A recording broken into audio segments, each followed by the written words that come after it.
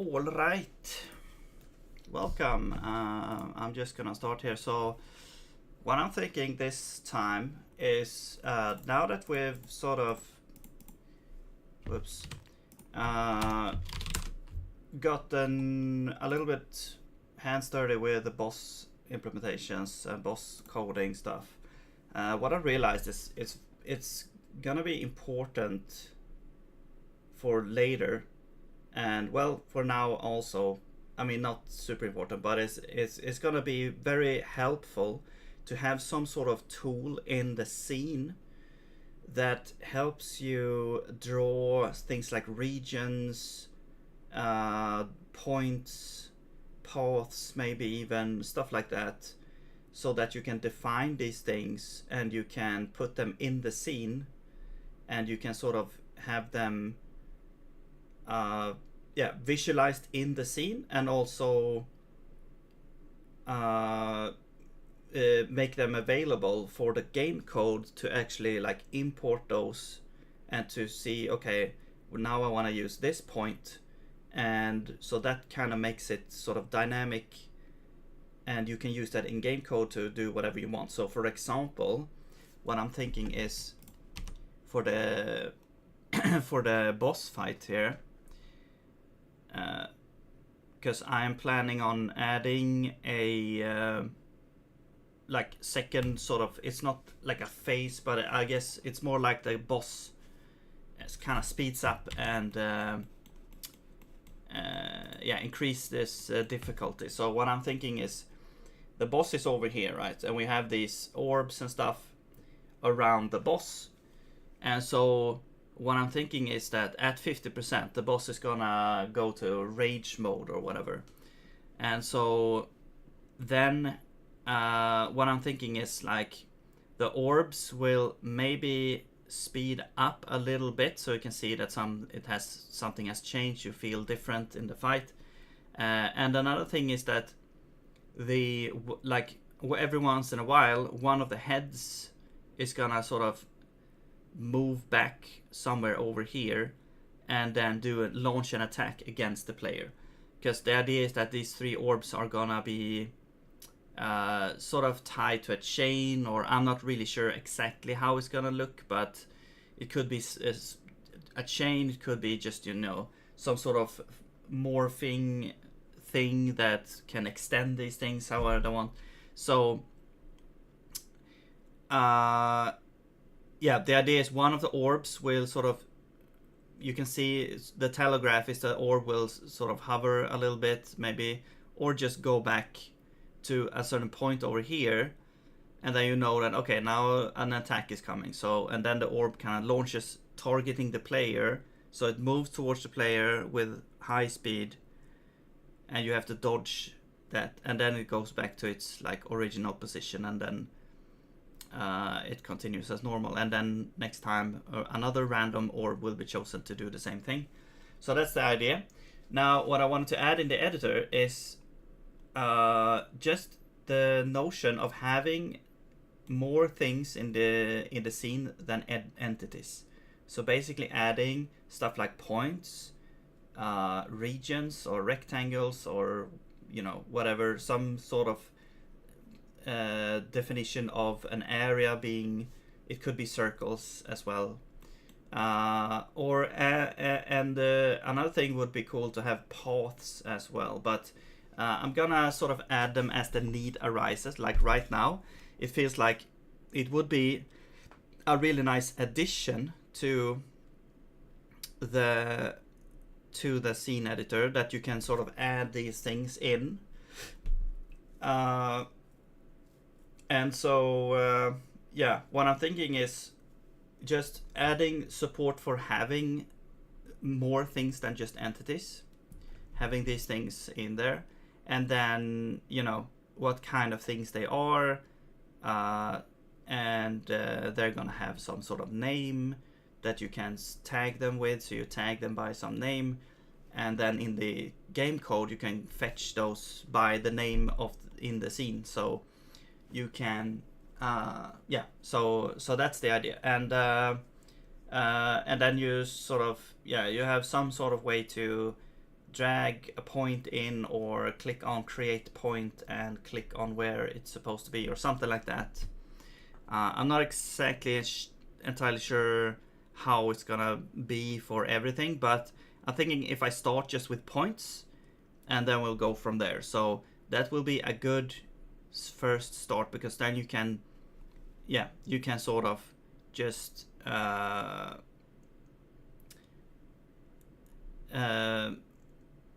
yeah, visually see where the thing will end up, and then it's easy to change visually as well, because you just drag it around, and it's gonna be reflected in the game when you restart the fight and stuff.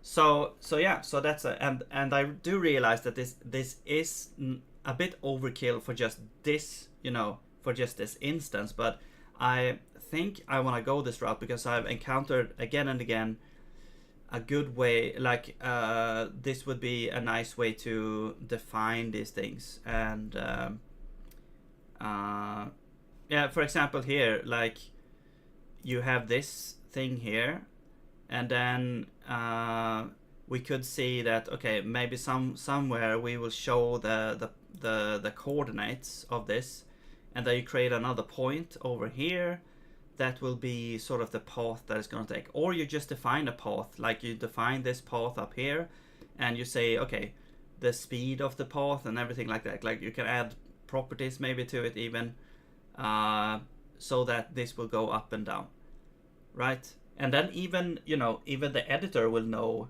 what to do with that, because it's gonna see, okay, it's a path, and then you can even maybe set so that, okay, it connects to this entity, so this entity will move up and down like this, and then you can even simulate that in the editor as well, so you can get that sort of simulate how it will be in the game as well. So yeah, that and also things like, especially for boss fights, it has been very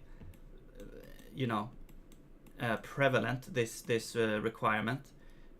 Over here is one box that we define in the game as well, where the player is entering this region, then we trigger the next step. So there are a lot of things that we can do with this system if we have it implemented. So yeah, so that's why I'm thinking, like, even if we already have all this implemented except for this one little dot over here, and so it's really overkill just to add it for this one dot. However, I feel like it's warranted to have the system overall, so why not just add it now, and we can sort of build on it later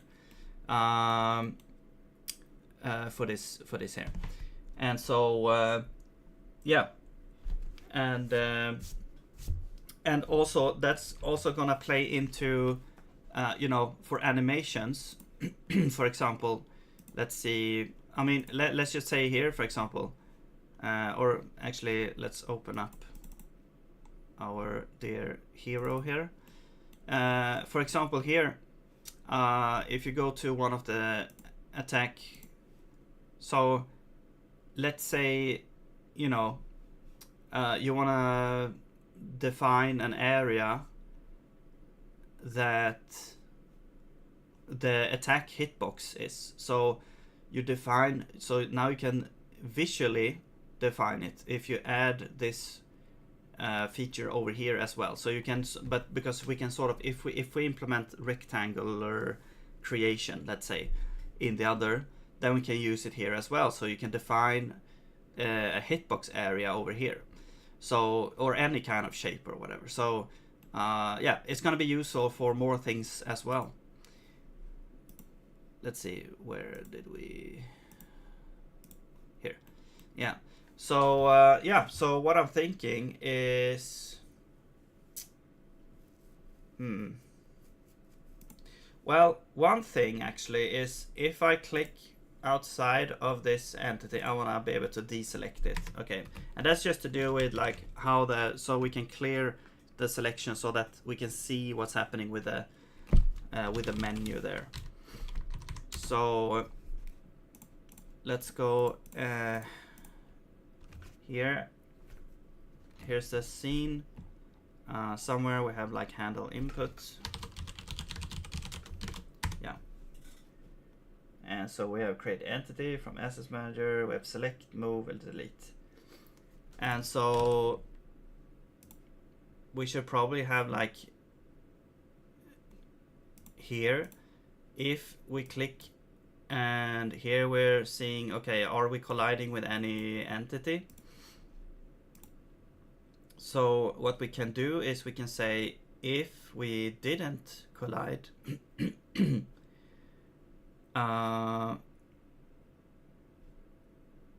well, if we are colliding, let's just do return here at this point.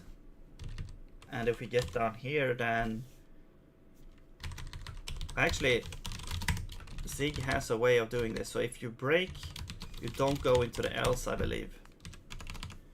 So if you break here, you don't go in here. If you don't break, that means we didn't find anything. So now we're in the else. I believe that's how it is. I'm not sure if this is gonna survive, but yeah, let's just use it here and we'll figure it out. So if we don't find anything, then we wanna deselect.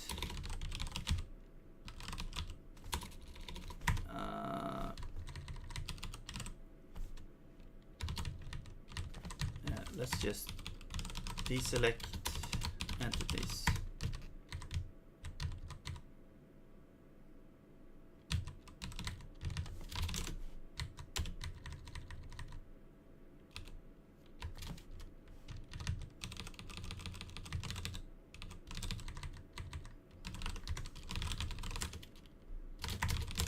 All right.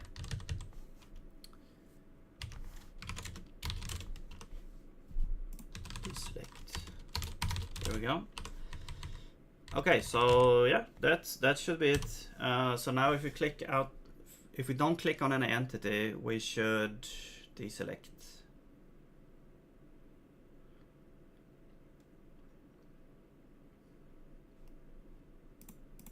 Yeah, there we go. Okay, cool. That already feels a lot better. Okay, so what we want to do now is we want to add some sort of interface here where we can sort of create, maybe selecting different tools or something like that.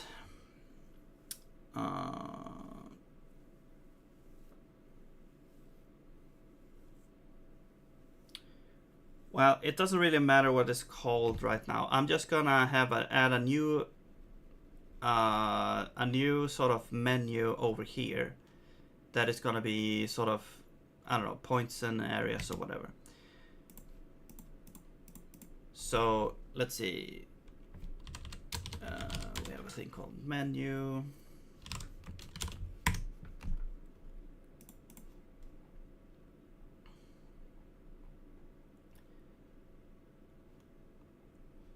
Selected entity.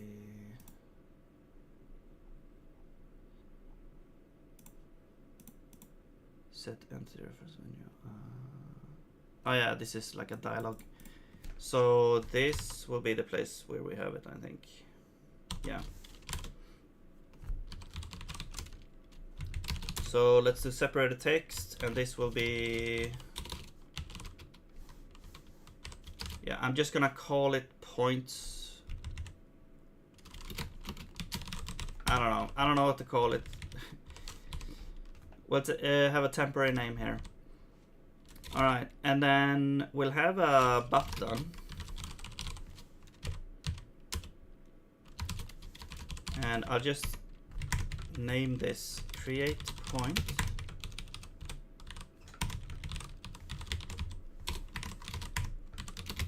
Okay, so if this is pressed, then we want to enter like create point mode. Oops. So this will be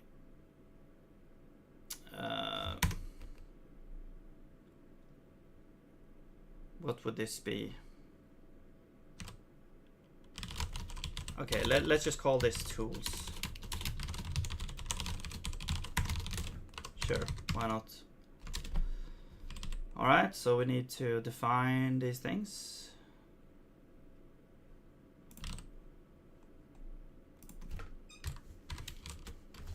Oops. So scene tool. No. It's gonna be a tagged union probably. Create point. So it's gonna be create point, or I guess it can be none as well. So if you don't have anything, that's like the standard. All right, and we'll have like current tool is equal to none. There we go. And then we also go over here and we say set tool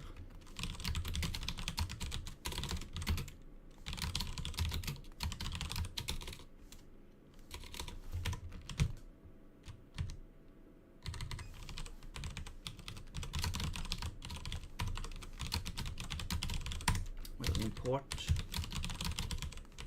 that. And we'll just set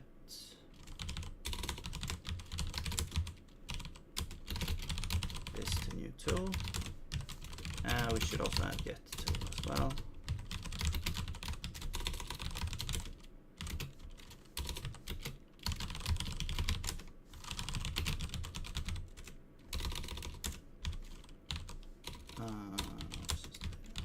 There we go. All right.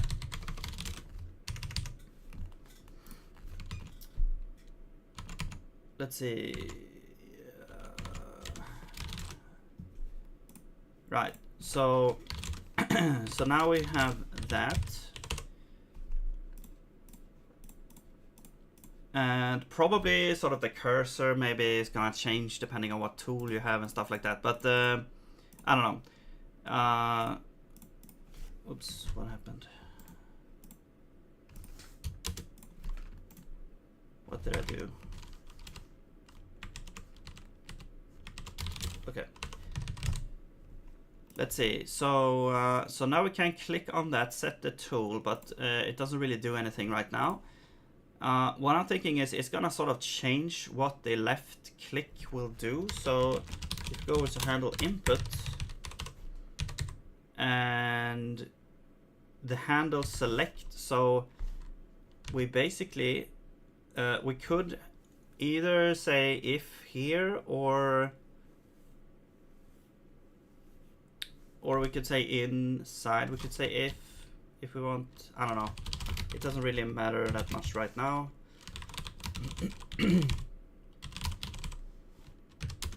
If the tool is none, we do this.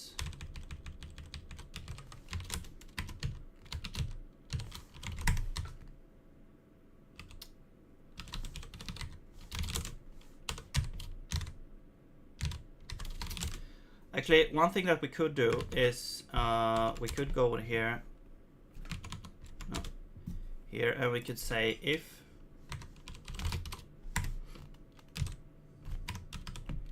the new tool is, well, we can just clear the selection, is what I'm thinking. So you click there, you clear the selection, so you don't have anything selected.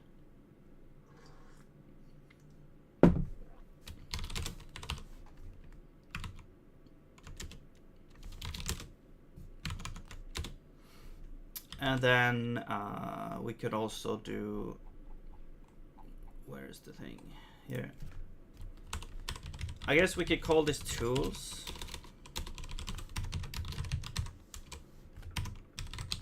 And the none would be equivalent to sort of, I don't know, select.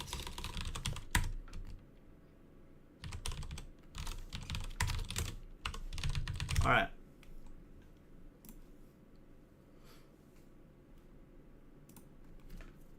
Wait, could it just set something like disabled?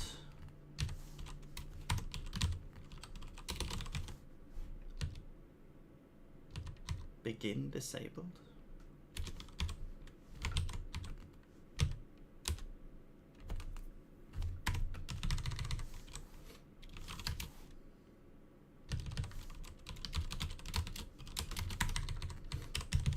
So it's disabled if the if the tool is none.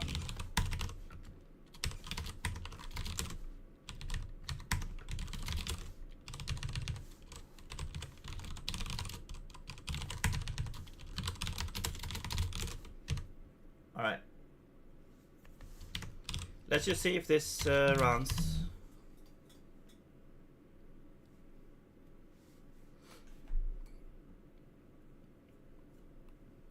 Okay, so now we got tools over here. We can click on create point. If you click on create point, then we try to select stuff. It doesn't work. Select, you can select things. You create point, then everything gets deselected. Okay, very cool. So yeah, so now I'm thinking that, okay, you just click somewhere, that will create a point. If you're clicking somewhere where, yeah, so you're clicking to create a point, right? So you can create how many points you want. And then if you want to select them, we can do select. Yeah.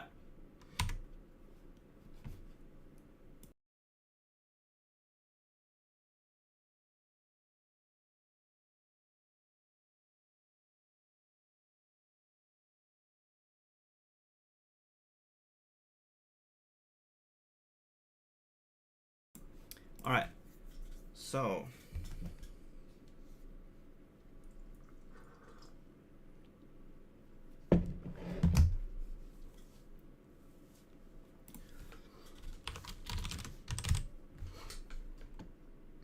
okay.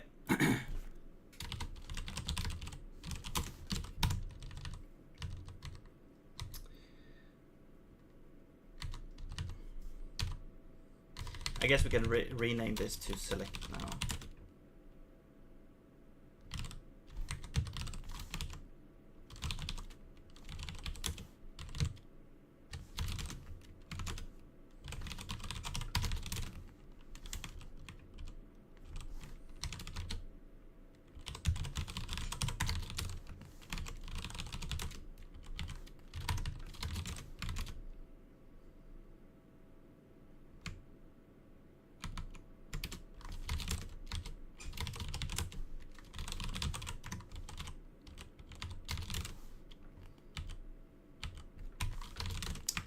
All right.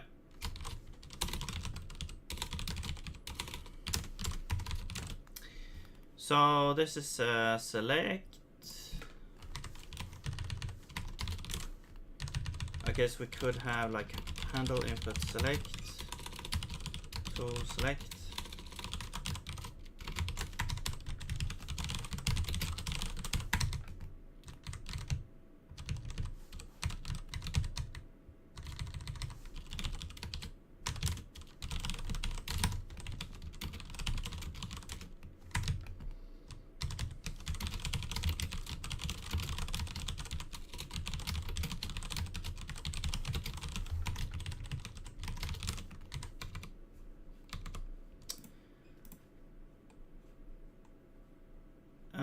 Create entity.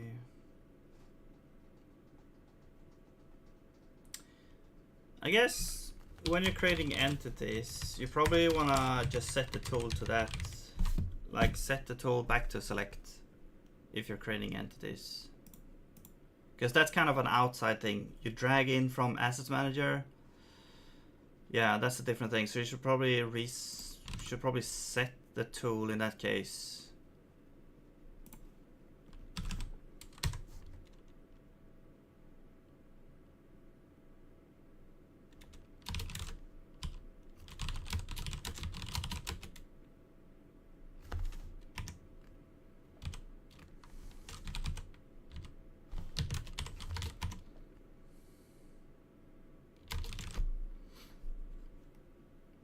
And we should probably also select that.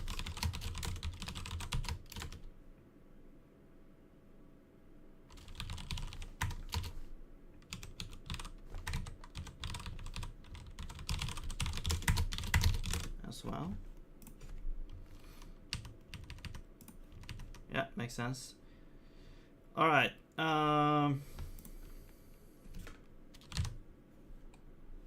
Let's do that here as well. Okay. So those things are there. Then we have delete entity. They should probably only happen in select because that's where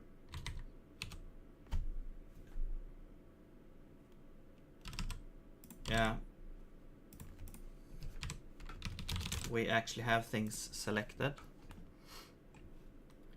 But now probably we will have other types of things selected as well. And if we're gonna have multiple things being selected, then it's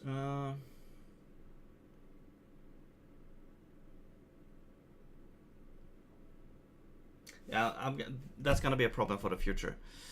But you're gonna be able to select points and delete points as well. So I think what we're gonna do is we're gonna say that this is not only entities right now. This is gonna be like selected things. I'm not really sure what to call it, but it's not only entities.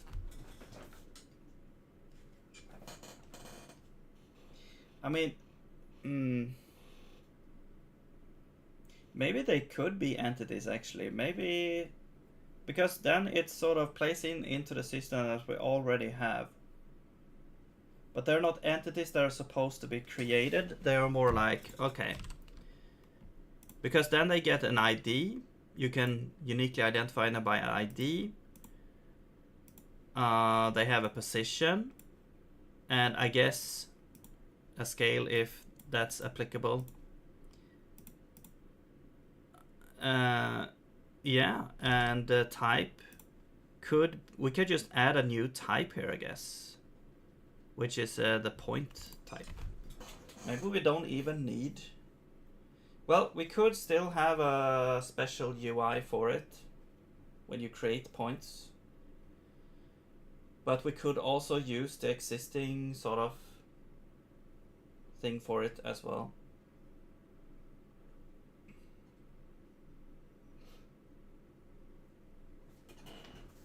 Yeah, I mean this kind of makes sense. Like we add a point here. It's kind of weird calling it an entity, but whatever.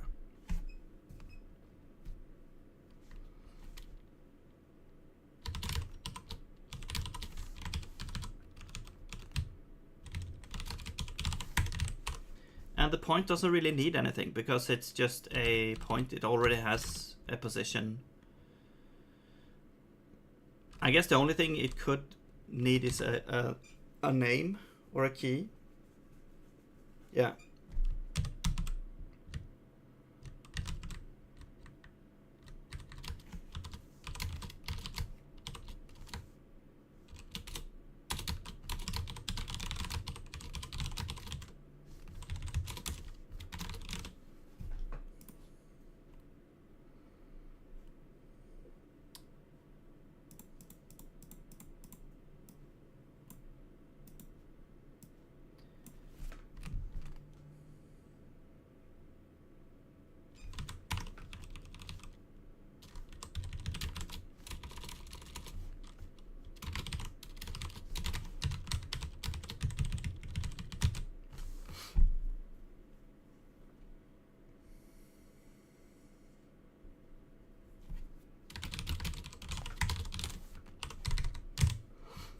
All right.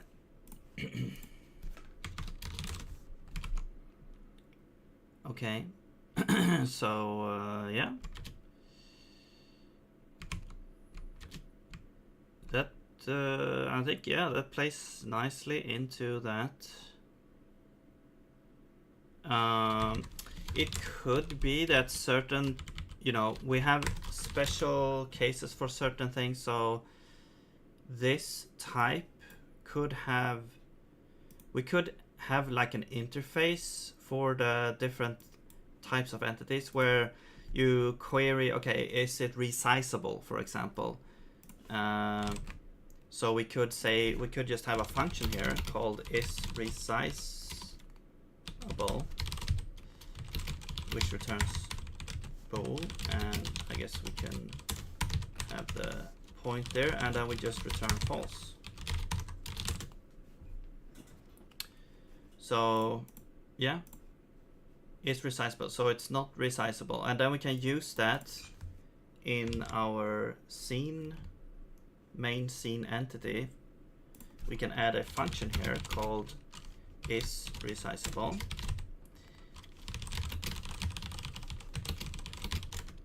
and then we'll do a switch on self.type inline else,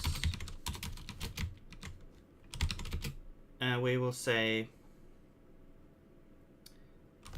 here if has declaration type of t, the name is resizable, then we will call this function and return it. If we didn't find anything, or otherwise, we will return true. So true is default.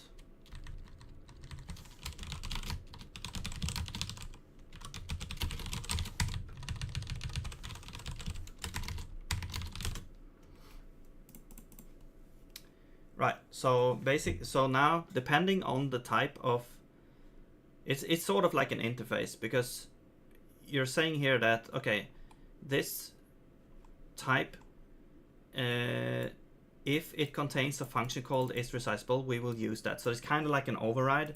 This overrides the default, and here we say that the default is true. So it is like an override, except it's not like a language construct. It's more, you know, dealt with in comp time. All right. So yeah, I was just thinking that because we're gonna add resizing to, like resize, what you call it, like the ability to resize entities in the editor by, you know, clicking and dragging on the entity itself, so you can visually, you know, more easily do it and see what's happening. And then I thought that, okay, but points shouldn't really be resizable, they are just points. So we can just add this configuration here to say that, okay, now it's not that anymore. Okay, cool. So yeah, this plays really nice. So this actually is a lot nicer, I think, than what I had in mind at first, where the points and areas and all those things were different things than entities. But it makes a lot of sense to make them entities, since they are, yeah, it just plays nice with everything else. So yeah, and just making entities a little bit more flexible, so to allow this kind of thing. So now we don't really need to implement anything else. We just have a new type of entity. And the way to create it, well, one way would be, like here we have exit entrance. They are sort of special because they are in the menu and you can drag them in.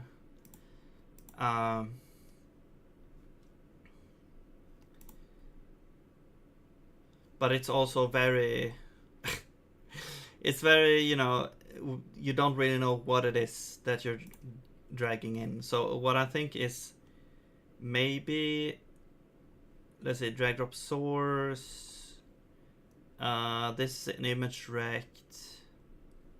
What we also want to do is say if item is hovered,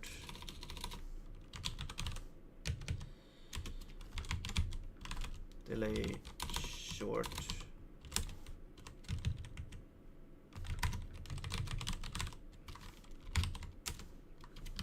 We want to say, how did we do this? Tooltip.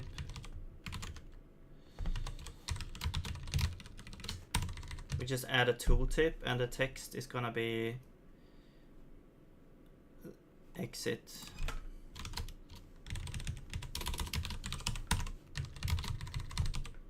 And then over here we'll add another tooltip. This is entrance. So we get a little bit of know what it is. But then yeah. Now we have point here as well. I don't think we're gonna use it here.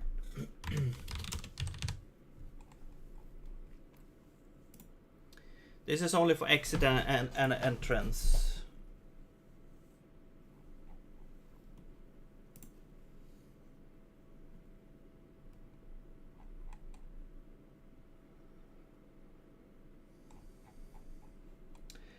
Okay, so this should be unreachable actually.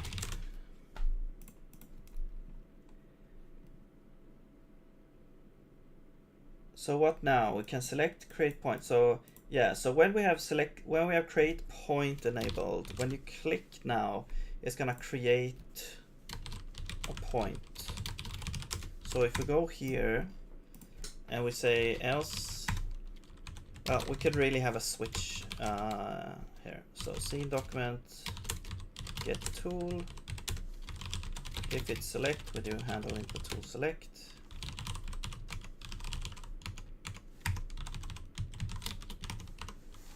If it is create point, we will handle input tool create point.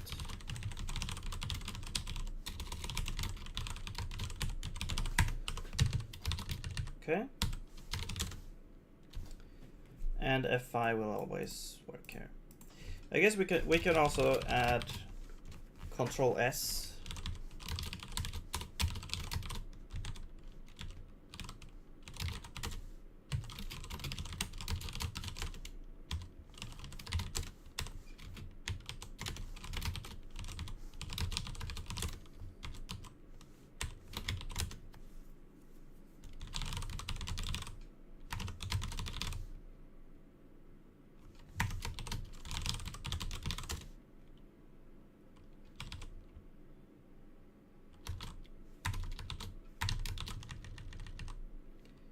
Okay, we'll move this into its own function.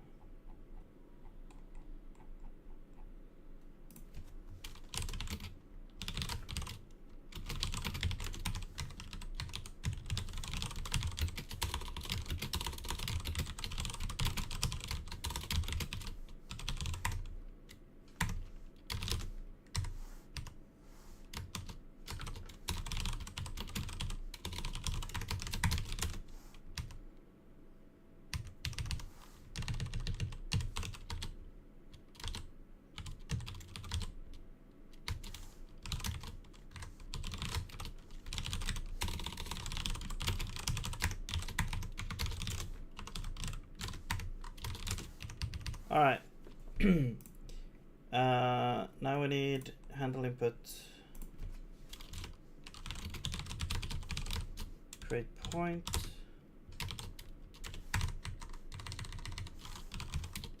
Oops.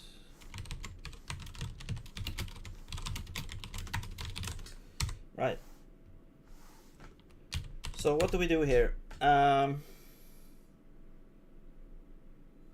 Yeah, I mean, I guess we just handle input create point.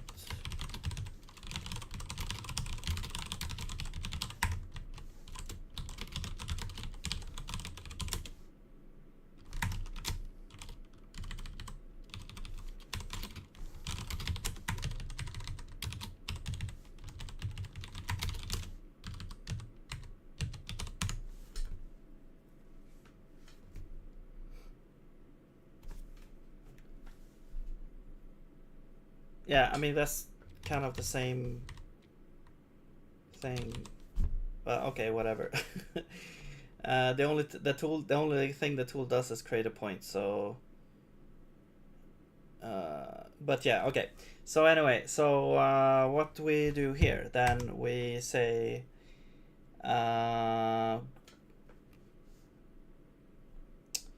well, mouse scene grid position to enter the position. Let's see. get mouse position. So we basically want to get the mouse position.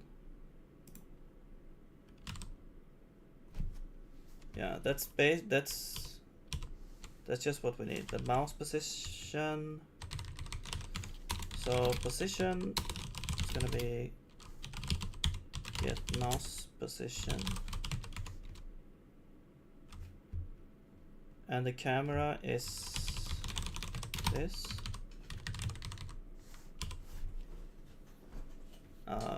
That's the position. And then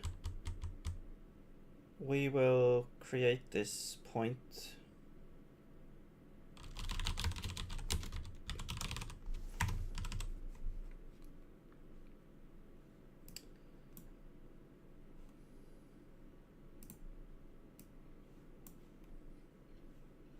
Right, so we actually need to create it like this.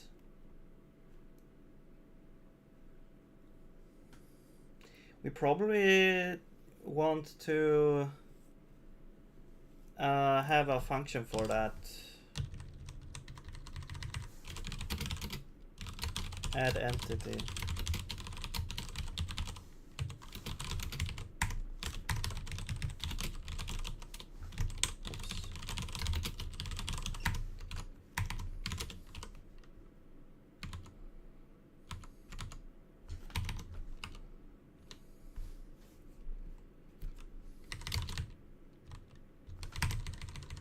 And we need all this. We don't need position. We can actually get the position like this.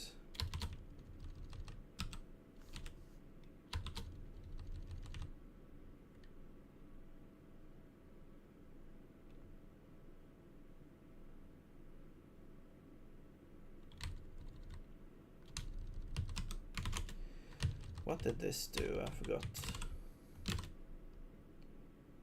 Alright, this takes the entity size. Right. Okay. Right, because you have a grid position. Okay. Right, so we have a position, we have some sort of entity. So we create the entity pointer here. We create the scene entity. No, this we should just, we don't really need. Well, I guess we could pass position and type, maybe.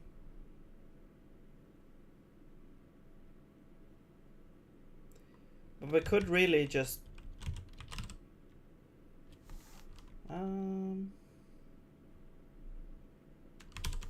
yeah, let's just do position and type.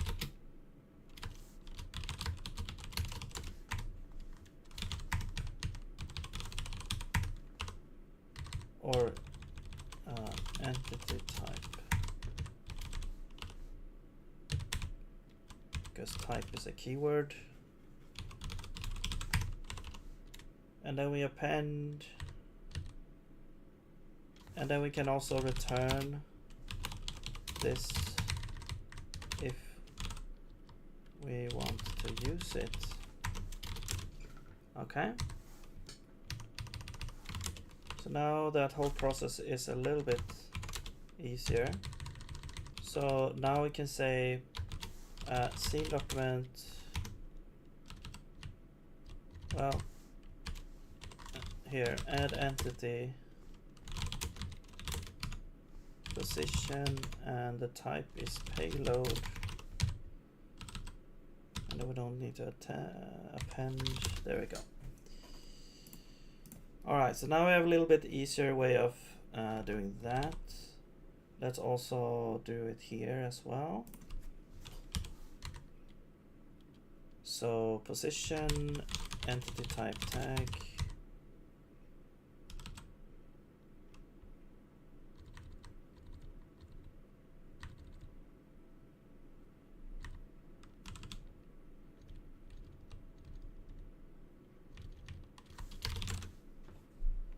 Oh yeah, and we don't append it twice. There we go.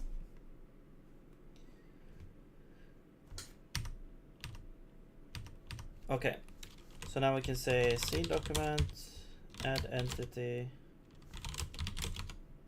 position, and this is now a point.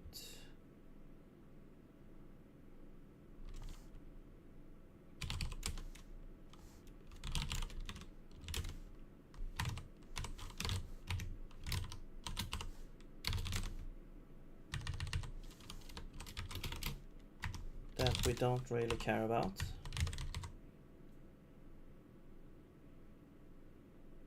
Is that it? I think that's it, actually. The only thing is we don't really have a way. We don't have a way to visualize. Is this gonna show up as an error? Like a switch case, I think so. Switch, yeah. So doc scene document 49. All right, yeah. So we have get size, and I guess, you know, it's a point, so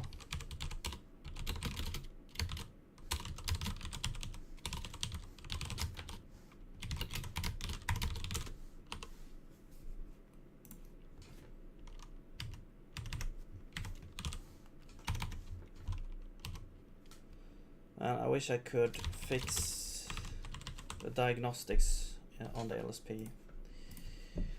Okay, 65, draw entity, right? So here's where we draw the actual point. Now it's a point, so I mean, it's just gonna be a point, but I think we probably wanna make it so that so it's a little bit more visually represented than just a point.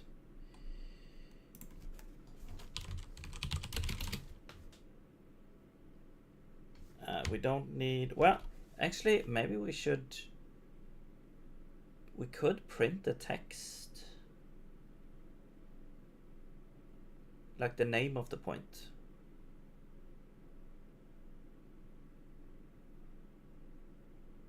And then the label itself could be clickable as well.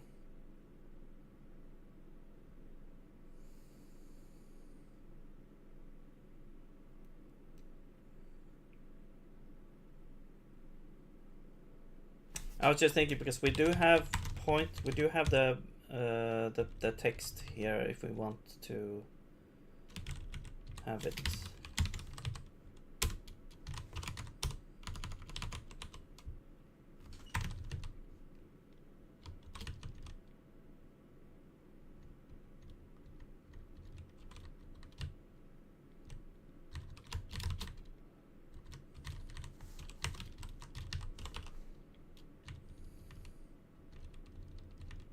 I guess the point could also have a color if we really wanted to do that.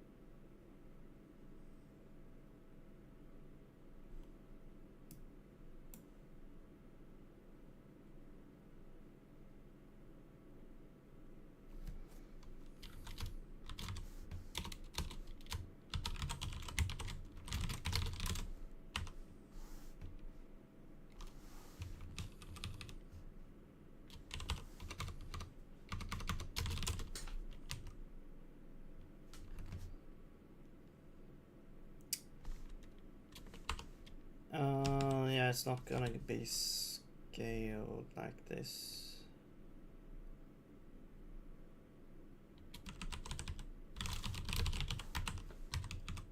And I mean, we could, no, that's fine.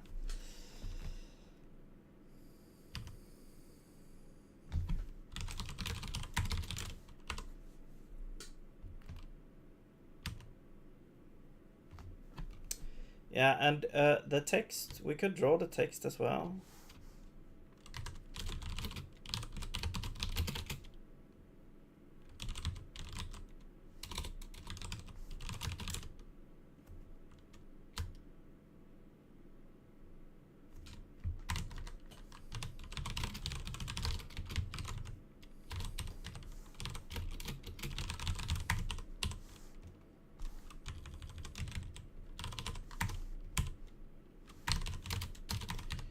So we'll just create a buffer, then you do format buff print z. Buffer is this. Then you can say format is the text here, which is p.key. Actually, does this have a format function? No. Oh wait, this one. Did I add a format function to? Yes, okay. So then we don't need to do that. We can say p.key. Alright. Then we get the text over there.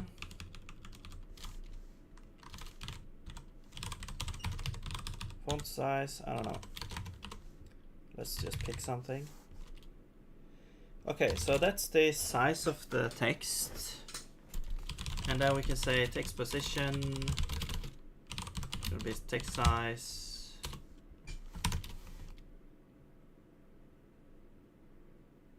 I think this is just a width.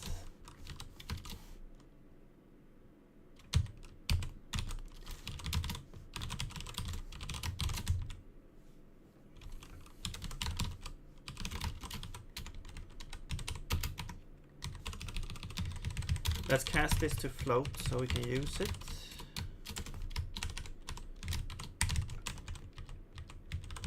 So text, this is actually text width, and then text height is 24. So x will be text width over 2. And then we add position 0. Right, that's x. And then the height will be position 1 minus the height, and then a little bit of padding. Alright, that's the position. So now we can draw the text.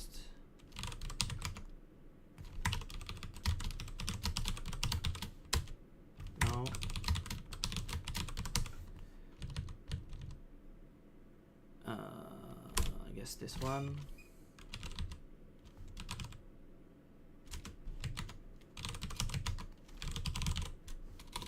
Right, the position is text position, font size is text height, spacing, I don't know. Let's do white. Whoops.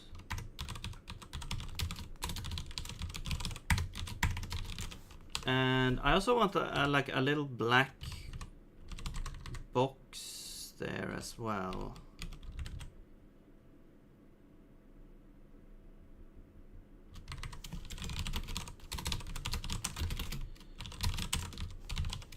Around like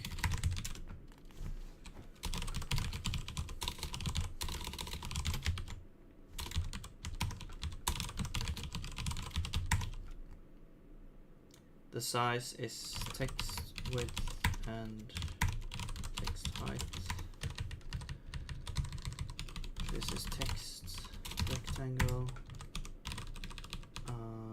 0.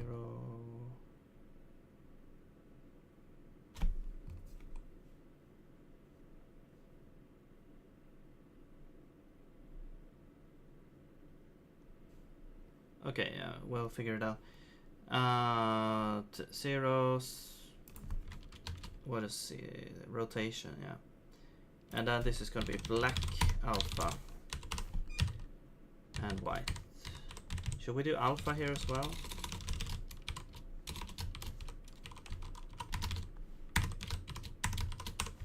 All right. So now we should get a little point. Which should be like barely visible, but then you also have this label above it.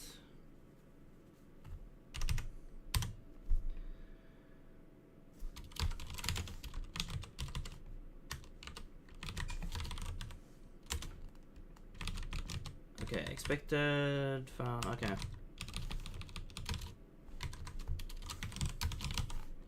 How do we do with fonts?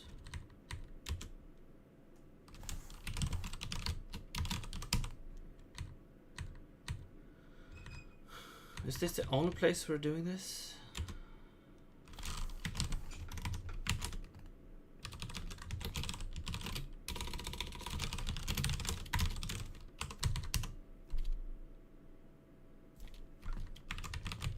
Let's just catch unreachable there.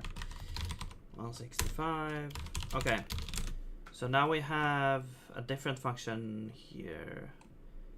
This is for...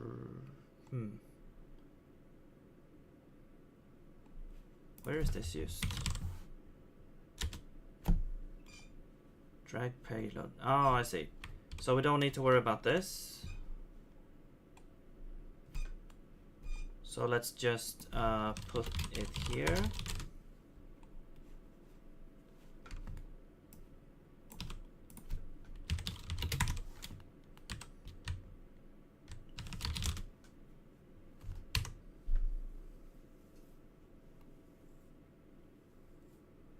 Oh, is it running? Yes. Okay, so let's try and create a... Whoa. Well, okay, I guess it works. The label is a little bit off, but yeah, it shouldn't create one every...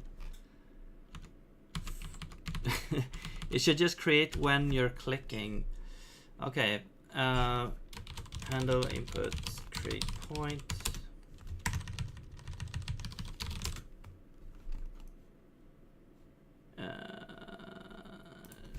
Yes, so if mouse pressed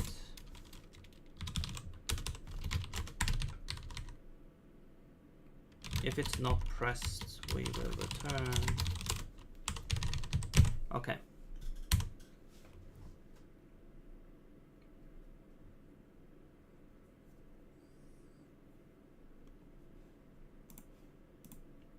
Yeah, okay, cool. So now we can create a bunch of points. And we should technically be able to select them as well, but the selection, this is a little bit weird. We need to fix the selection of these things.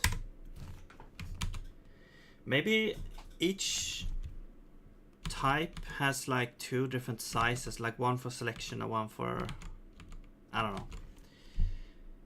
Or we will say the selection, sort of the selection area has like a minimum area or something. Right, so where do we go? Here. Here. Okay, so this was a little bit off. This was apparently, I think, well, the rectangle and the position was actually like correctly placed, interestingly, but the position, we should do like size over, no, should it be minus? Yeah, it should be minus this.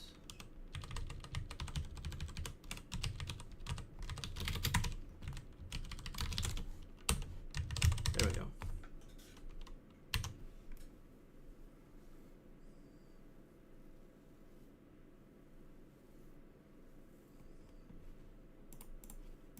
There we go. Okay, cool. Yeah. Right. So, curious how the rectangle is like. Okay, I guess I'll add a little bit of spacing. Where's the spacing at? Here. 2 pixels.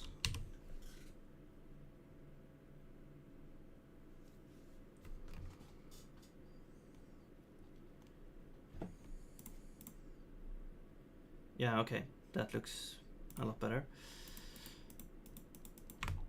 Okay, now for selecting, we should be able to select, like click on the text box to select it. So,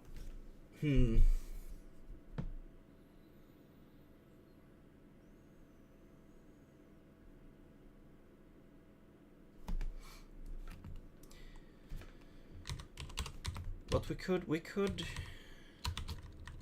what if we get this rectangle?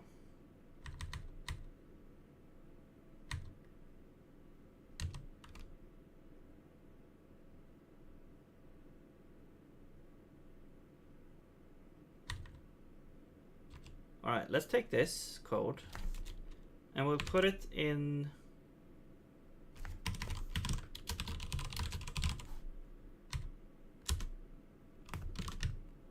this itself. Get label size. Get label rectangle. We actually need the information here.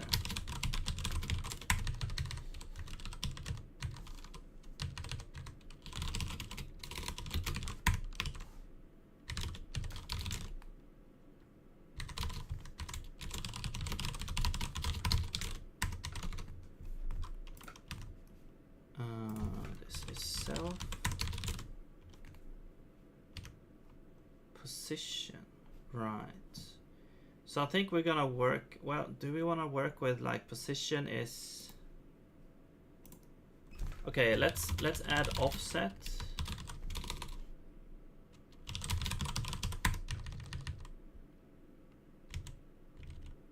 No, this is a vector.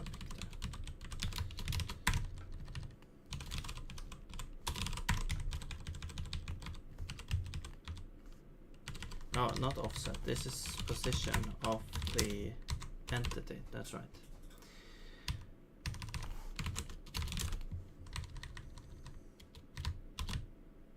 So now we can just say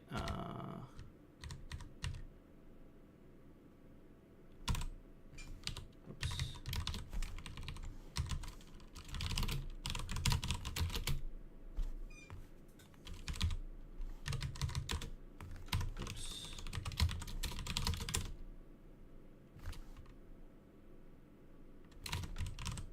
Wait, no, this is point. There we go.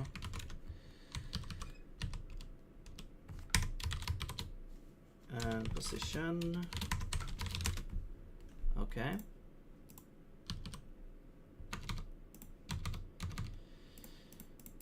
I think, wait, but this does some weird stuff here. Times the scale.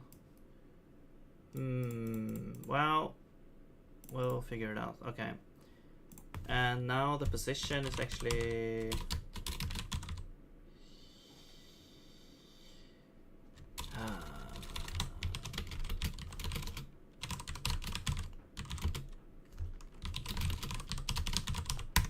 this. Height is this. Do you need to cast now the text?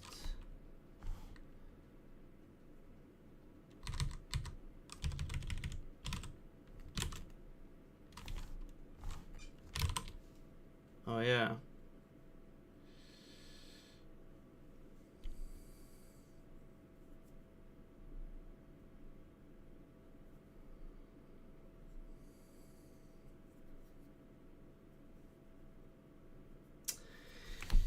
Man, this is what I don't like. I'm not sure if you can return this buffer.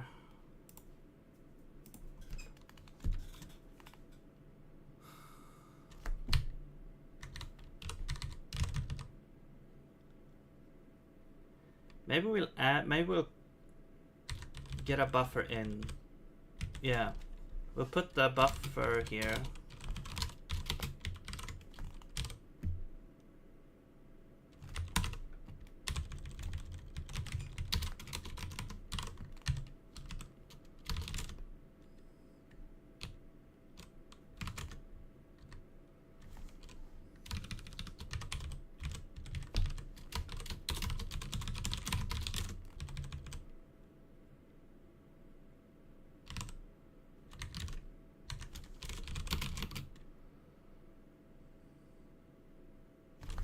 Oh, this is so stupid.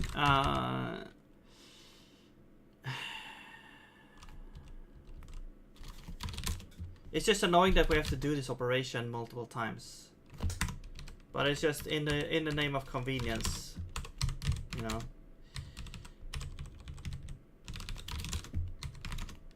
All right. Yeah, I guess we could add like draw label here.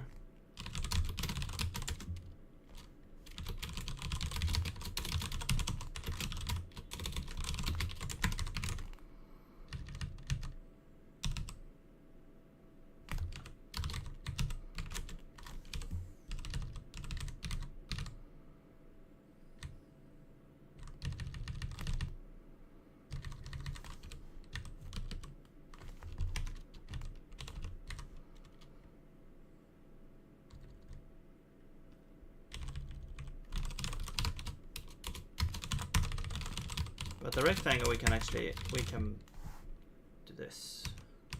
Yeah.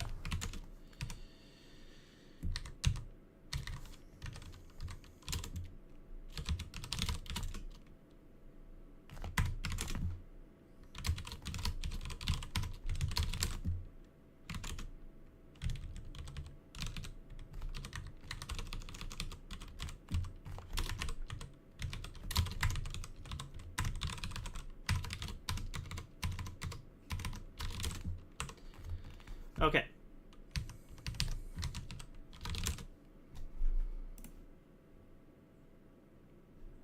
Wait. What? Where did rec go?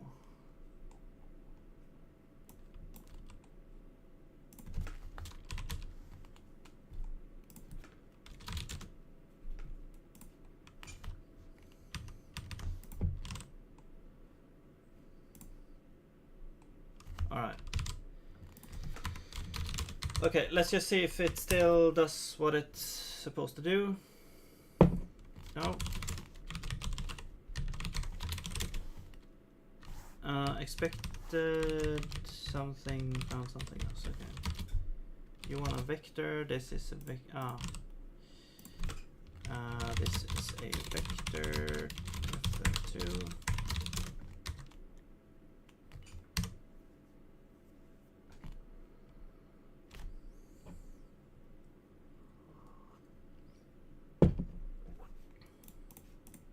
All right, so it still does that. Nice. Now, what I want to do is when I click here, I want this to be selected. So also, we should probably increase.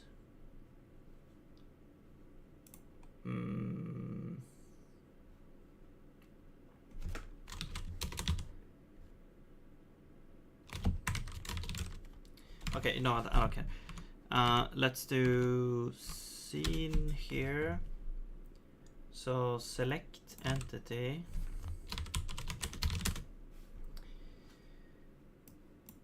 Right, is mouse there? We can have an OR.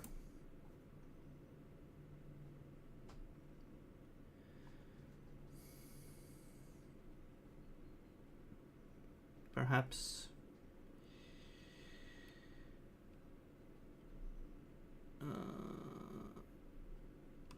Well, okay, let's change this maybe then.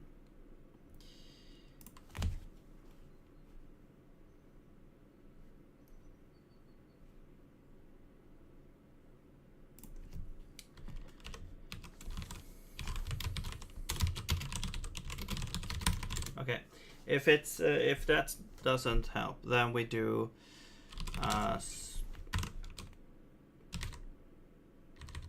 well, actually, maybe we can add it to the entity itself. Like, let's say we have a point.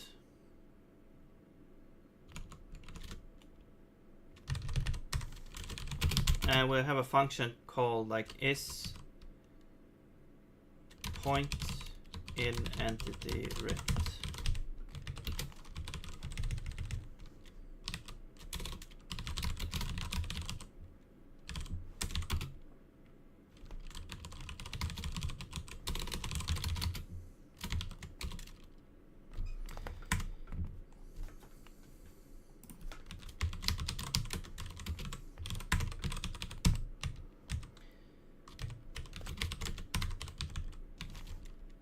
and position, and then the point itself.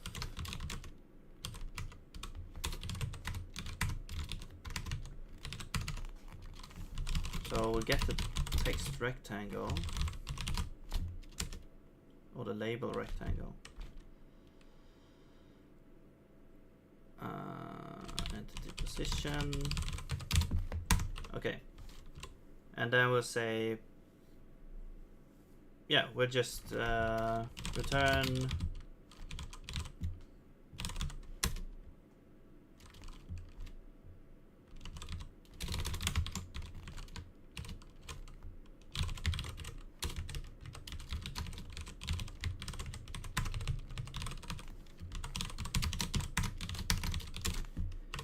this.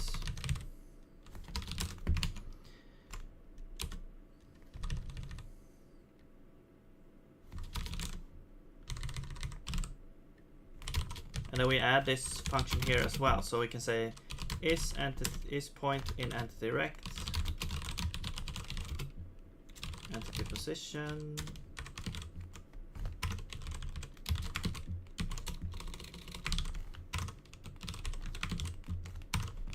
wait, oh,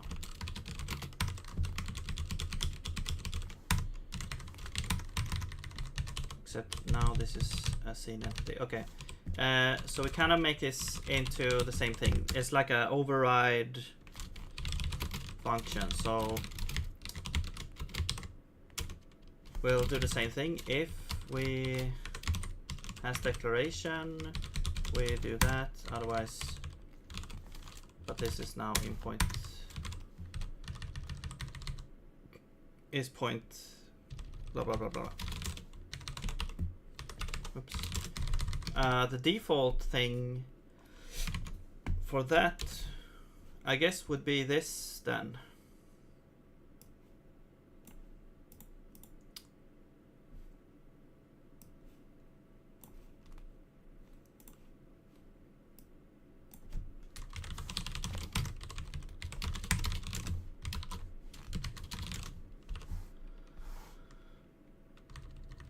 But this is, no, this is mouse position.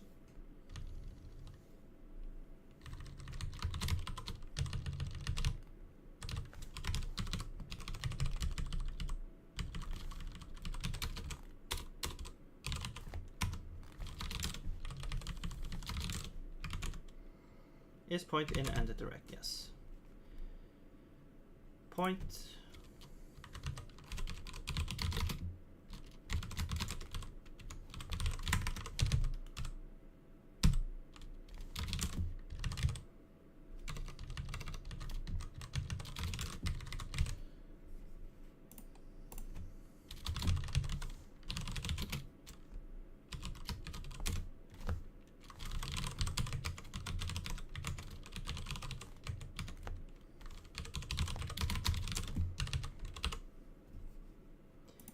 Okay, but now we need like camera and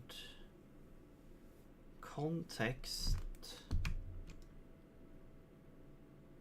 Wait, why do we need context? Oh, we need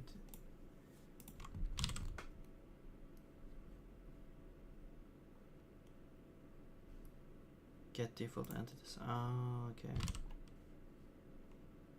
Tile size. Right.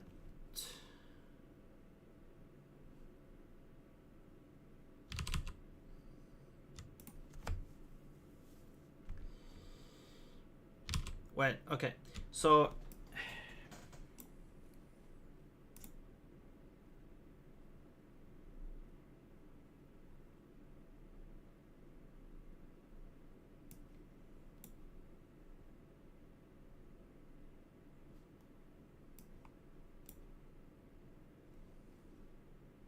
okay, let's do this. I'm just gonna say false here.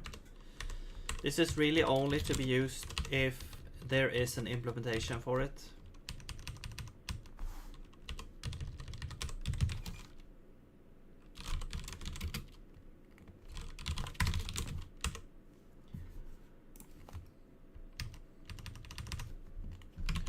Okay.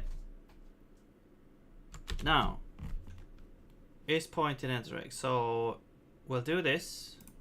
Or is point in entity direct here with entity position. What is the entity position? Well, wait, we already have the position. Entity position is self.position. But then we need to float from it.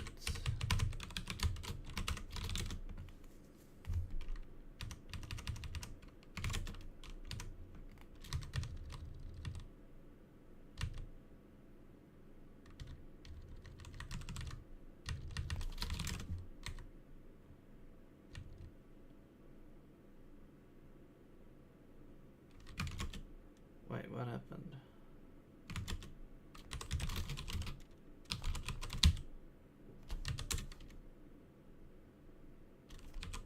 Yeah. There we go.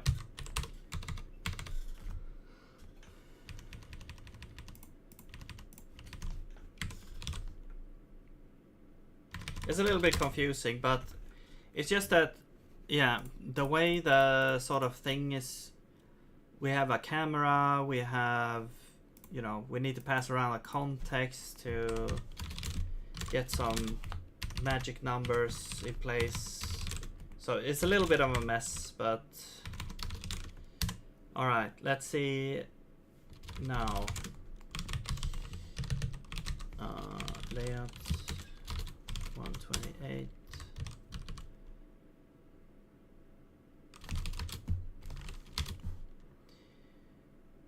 Oh yeah, you don't need camera.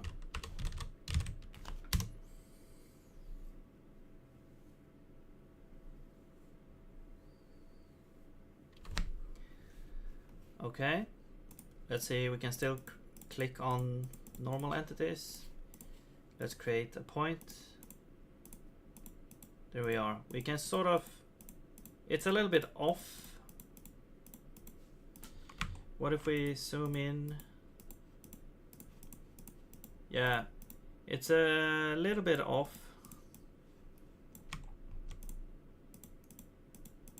The rectangle is kind of, is it like it's scaled or something?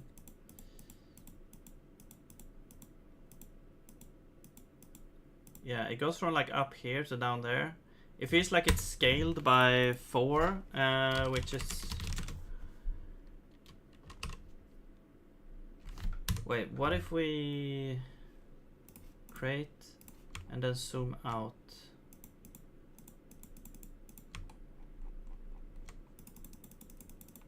Yeah, it's the same kind of, the zoom doesn't matter. Okay.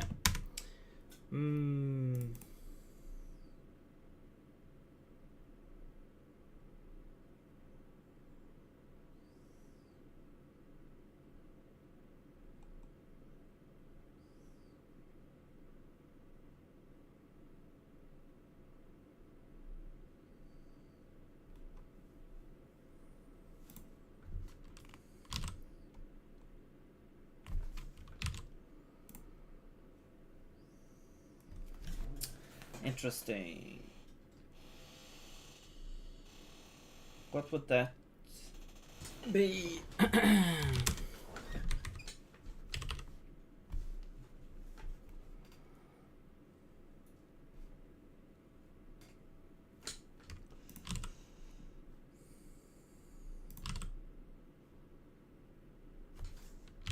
Like, is the point divided by 4 or something?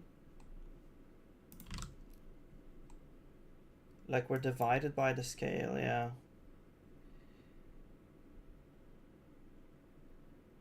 Which makes sense when dealing with sort of the world coordinates or whatever. This is, the world coordinates are kind of scaled. But now we're dealing with an isolated thing. Maybe we should scale that as well.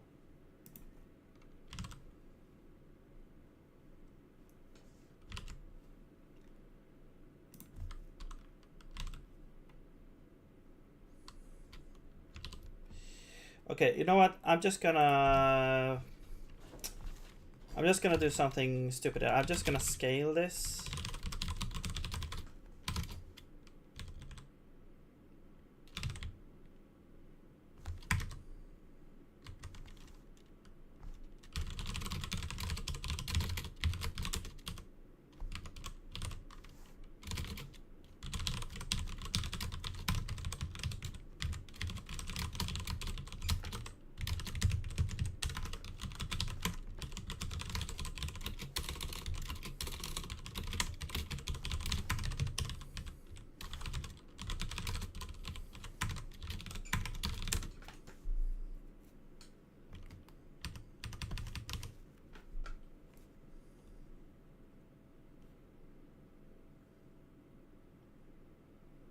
The whole scaling part, we should get rid of that, I think.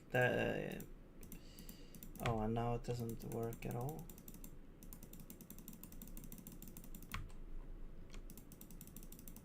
What?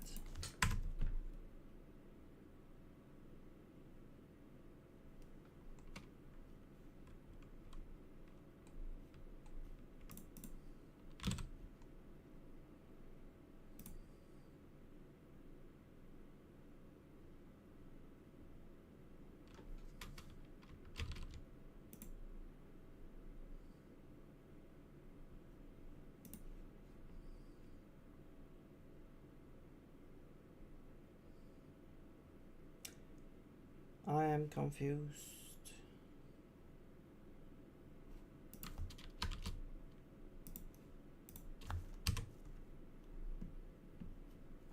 Okay, let's try and make it closer to the center point.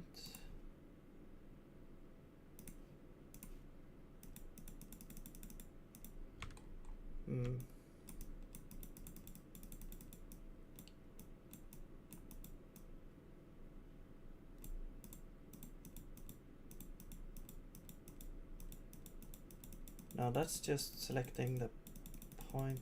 Yeah.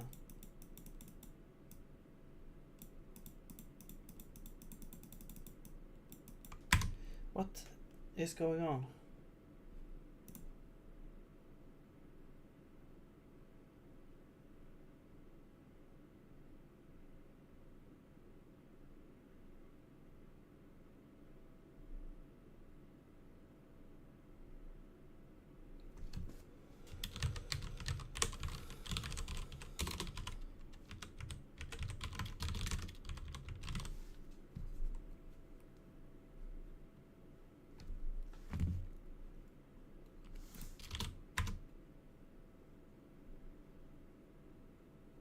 Okay.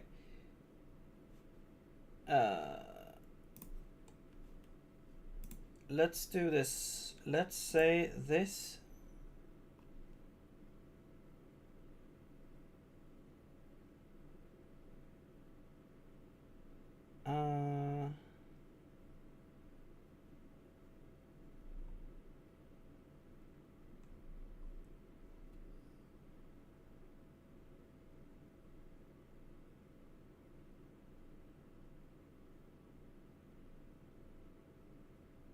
No, it's just the size of the rectangle that should change, right?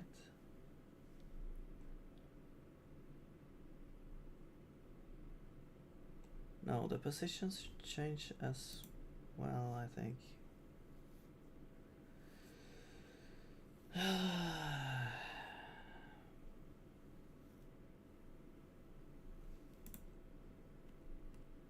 Yeah, so what I'm thinking is either change here or change here. So here what we need to do is we need to say we need to scale up by 4, I believe. So I'm just gonna do hard code this. I don't care.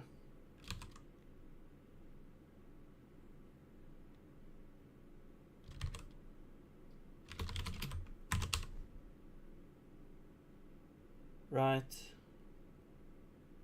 No, this just feels so bad. I guess we'll scale this down.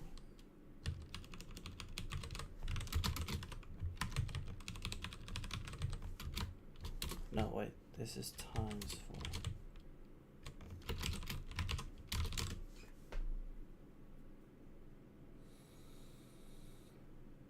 Okay, let's just see. But that feels like this should be do the exact same thing as I tried to do before. So now it's like, can we even click on this now? No.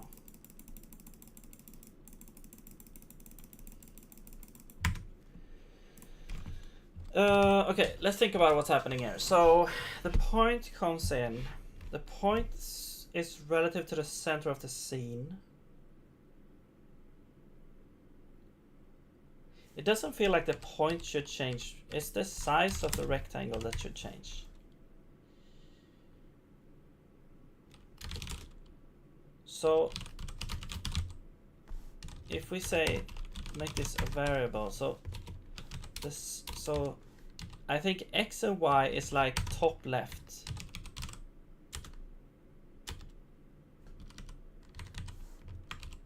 Okay. X and Y is top left. So if we change width by 4. No, we have to divide it by 4. Right? Yes. We divide that by 4. Then X and Y should be... let's see. So if you halve the width, X is moved...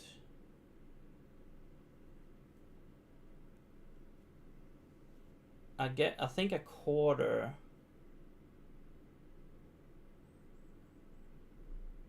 If you want to keep the center point at the same place, that is. So now the new size is half, and X is the center point minus width over 2. So it's a half over half, so a fourth. So X should be moved by half of the change, I think, yeah.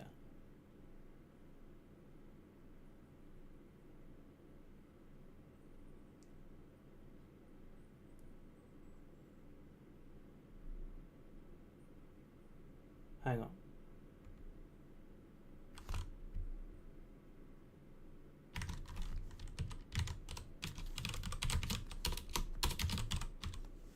Width over 2.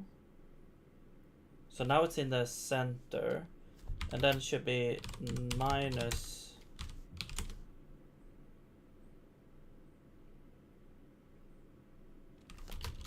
width over 4.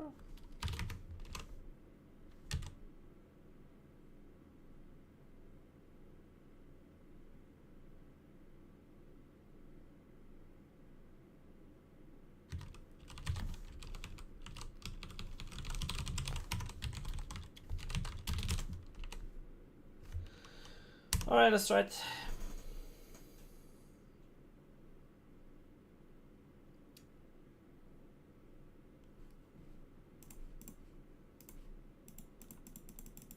Of course, it doesn't work.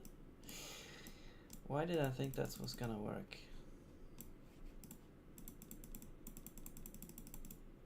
Wait.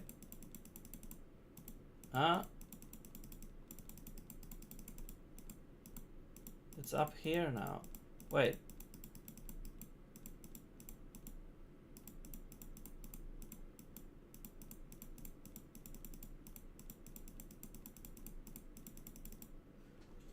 Maybe the offset is wrong. Then let's not change this, I guess.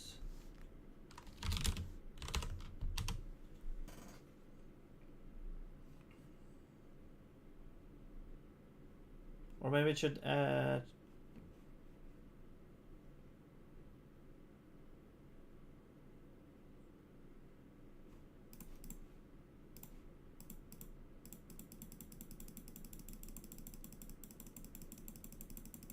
No, we added the position, so it should be up here now, yeah. It's up here. Interesting.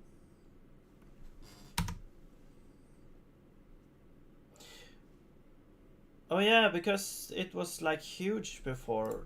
Right. No, the center point shouldn't be the same. It's something weird. It's like the X is already centered, but the Y is not.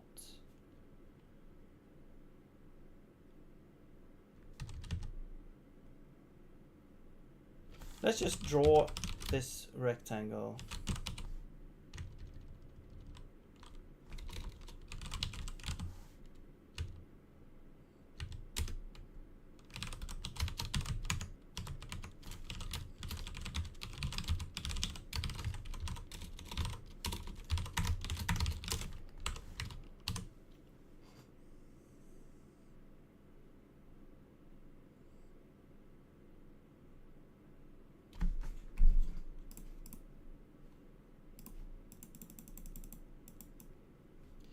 I guess we can't draw it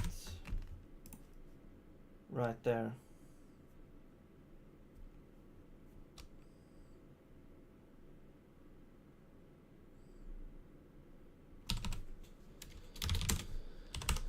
Hello Blue, what's up? Welcome. Yeah, we're kind of working in the dark here. This...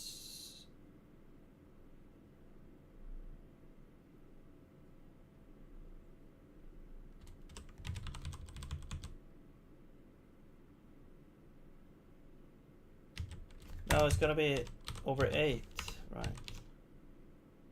I think. Because it's half the width. So now the new center point. The center point should be the same. Okay, my guess is now that the clickable area is like slightly above the label.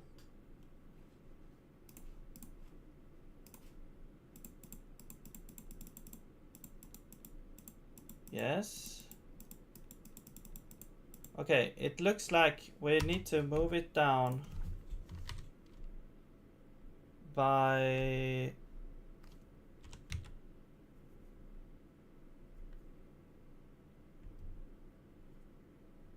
2 full heights.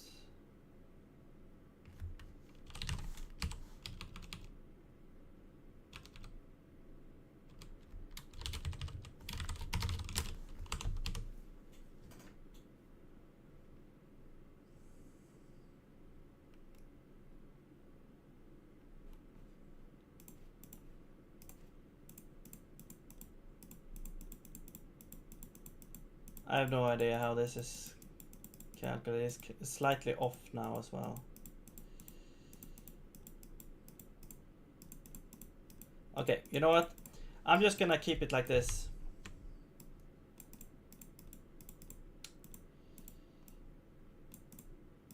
Yeah. Oh, and now I can't. Okay. Also, one thing that I want to do is, well, you can hold shift to sort of move it around like that if you want, I guess. Okay. Now we have points. And I can select. Oh yeah, I need to also add an input for the key.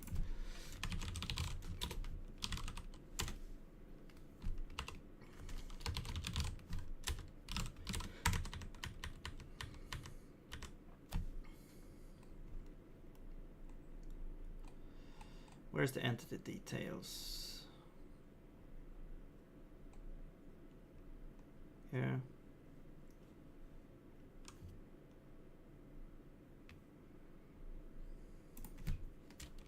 All right, so if it's a point, basically want this. Oops. We don't want to scale. There we go.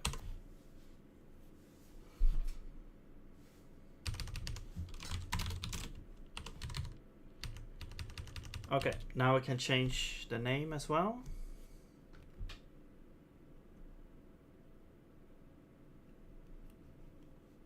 Unknown field.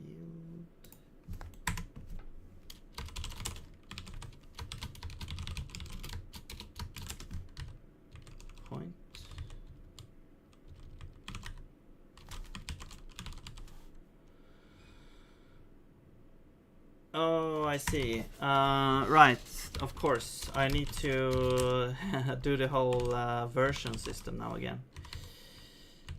Yes. Okay. Alright, let's copy this, make a new version. So this is gonna be interesting. Yeah, we're gonna have a new type of entity. So this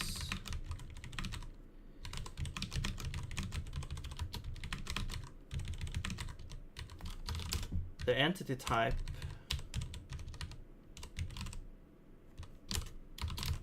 is gonna be different now.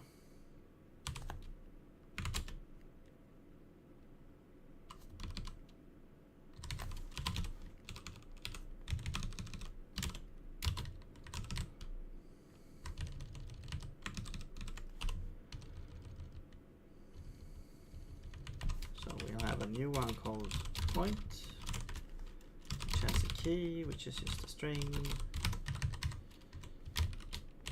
There we go.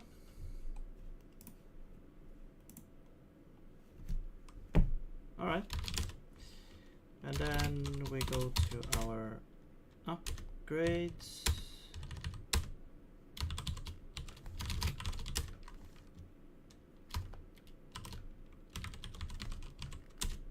We basically don't have to do anything here. Really.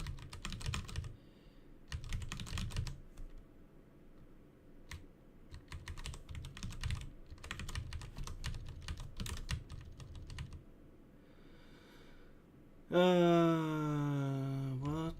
Yeah, we don't really have to do anything. We just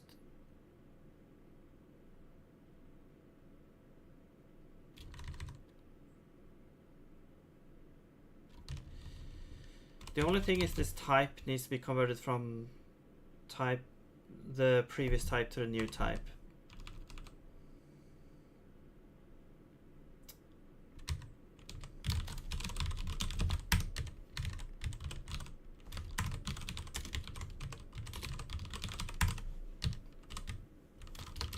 So we could actually just,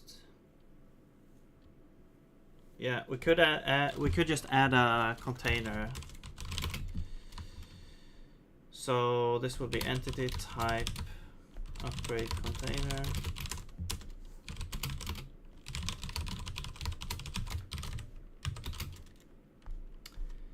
Which will return entity type 3.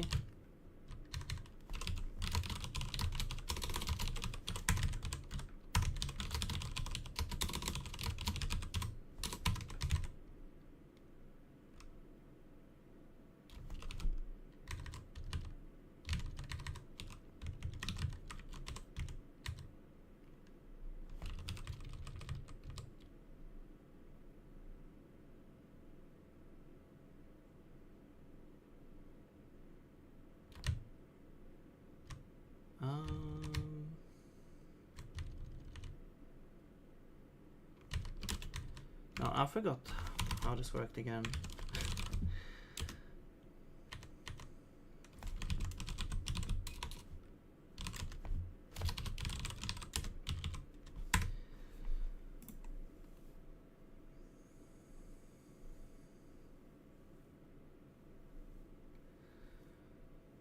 Right, we're reading in the old version. We're upgrading the thing.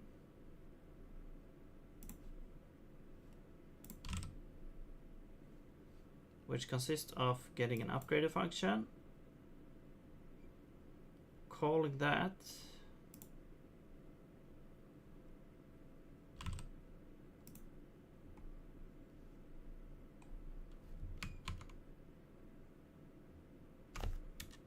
right,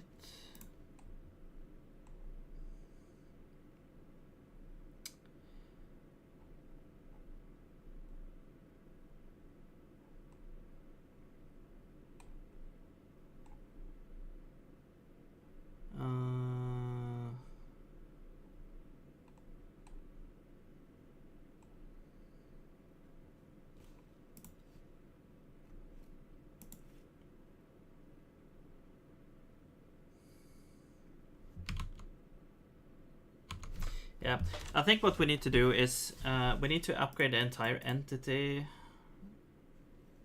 here. So we'll go back to this and we'll say the type. So this is the only thing that's basically changing here. So the type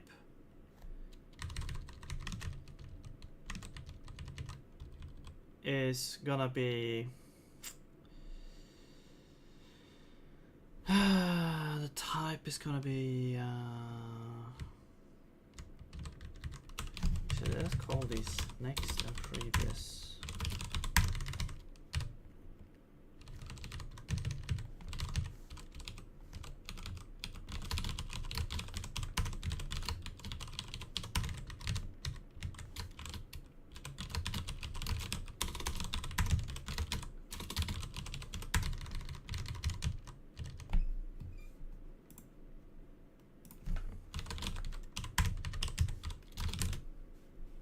Okay.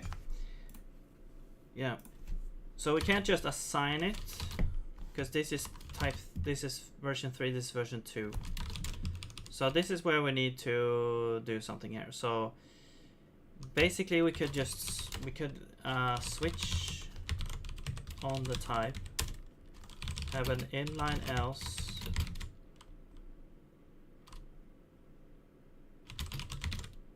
Like this. We get a tag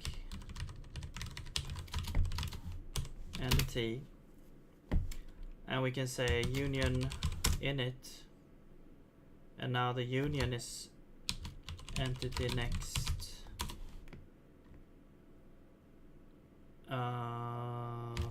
Yeah, this is gonna be field type.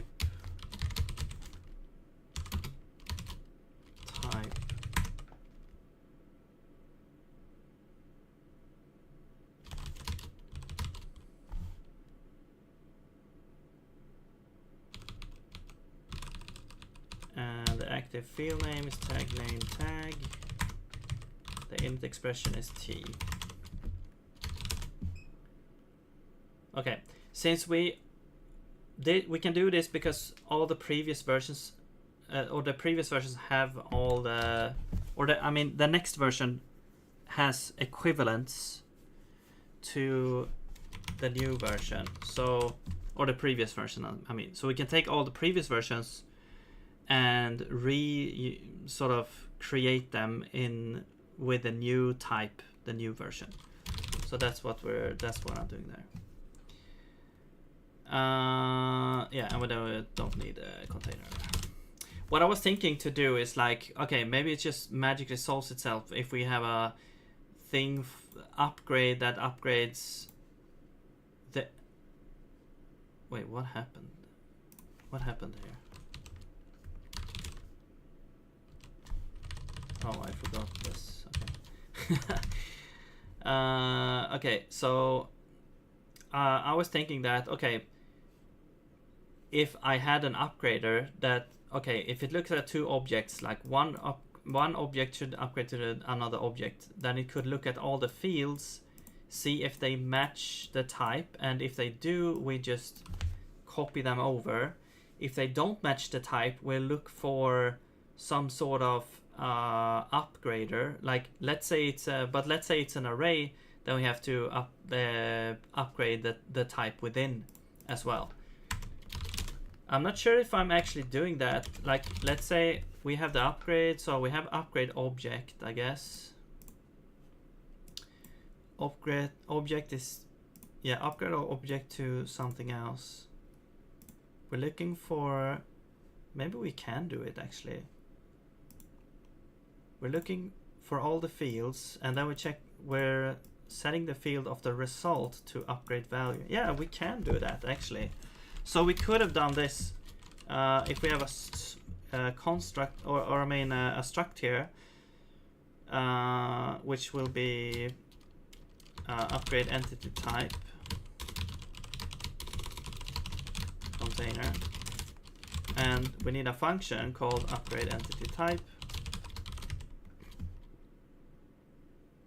Actually, we could also have this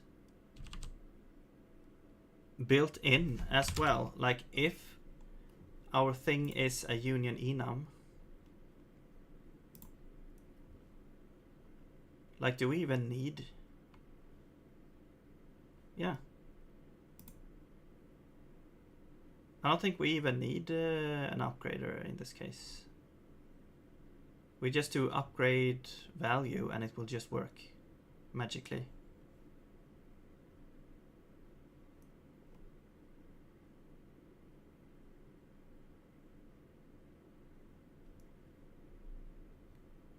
So we're inlining on the source, yeah. Yeah.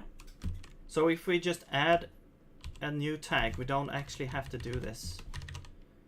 So I think we can just do upgrade value, document next, allocator source is previous, and container.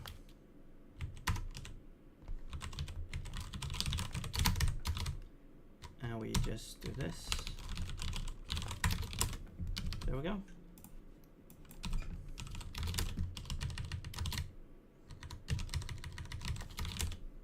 Magic.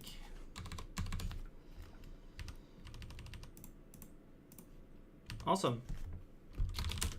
Yeah, I want to lean more towards doing this because, you know, then you don't have to do a lot. But you do have to know kind of when you have to implement upgraders.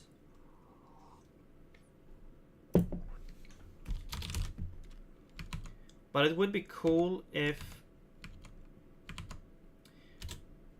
here, for example, we're upgrading a thing, but what we're doing is we're also adding a new thing here. Maybe what we could say is we could say, okay, since the only thing is we're adding a new field called scale, and so let's say we have an upgrader container that says add scale field, which takes the source type or the resulting type and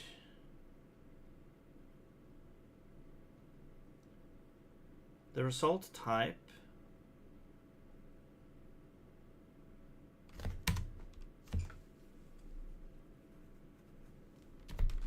I mean, this could be like, let's say you have upgrade and we'll make a function for this, like create add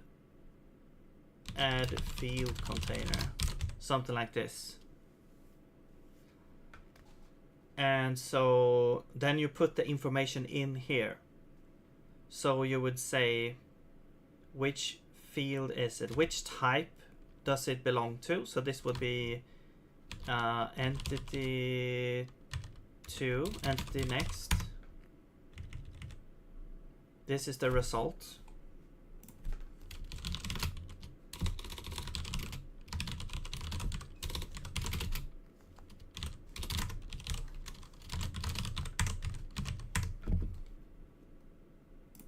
No, entity. So the result is entity next. Right? Then we would need the field name is scale. We can even do dot scale to make it like, well, it doesn't really matter, but you could, this is just, this could it be a field enum of this, which is scale. And the default value we can then just pass in like this. So, you know, then we don't need to do all this crap. We just need to create this container, put the container over there, and then, yeah, we should also have the parent container as well. So this would be our upgrade container or whatever. And then we just say return upgrade value,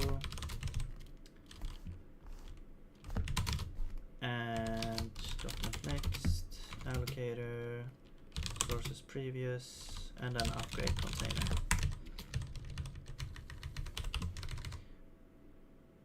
What we also would need to do is set field, set version.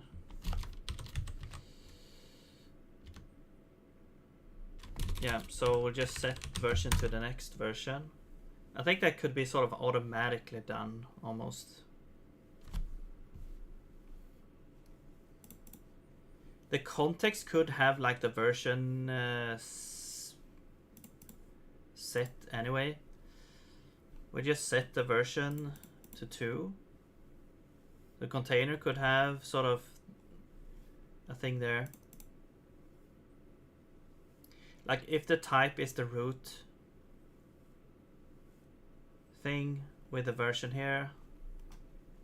Yeah, something like this. And then you add that there. So then you say, okay, the new thing is scale and the default value is 1, 1. And then we're done. So we don't have to do all this over and over again. We have a language to talk about new fields like this. Yeah.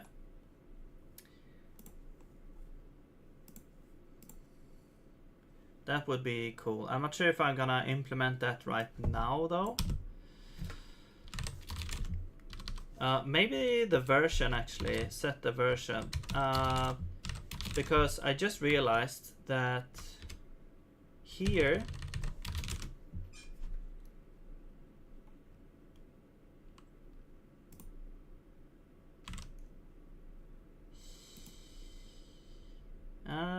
we could do this version 3. We could set default actually. Then I think it's gonna grab that value. Well, it's gonna copy the old value first.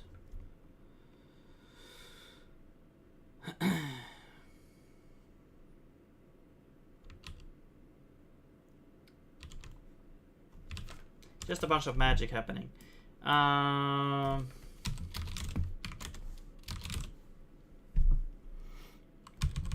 Actually, you know what? You can just do this. We can grab the document, and then we will make it. Yeah, we can just do this. There we go.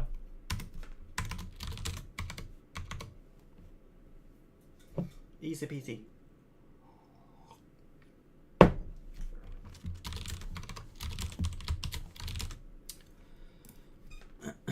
Okay.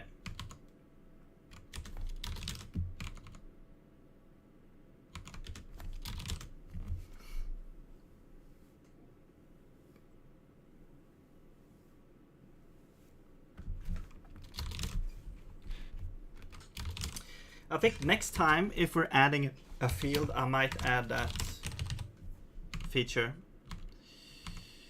All right, so now we have the new, we have an upgrader for the new version, we have a new version document. Now we need to go into scene document.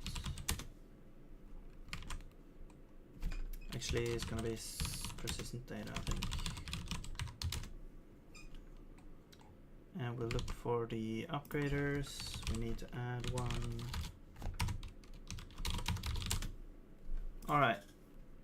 And that should be it, I think. I should really write a little guide on how to do that. So I remember every step you need to do. Yeah. Oh yeah, and then this version needs to be bumped as well, this version here. Whoops.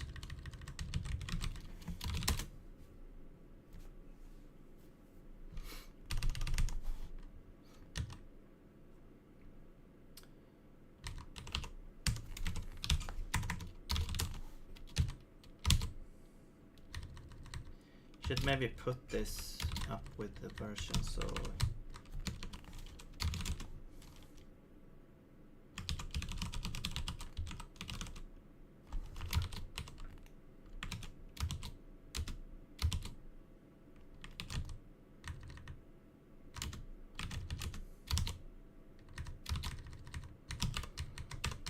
put these up with the versions.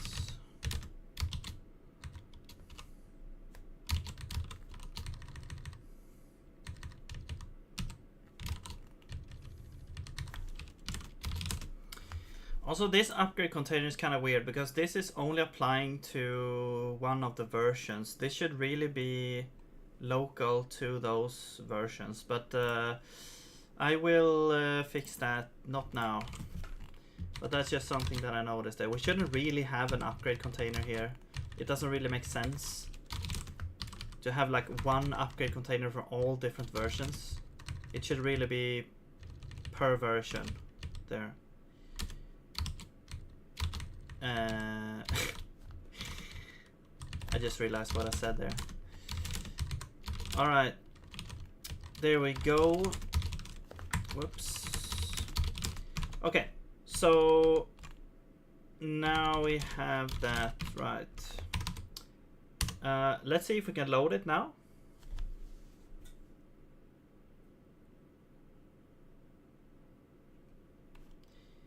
No, still unknown field.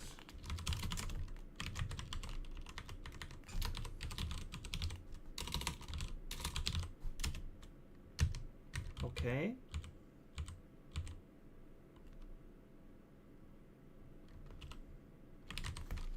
Could not upgrade.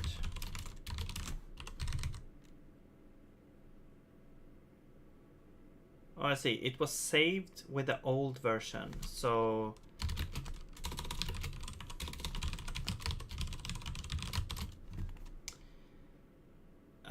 scenes boss. Let's up the version because the only thing changed really is a new entity type, and we should have that already. No, still unknown field. Okay.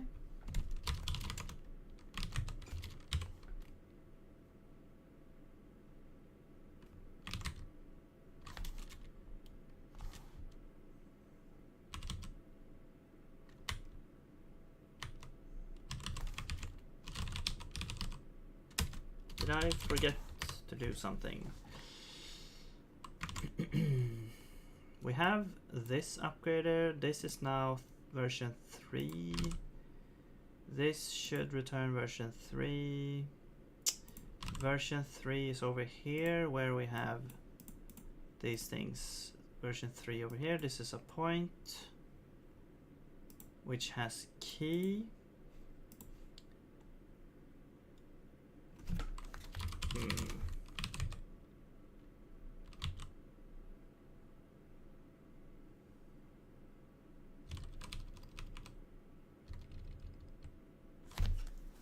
So point is the unknown field, it says.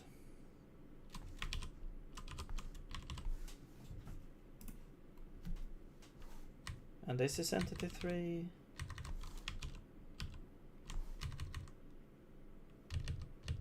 Yes, document next is 3. This returns document next.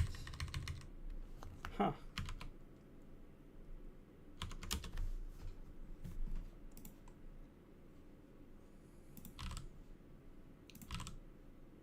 And we have it here as well.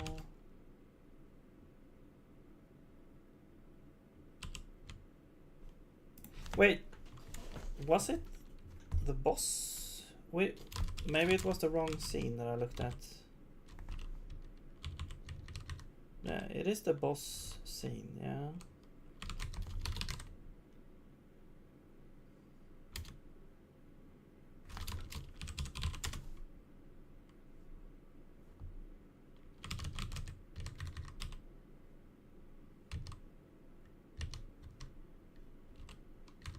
Wait, what?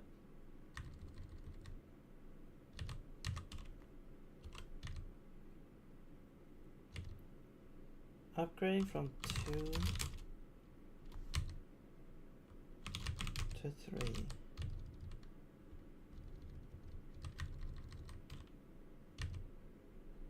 Well, this should be the new version now.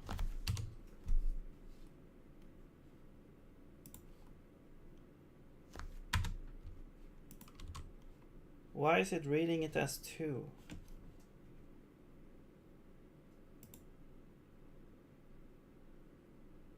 Oh, oh, this is the wrong place. Okay, maybe I should create like a symlink here or something, but this is the wrong, right. I moved the place where the project is. So now it's in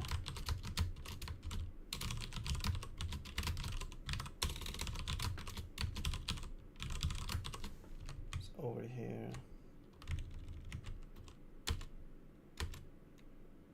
There we go.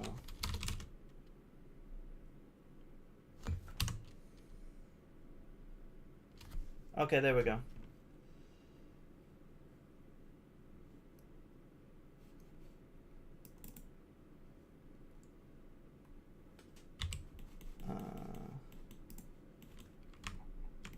Yeah, and there's our point. Okay, cool. All right, so we have our point. Let's try and rename it. So this is gonna be the orb attack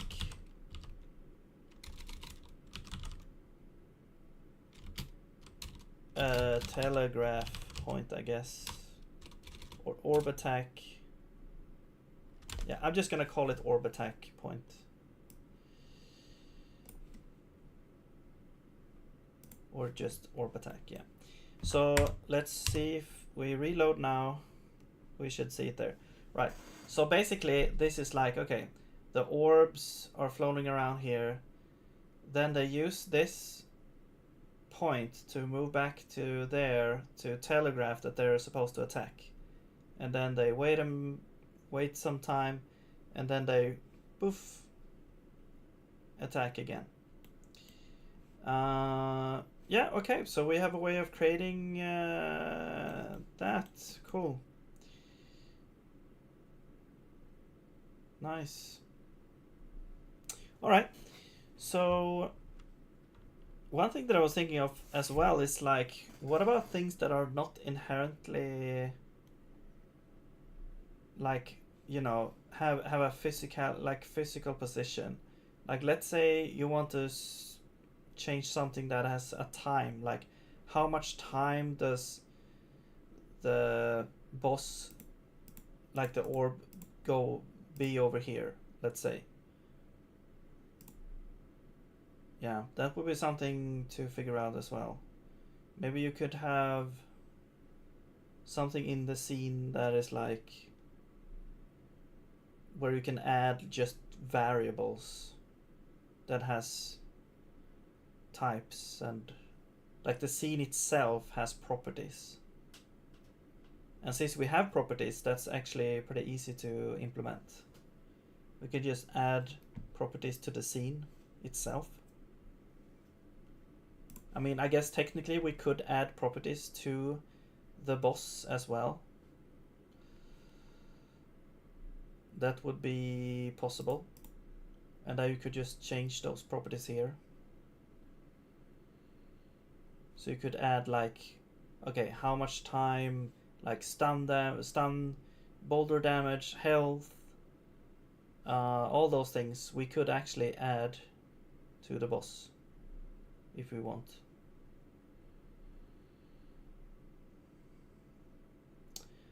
All right, but anyway, but then you would have to sort of like map those over, implement it in the game code. But it would be cool to have it there, so a little bit easier maybe to change the values. I don't mind having it in code. In fact, I do quite like having some configuration in the code, because then, you know, you can do whatever you want with it. You're not limited to this UI to that's why I like doing it with code. Yeah, so you can have, you know, if you want to move something to be sort of dynamic depending on other variables, then you can easily do that. In the editor, that's going to be way harder. So for some things, I feel like how I'm making this project work is like, For some things, it makes sense to have it in the programming code, or have it like in the code. For other things like this, like visually looking at the scene and creating the scene, it would be way harder if I didn't have the scene editor and I would have to manually, you know, put in the positions of every entity and then like painstakingly building up the scene like that. But for things like those kind of things, especially things that that depend on other things in the scene, yeah, that like mathematical functions, that's gonna be a lot easier just to do it in code. But yeah, having points is really nice. Now we can have a point over here. We could also, I mean, yeah, you can see how easily we can just put a point over here, which is like, yeah, this is the point to which this is gonna move. So you can also have a point over there to represent that. But the thing is now that, let's say the attack is like a dynamic, like let's say sometimes it moves up here, sometimes it moves down here, just to add a little bit of variety. Well, I guess one thing you could do is have 3 different attack orbs points where it chooses one of them. I mean, that's totally possible. We could just create 3 different, and then this one would be orb attack 2 and orb attack 3, and there we go. Now we have 3 different points to choose from. All right, and now we can add that in the game code. So let's go ahead and do that.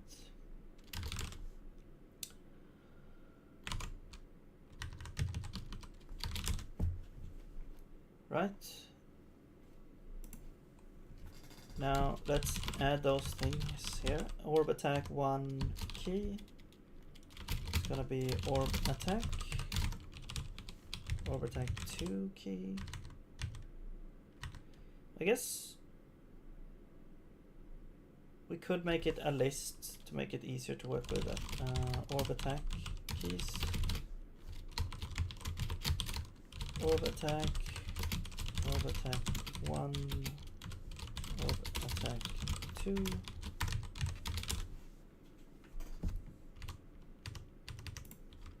What's the type of this? Okay. Now we need a way to get these things. So let's go to the scene, or we could go to utils actually and add a function here. So we'll say get point, and we need the registry and the point name, and we will get a nullable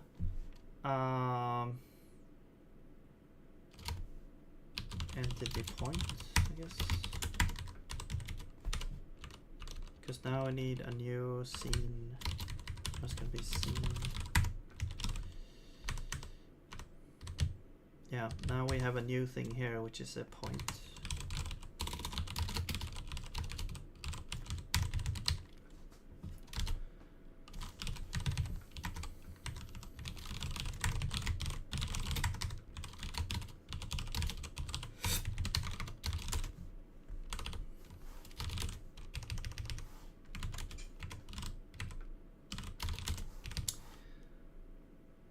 Alright, yeah, so what we'll do is we will say we need to get the scene.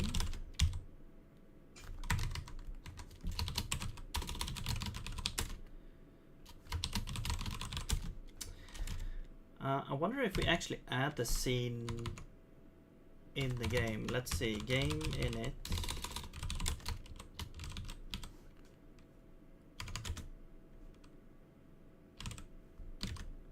Do we put the scene in? Well, we have game dot scene, I guess. We could also put it into the registry to have it available.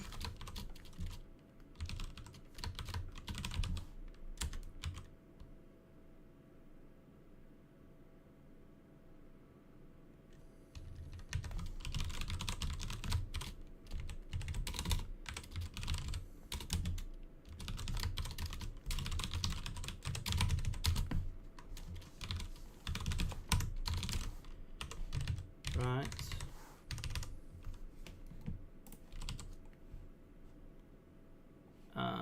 Load scene, yes. And then in unload, we can also say remove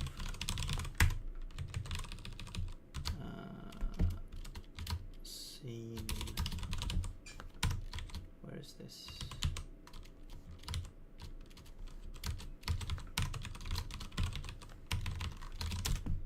We'll remove that like this. Okay, so now we have that available in, so we can do get scene from registry.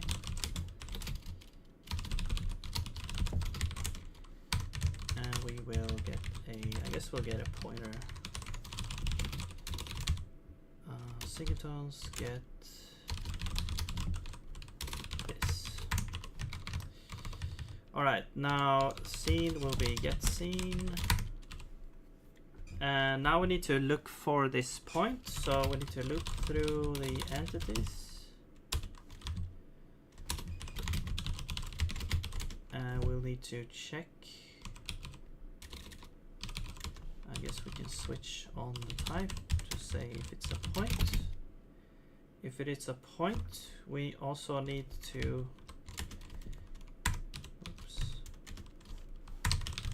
get the point there. We need to check if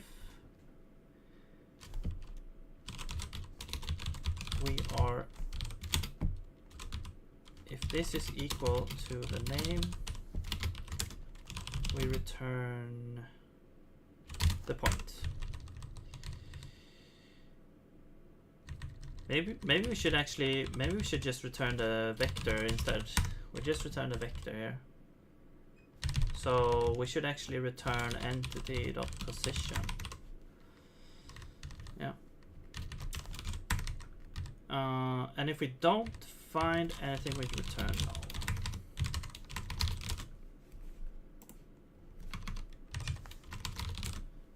Alright, so now we have an easy way to get the points, which we can then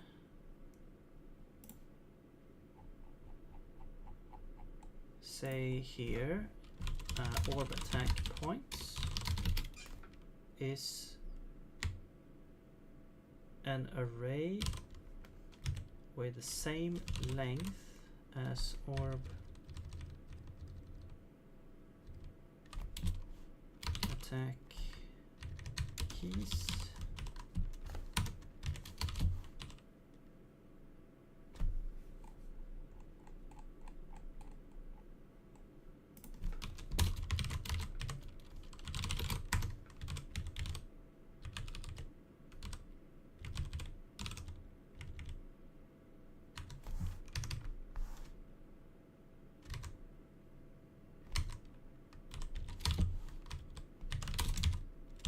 Okay.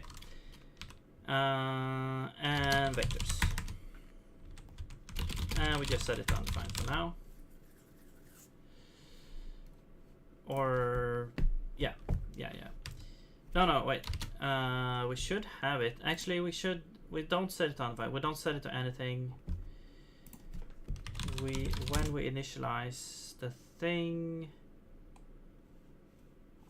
we will set that there. So let's just pass registry in here.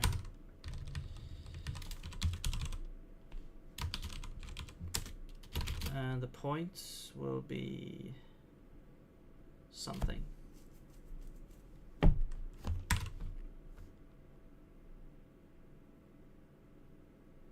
This is let's do. Okay, I guess we will set them to undefined. And we will say, where's the boss thing here?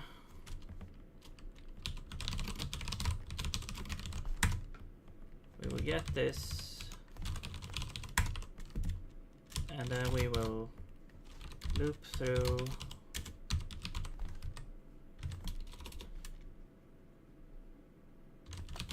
this. We'll get the key, and we will say first boss positions, or points I is equal to utils dot get point key, and or else unreachable. There we go. So now we should, those points should be now loaded sort of into our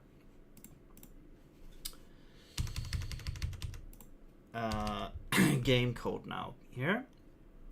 All right, expected U8 found this thing. Oh yeah, wait. No, this is this. There we go. A list, an array of strings. All right. Spawn. These don't do anything. Point.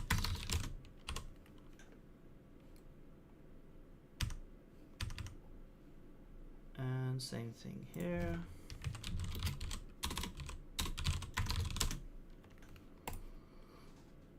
All right.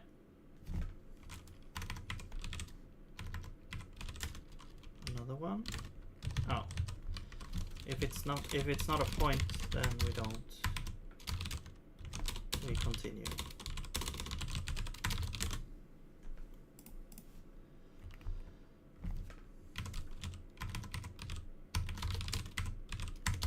Okay, right, so now we have those points. We can visually set them in the editor. We can grab them from any scene now. And now the boss we can utilize those points in here. And we can visually see where the points are in the editor. We can also visually sort of edit those points, and that will reflect what's happening in the game. So really nice. We'll test it out and see how good it works. And yeah, let's see. So what is gonna happen? So I think during the, let's get into this boss fight a little bit here. So during phase 1, well, actually it is gonna be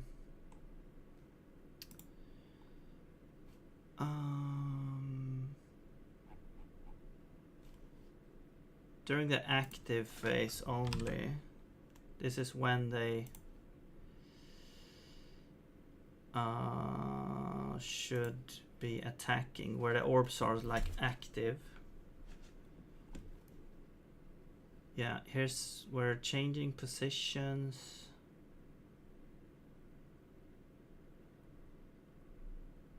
And yeah, so basically we need some sort of timer that tells us, okay, how often will they attack?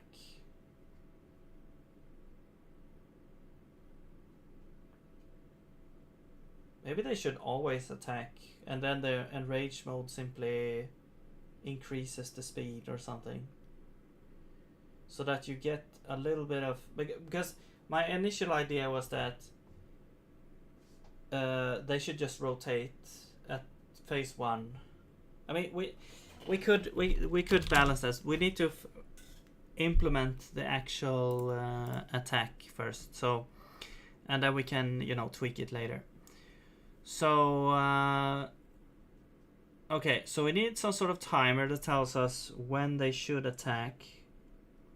Once the attack is active, it needs another sort of timer that like goes back to like how long until it attacks the player. Then when that time is up, it's gonna move towards the player, but we need to keep it a certain distance. I think it's just gonna pick a point that is from its current position to the player, and it's gonna be a certain amount of distance.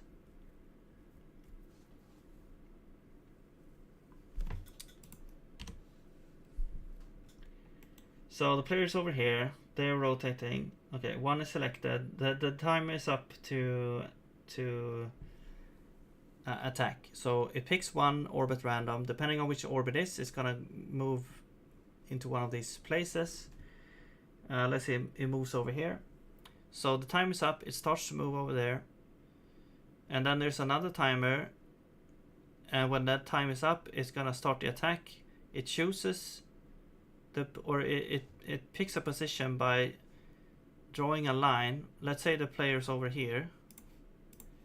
So it draws a line from this position, from the current position of the orb to the player, and then it it takes the angle, I guess, and then because it wants to move a certain distance, so it moves like over here, let's say. So the player has to like back off all the way here or jump or something to avoid the orb. And then the orb moves back into its original position.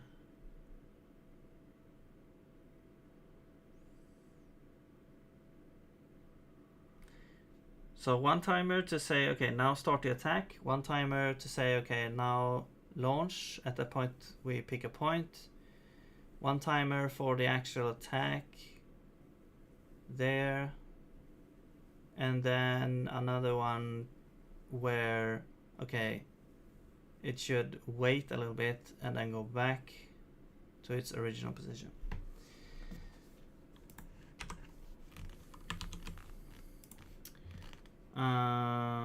Right, so let's define some of those things. Wait, this is the wrong project. Let's see. Where are the things? I guess it could be here. So we could have next orb attack at. So we'll have a timer for that.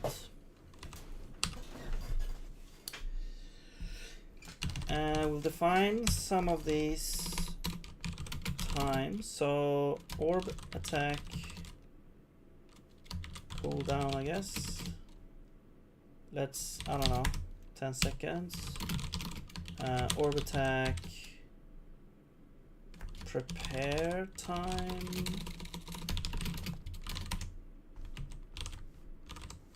I don't really know. We can tweak it. Orb attack time. So that's the time. That's like the when it launches the orb. How long does it take for the orb to reach its destination? Maybe it shouldn't be like based on time. Maybe it should just be based on speed. Maybe it should be speed. Let's just pick a number and we'll tweak it. And then orb attack. After we're done attacking, it's gonna be fully extended for a little bit. So extended time, I don't know, 3 seconds. And then orb attack retract time. So I guess, yeah, it's gonna take some time to retract. Let's say 5 seconds or something, I don't know. Okay, so base cooldown is gonna attack every 10 seconds. Well, it's not gonna be every 10 seconds. It's gonna be 10 seconds from when the last attack is completely done. So first we wait 10 seconds, then we attack, then we initiate the attack. Once all the attack is done, then the cooldown starts from 10 seconds again. Okay, and then so once the attack starts, it does a little prepare thing for 4 seconds, I guess. Then we launch towards the player with this speed. Also, we need attack distance. So this is like the maximum distance to attack. I'm not sure how much this will be. Let's just put 1,000 there. And then once the attack is complete, once we've reached the distance, then it stays there for this amount of time, and then we start to retract for this amount of time. We could also have like retract speed, I guess, which would be like attack speed over 4 or something. I don't know. And once it's been retracted, then we start the cooldown again. Okay. Yeah, I'm trying to explain in my head like what I mean and everything, but I'm not sure if it comes across at all what I mean. Next orb attack.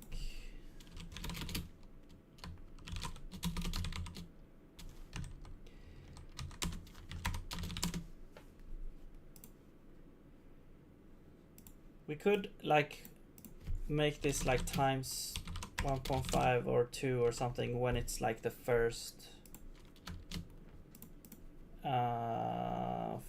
yeah, the first one in the phase. Okay, so we could make a bunch of helper functions, maybe.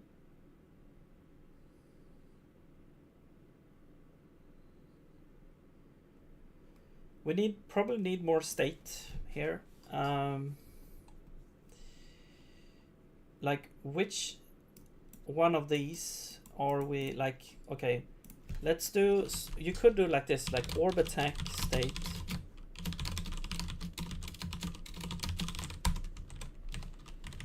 Or let's just do an enum, maybe. Or a union enum. Alright, so first we have cooldown.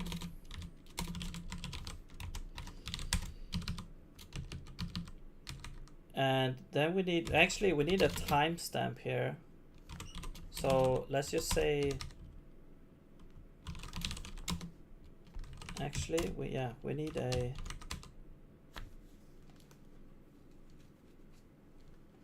okay, let's actually put this in here. Cooldown, and then started at this timestamp, and a function. Yeah, you can have a function called is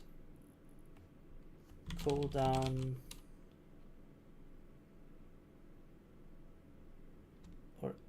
or is time up. I don't know. I don't know what to call this function. Alright, self. And then we simply yeah, we need t current time, and then we simply say if self started at is less than, we get t. Okay. Right, so that's the cooldown phase or state there. Next state would be prepare.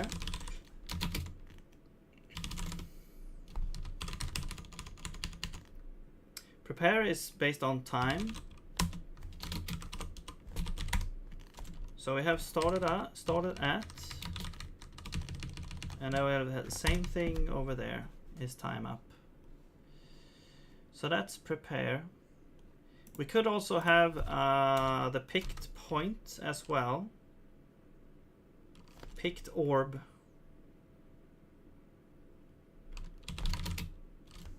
Let's do index.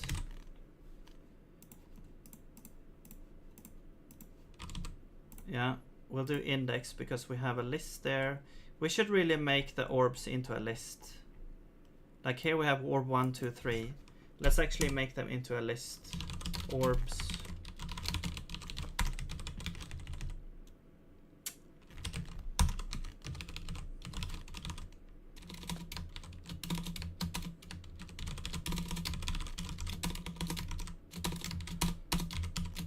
Oh my god.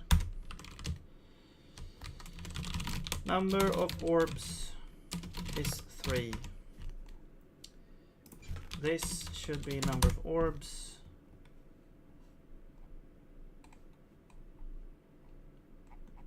Where's the points? This should be number of orbs.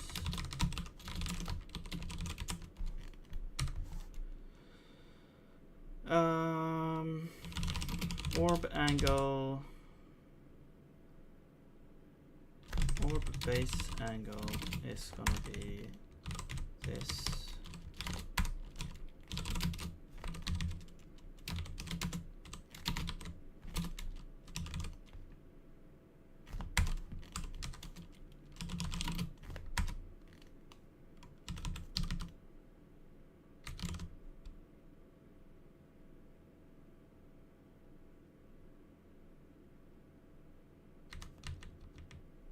Hang on, what's happening here? Orb one entity. What's that? What are we doing with this? Oh, these are constant. Oh, yeah. Okay, so right. So these will be orb angles.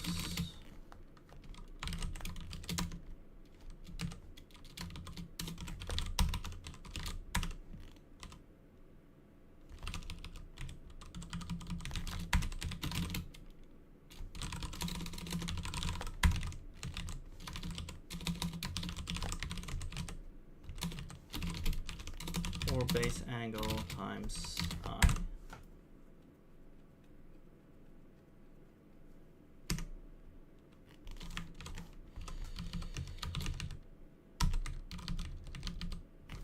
Or I plus 1. And then offset.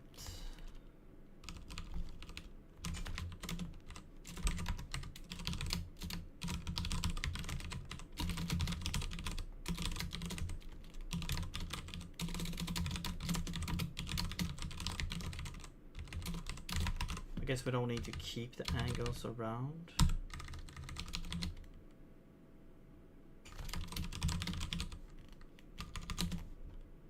Or we do, maybe?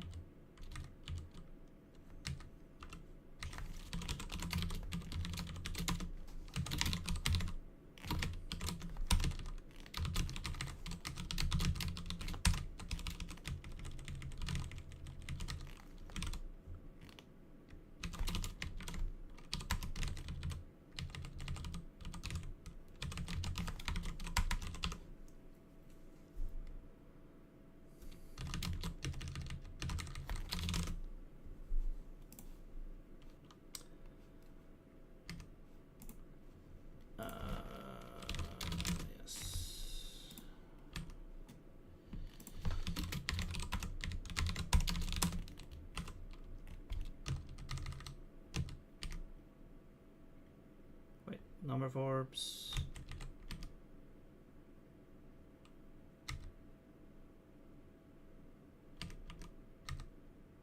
Where is the thing?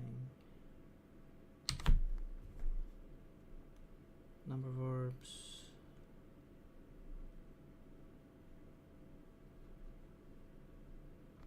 Where's the issue?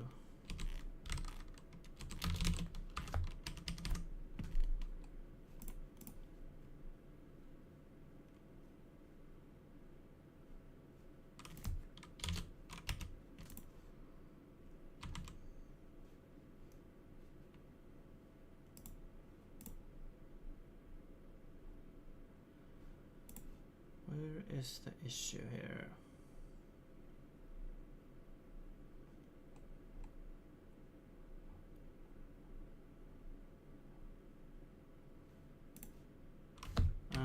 I don't see where the issue is.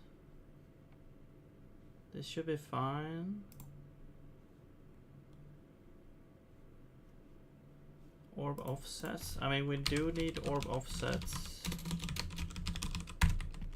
And this would be vectors. Yes.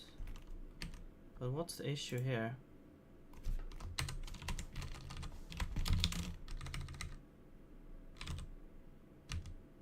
Angles I equals base angle times, yes.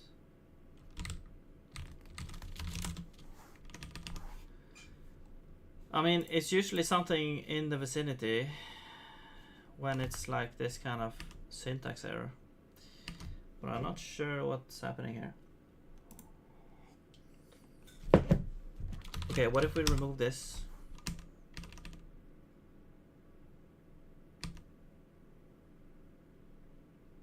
Expected type expression.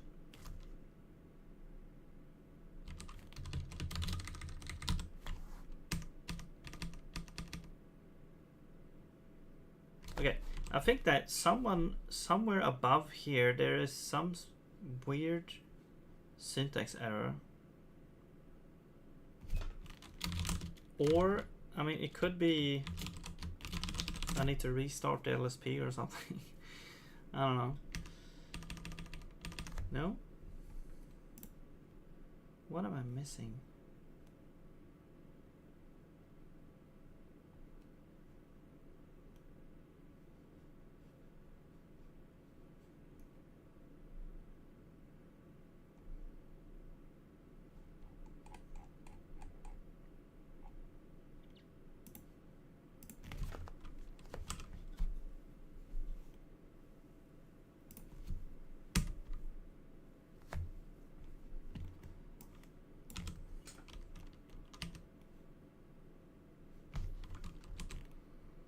Is it something up here?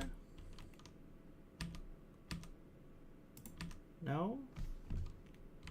Oh, I know what the issue is. Okay. The issue is we cannot have a 4 here. But this is more like, this is like comp time.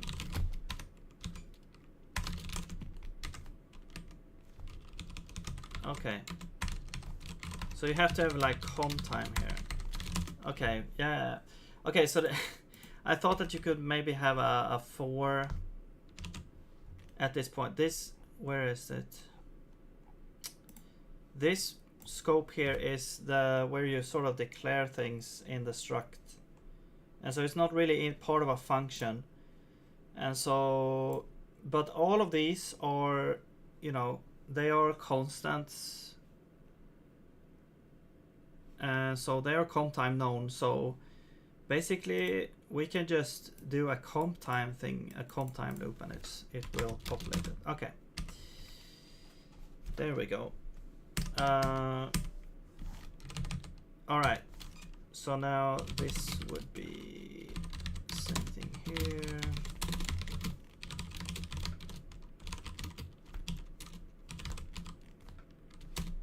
Orb, wait, orb 1. Oh, I see. Orbs. Oops.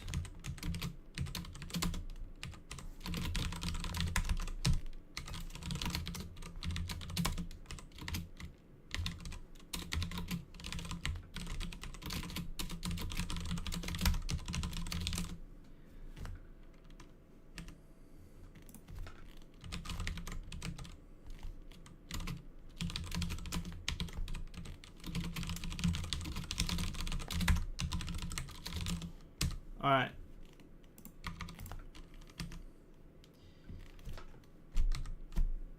Yeah, here we have same thing here, so.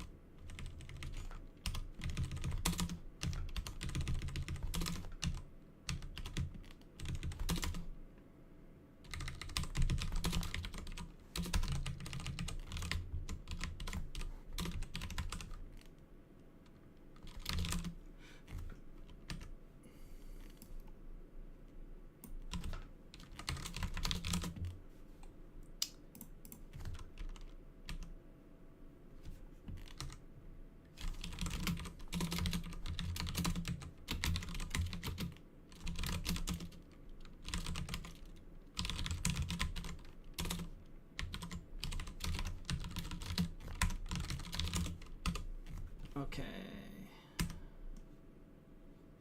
Right.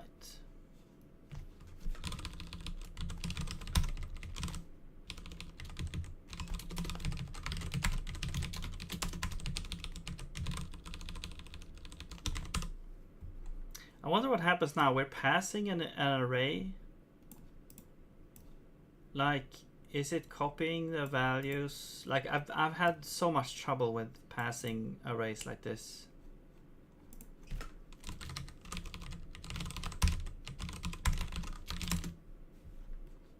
Yeah, I guess we'll find out.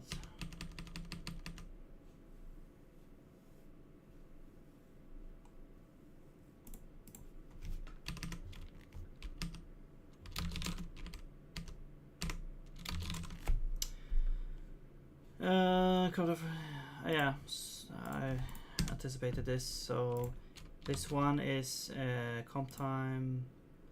This is use size. So we have to do as fw2 float from int.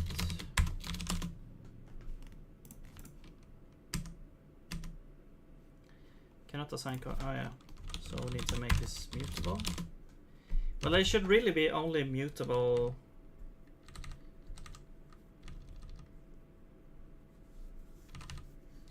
Okay, what you could do is this.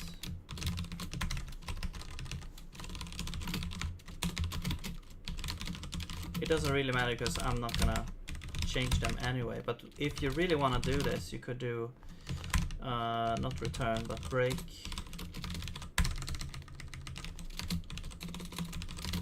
A label here, and now you can say orb angles and orb offsets is equal to this.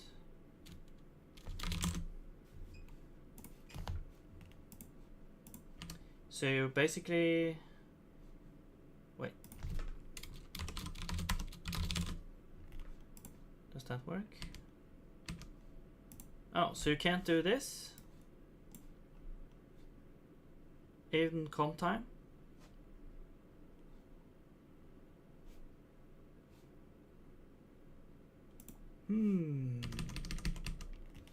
Because you can do this in runtime. Like, you return a tuple, then you can deconstruct it like this. I mean, so the first, you get the first one and the second one. But apparently this doesn't work because, yeah. I mean, okay. You could do this as well.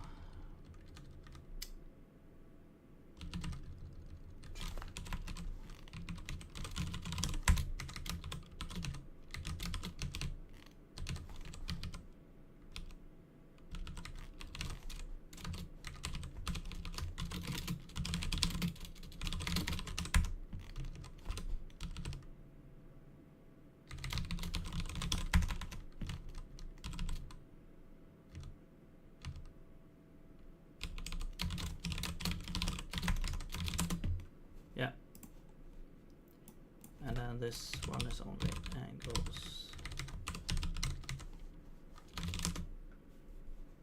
Yeah, so now we should have these things. We even see the type there. I don't see the type here. I guess that's because it depends on this. But we do know the type, so it's kind of weird that it doesn't understand. Oh, my bad. There we go. All right. Wait. Oh, I see. You don't have to say comp time here, I guess. You just create a block here, which is automatically a comp time block. Oh, and this can't be named the same, so for some reason, because it's like it. Okay, this is kind of strange. Normally, this does not shadow. Like if I did this in runtime, I think this doesn't actually not shadow in the inner scope. So that's kind of weird that it does that.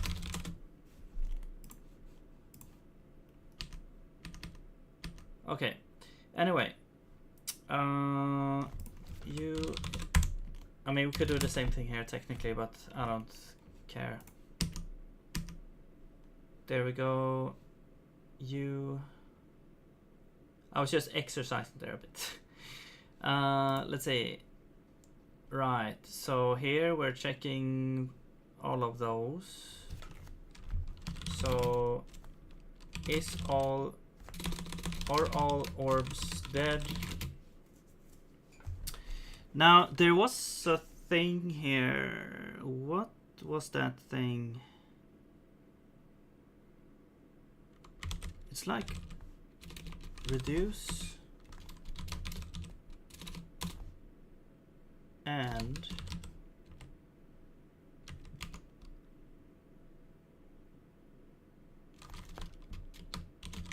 then you can do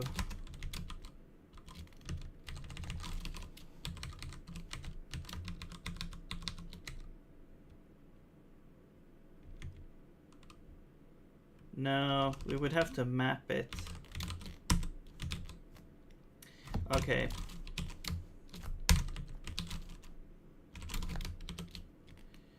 You can do this for this.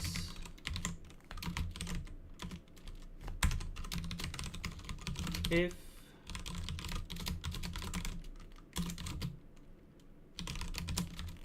orbs I. No, if it doesn't have, we will break false, I believe.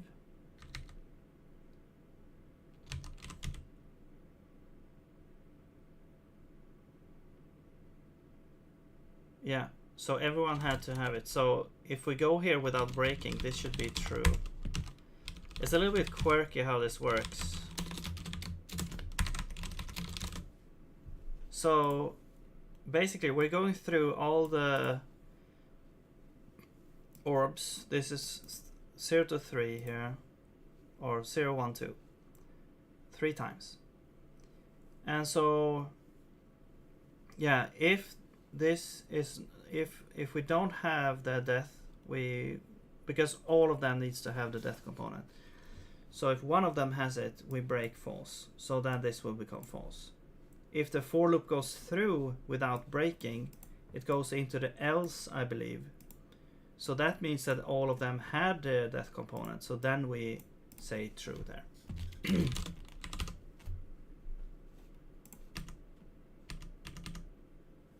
I believe that's, I mean, we'll find out here. Okay, no field name, yeah. But we do have the orb attack state, which should be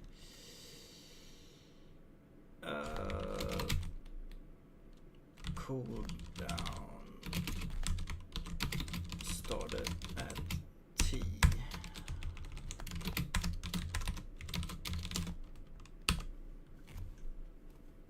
But now we can't. Okay, instead of started at, I think we're gonna do ends at instead. Which makes sense. Okay, now this makes sense as well. This is what I was thinking about, actually. Yeah, that would have been a bug, actually, before. Okay, so now we do ends at T plus orb attack cooldown, and we can add a little bit. So now we can sort of determine, you know, we can determine whenever it's gonna happen. So we have control over that now instead. All right, and then okay, no more compiler errors. I guess we can just run it and see if it still sort of works. We don't have any logic to the state here yet. And we also need to populate the other things. But since we changed so much, I just want to see if things still work here. So I will run this here again and see. Is it running? Yes. Also loading the scene and points and everything. Okay, so it crashed.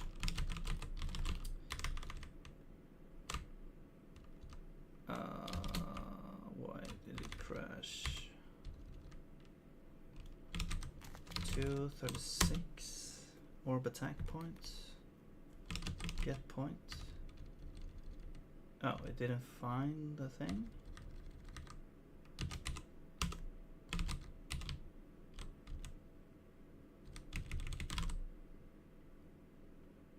Wait, no, this is orb attack 2 and 3.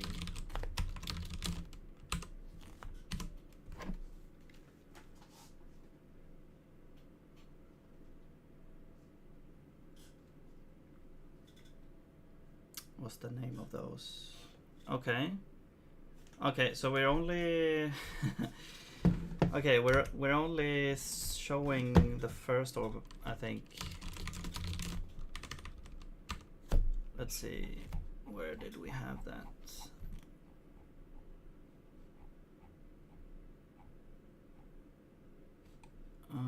Here. So body, eye, health.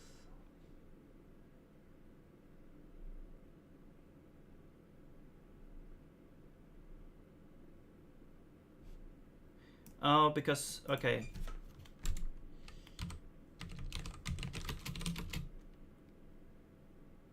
Ah, man.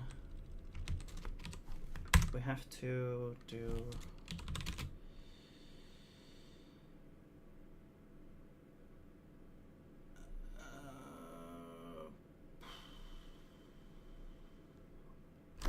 Okay, so this is gonna be orb, health bar, key is gonna be buffer.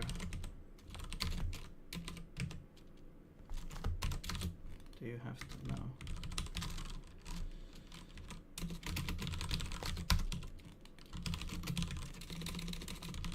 Yeah, so we have to sort of make a string here.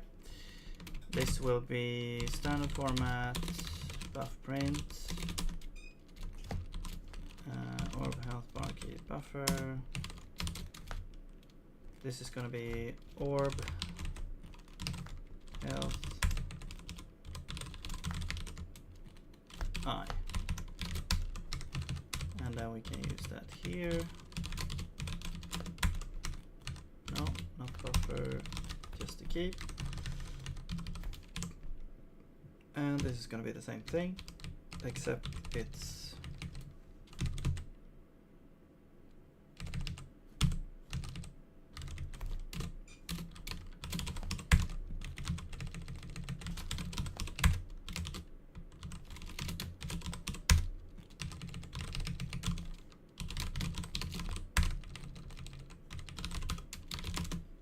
all right.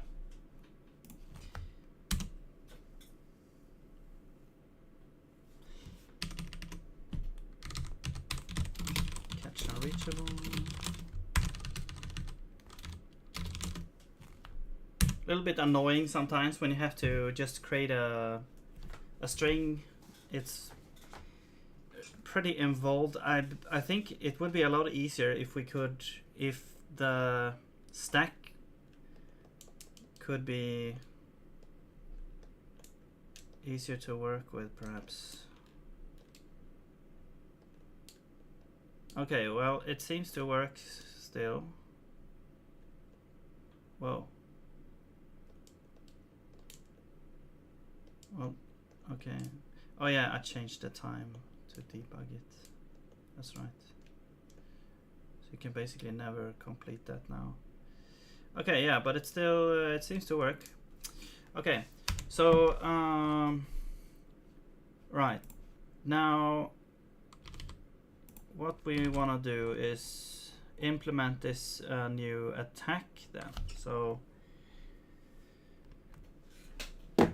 let's see. And this boss code is 824 lines already.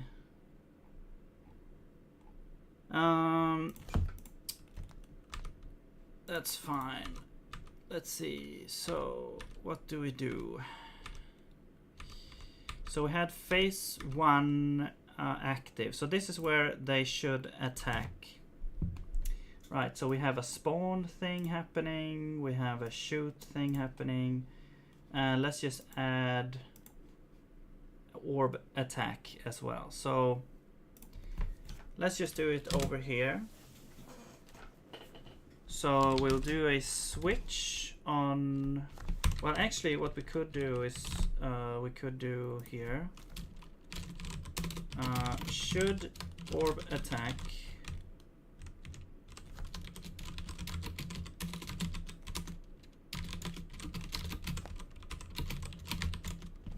and then we'll return if this orb attack state is cooldown and the cooldown is time up, then we should attack, so we just return through there. Otherwise we don't attack or initiate an attack. So that should be it for that. So now if active should orb attack, then we do that.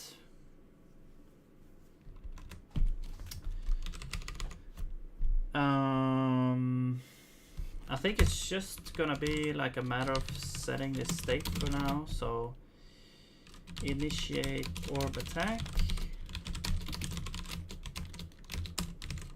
Need this to be mutable now. We need the timestamp. Alright, so this will say orb attack state is equal to prepare.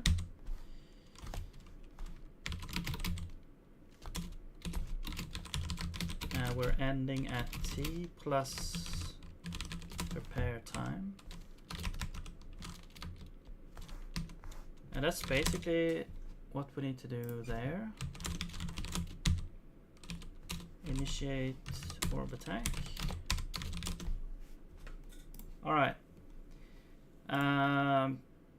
Yes. So that's that part. Okay, so how do we determine then the orb position? Because now this part is always setting the orb position to rotate around the center. So what I want to do is also now calculate or take that into account. Actually, or initiate orb attack. This should also like randomly select one of the orbs to actually attack as well. Hello Polaris7, have a nice day. Thank you. Same to you. Did we have that state here? Yes, orb. So we need to just select an orb at random. So this, I'm just gonna use crypto here for that. Random use size less than number of orbs. There we go. And you need to put a dot there. Okay. So that's gonna pick one at random. So now we know which one it is. Oh yeah, this is a bool, not F64. Okay.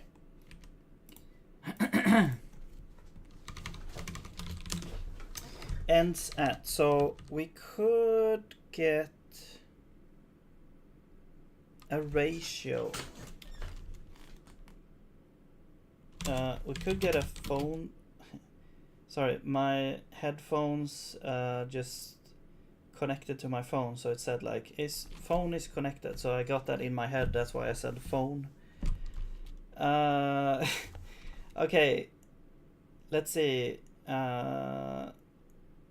Yeah, so this would be get ratio, which is basically, okay, how far along are we to complete the prepare? So we will have this, and we will have the time, and we will have some sort of ratio out. Let's just do F64 because it's easier. we don't have to cast it. So it's just gonna be t is equal to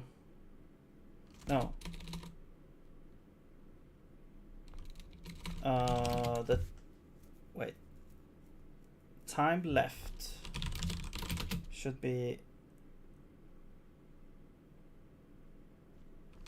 ends at minus t, right? And then we will divide that by prepare time. All right, that's the ratio.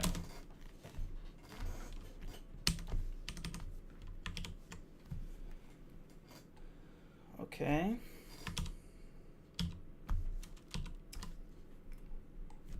Come on, get me back here. So the orb position, well, I guess we could calculate it here as well. So what would the orb position be? Well, the orb position, it depends on the state of the face. So we need the face as well.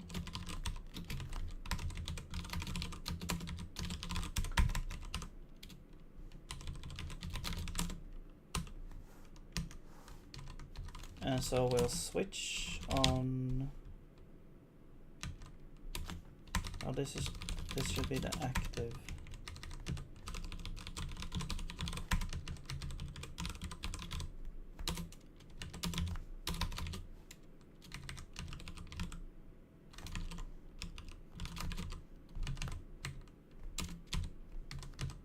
There we go. Switch on the orb attack state.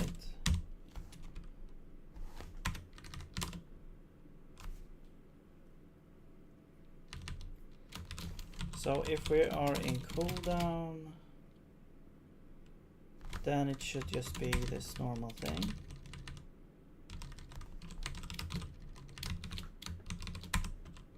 Okay. Otherwise, we have prepare. And so we can get the ratio from here. And try to calculate the position there as well. I believe also we should probably save the, we should, the way I'm thinking about this in my head is we should save the original position then as well. So we should take, what is it? The original position.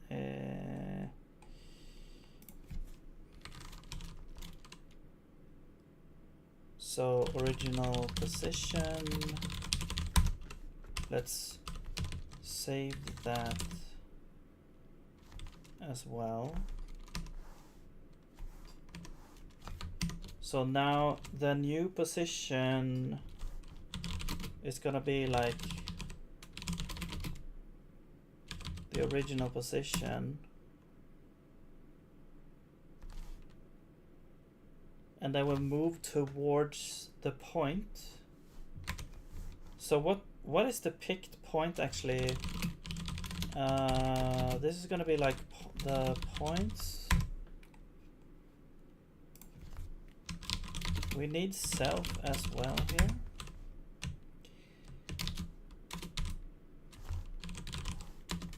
Points of the orb, which is this. Okay, so that's the point. The new position is then interpolated somewhere in between this position and this position, right? So I guess we'll say the offset, or let's do the delta is original. No, it's picked point minus original, right?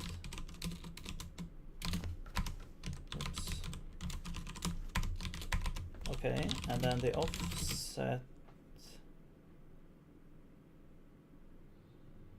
isn't this just gonna be times the ratio?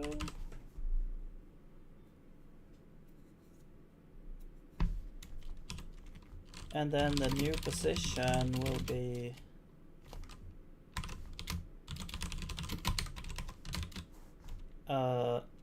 original plus offset. So I think this is, we're just interpolating here, I think. All right.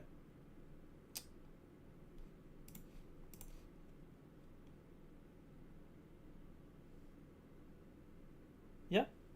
So I think now, once the thing, this should actually now already be active here. Oh, offset is, wait. Oh, we already have an offset. This would be the interp offset, I guess.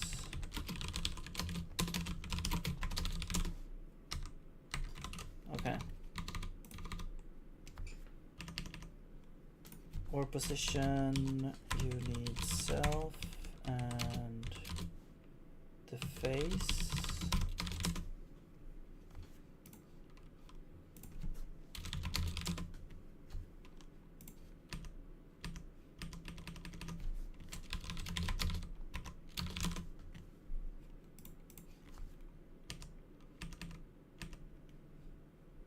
Okay, you need original position.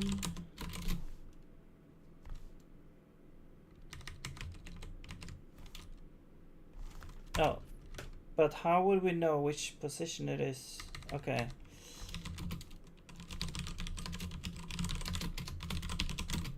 We need the orb as an input here.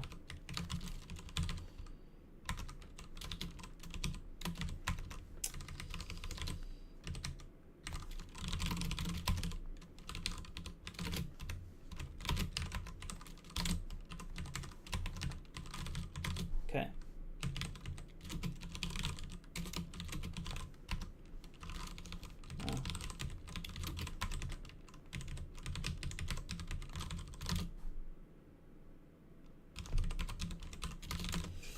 Alright, so the original position is, well, this is gonna, we need the orb body.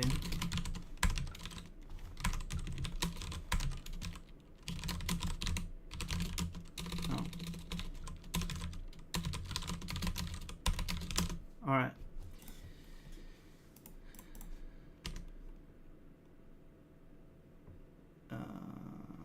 Right, the ratio. Okay, let's actually make it 32. Now we just do a broadcast.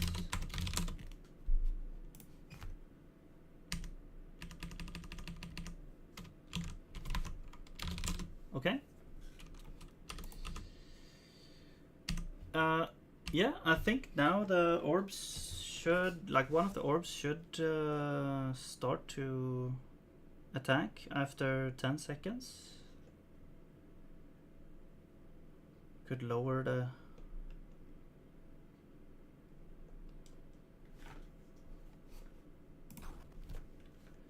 enable the sound.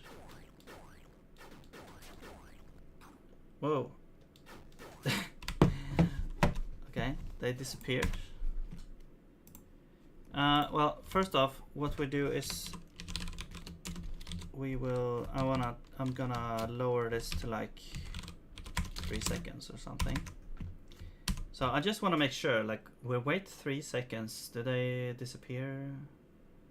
Or will something else happen? Maybe it was cooldown and prepare time. I don't know. 3 seconds. Yeah, 3 seconds. Was that 3 seconds? More like 5 or 7 even.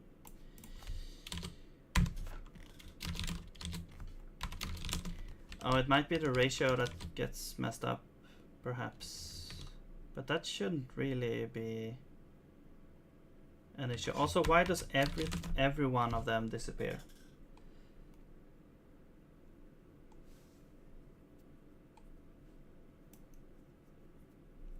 Oh, also, This should only affect the actual orb. Like, okay, let's do this. Get default orb or rotating orb position. So this would be sort of the default that we had before, which would be this. Okay, we only need this to, if we only need that this to affect the actual, the one orb that is affected. I guess technically we could have the state for all the orbs so that multiple orbs can attack, but I don't think we're gonna have that. Yeah, we need offset T.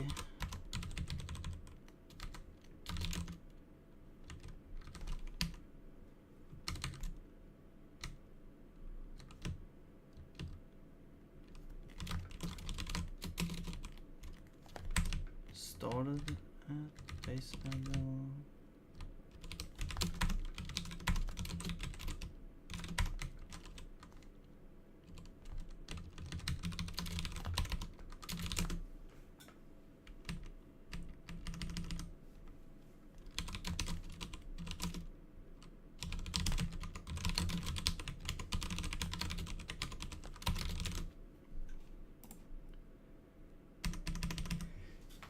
Excuse me. Yeah, okay. So here is like if P orb is equal to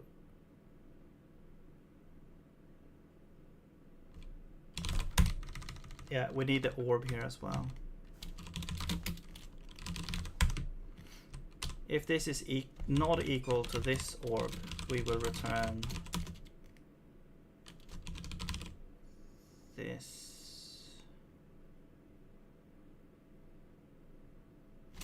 I wish you could just fall through here instead. Is there a way to do that? Well, whatever.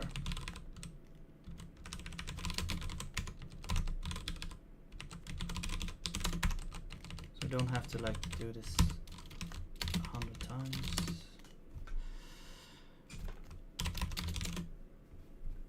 Okay. Right, so now only one of them should bug out, I guess. Now you need the orb somewhere after this here, so this would be I. There we go.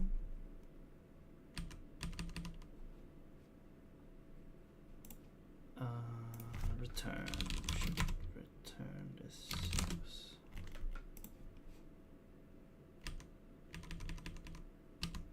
Okay, let's see if only one disappears now.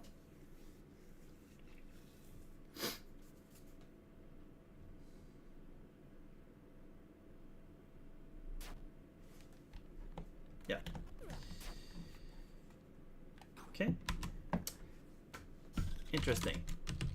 So yeah, I'm gonna log this out here. So let's log out ratio.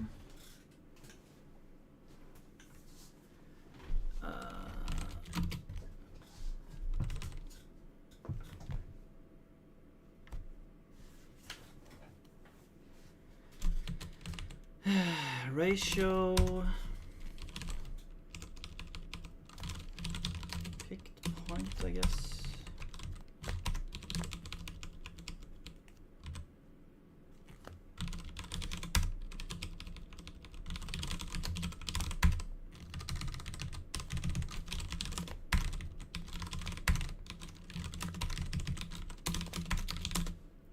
Yeah.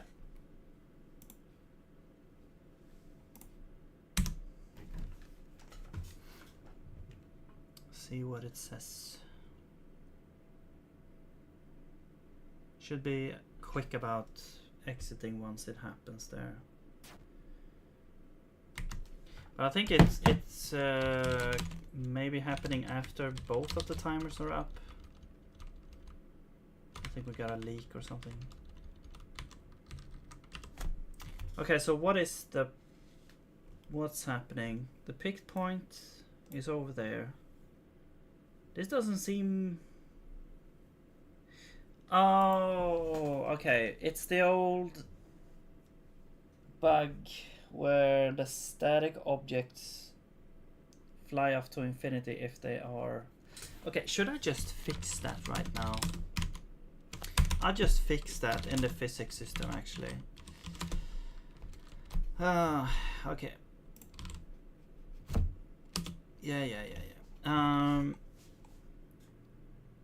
So if, let's see, update positions.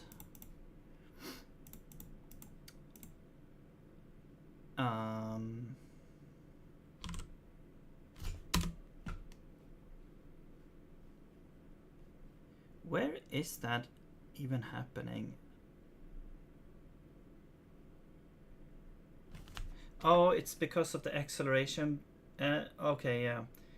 So, right.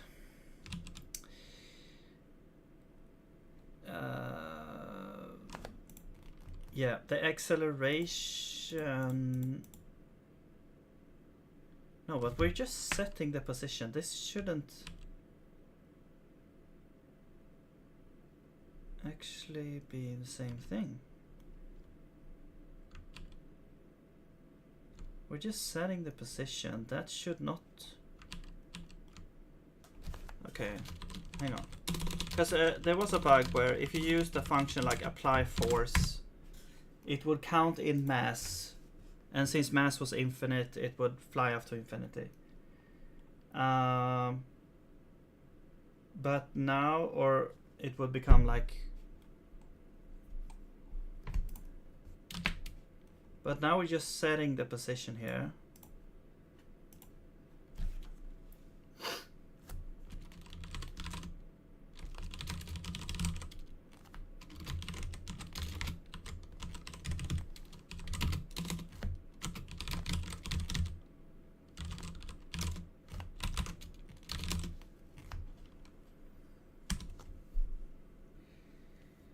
Very curious.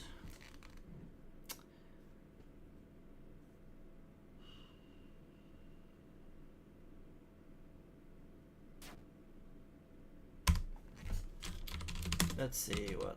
Let's peer into this.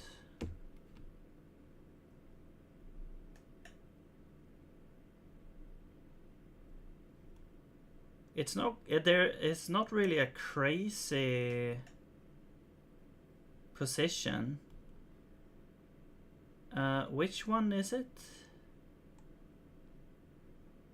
Okay, let's check this here. So these numbers are the most. I'm gonna guess it's one of these, or the 0th one. Maybe not. 65, 103, 31.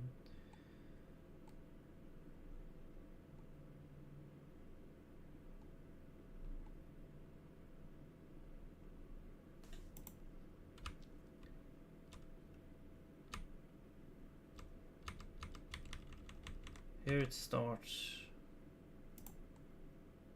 Now this is kind of strange. This should be like 0 at the start. The ratio is 1. Wait. And then it goes down. This is weird. That's not correct. So I have it flip-flopped. I have it flipped around. Is it the ratio or is it the something else? Let's see. Get ratio. So at should be larger than t. So this makes sense to me, right? This should be... Oh, it's because it's the other way. This is not like... Oh, okay. Yeah. So we should do... Wait, how do we do this then?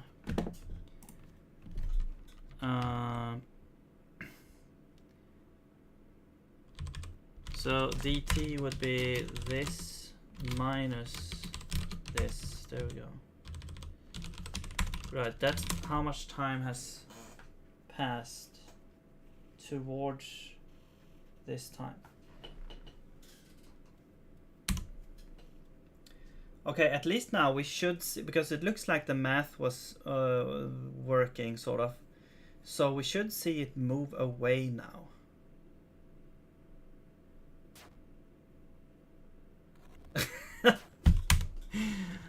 Okay, maybe not. I'm surprised.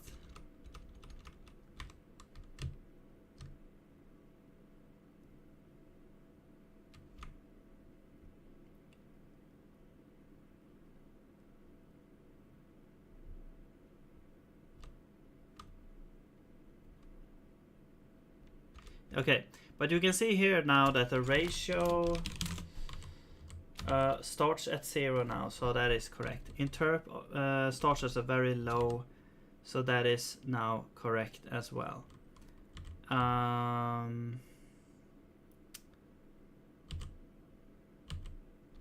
Okay.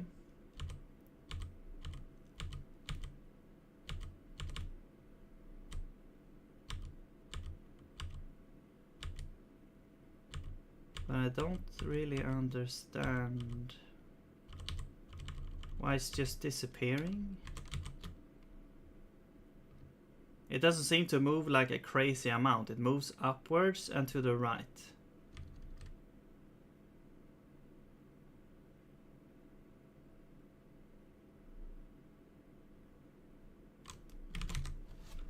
Huh.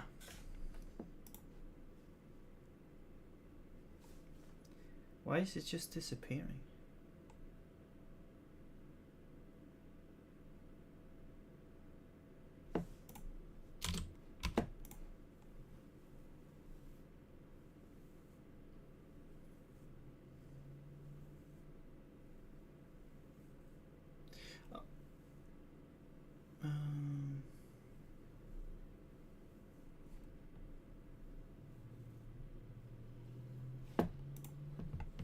Okay, I am confused.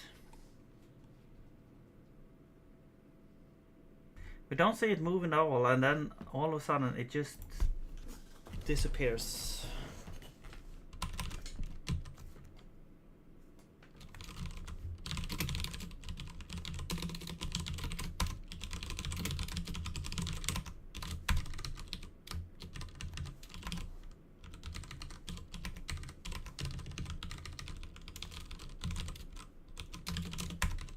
Log this out as well.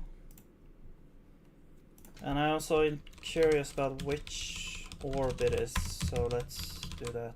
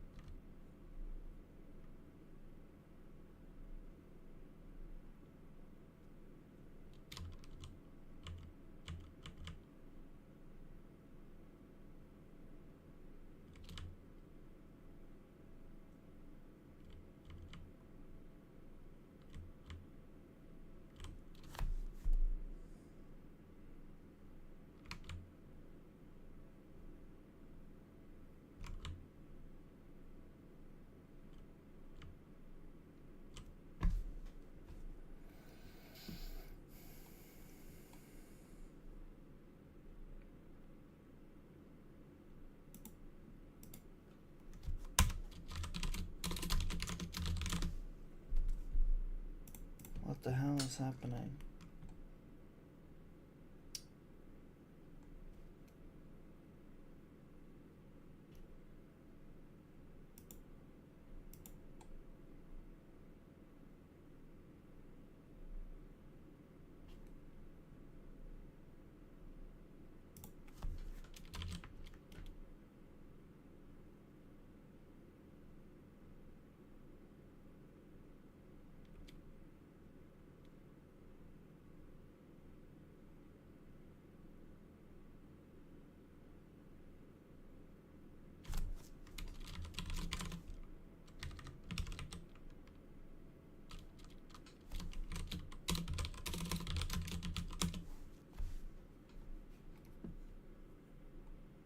Okay, so this is 0.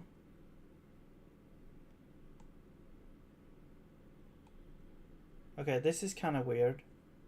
Like, it says here that this is -7, 1, 8. Whoops. What happened?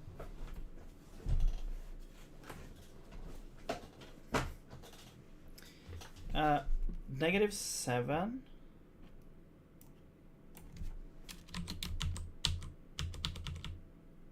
It seems to be a smooth motion here. I don't really understand what's going on. And then it just disappears.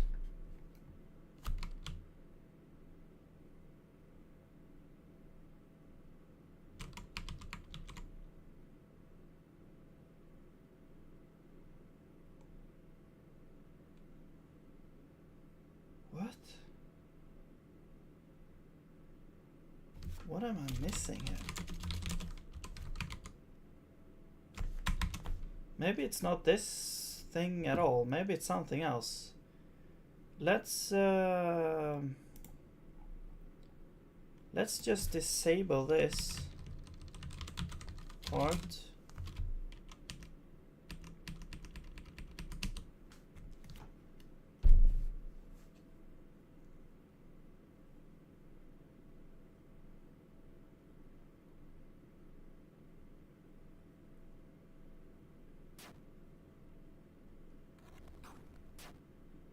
No.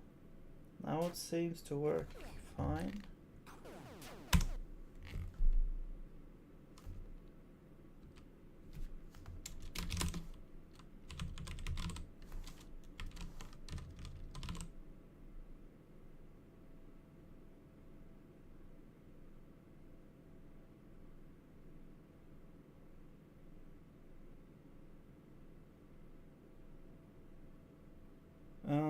Original position. Okay, I'm just gonna order some food here. I'm starting to get real hungry. I haven't had breakfast either.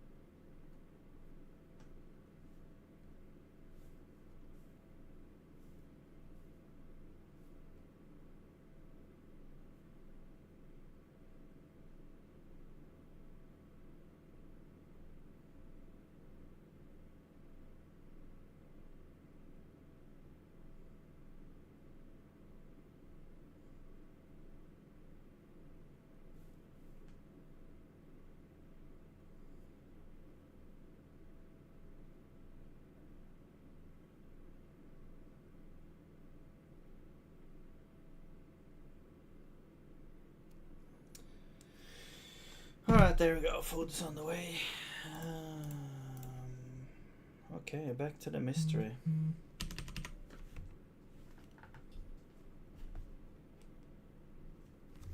I need to turn sound on my phone. There we go. Alright, so what the is happening?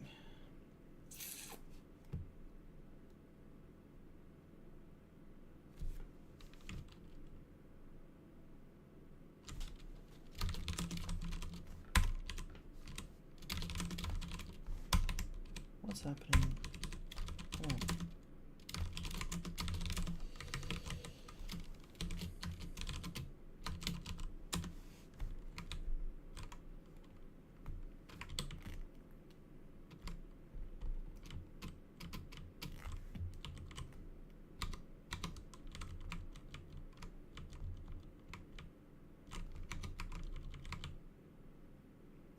Wait, I think Linux thinks my caps lock is on when it's not.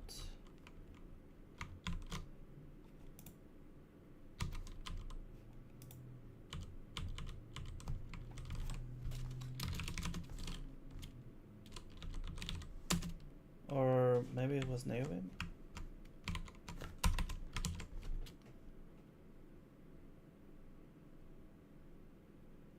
What the hell is happening?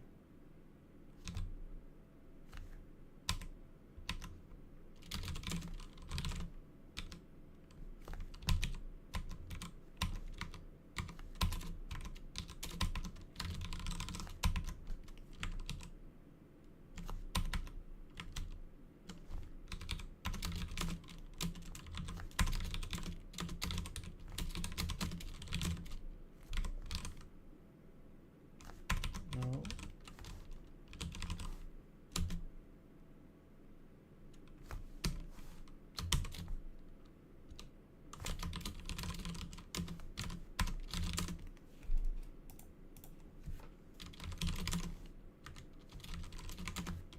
Okay, what I wanted to check was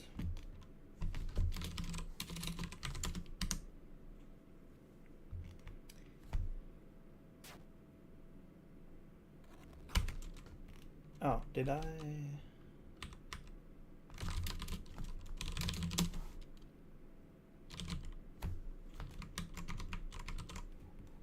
enable this again? Okay, well, let's check it here, I guess.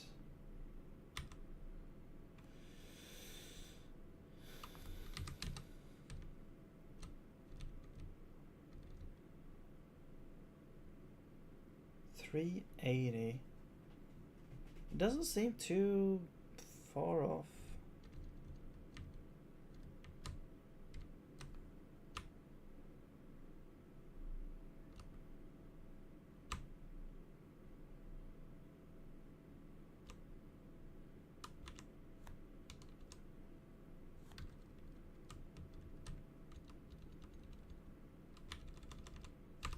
Wait, destroy entity?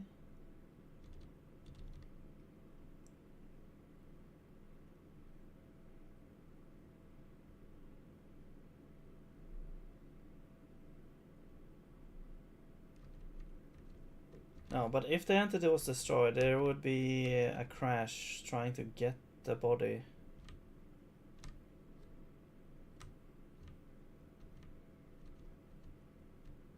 So that is not the thing. Yeah, that's those are the spawners, I think. This, yeah.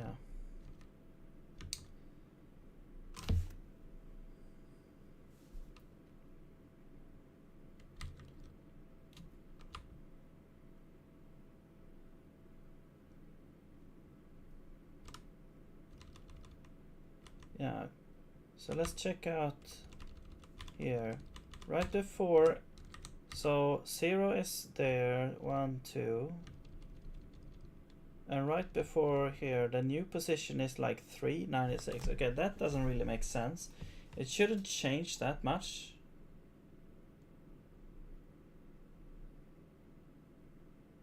It should, like, where is this coming from?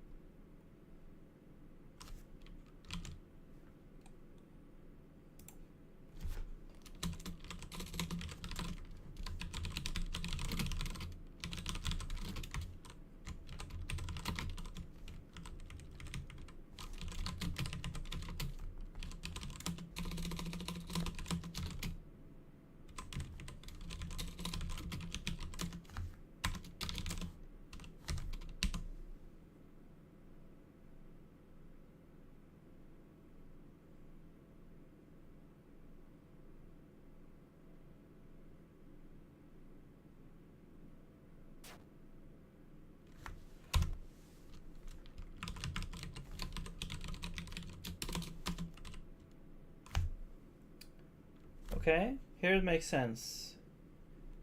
It seems to pick 0 a lot of times, but never mind that. -9. Alright, so that what's what it was before, I guess.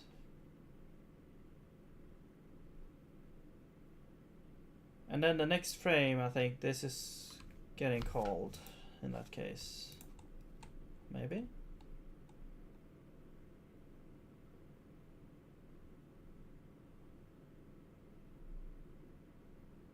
Alright, I don't know. But the original position is -9, 190. Okay? Then we're looking at the new position. It's 20, 396. So it always seems to be the same, almost. Like this is the same as it was before. But it's weird because this is just very close to 0. So it should be very close. I guess it could be same as before because the offset, like the picked point, is always the same. But okay, there could be something. There's probably something wrong with the calculation then. Here. So we take the original position plus the offset. Oh, because the offset is counted twice. We don't actually need the offset because we're calculating the original with the original position. So we already have the sort of the offset baked in there. Oh, okay. Yeah, I think that's the issue. Man, that was very confusing for a while. There we go. Now this guy is moving over there. And it's gonna continue to move because we don't have anything that stops it. Okay. Okay. Also, what are these leaks? Is it the point? I think it's the point.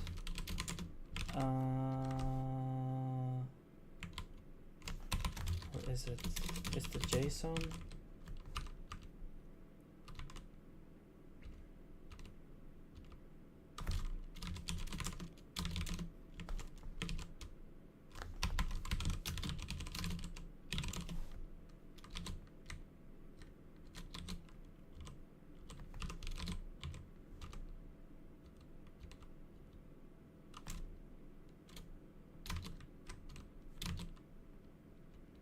But that doesn't make sense because we are, I think we're using a deserialize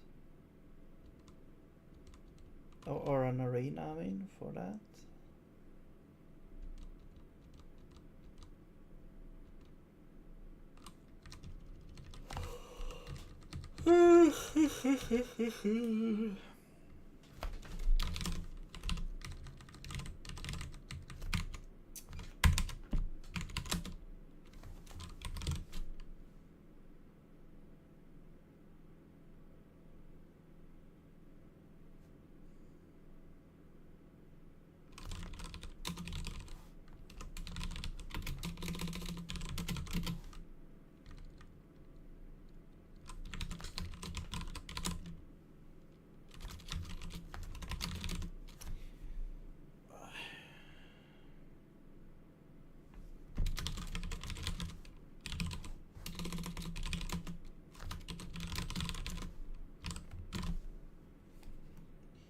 Right.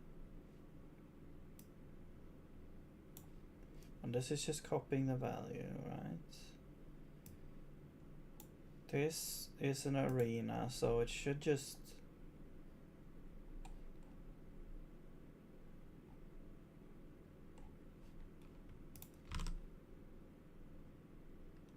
deinitialize the scene. Where's the init?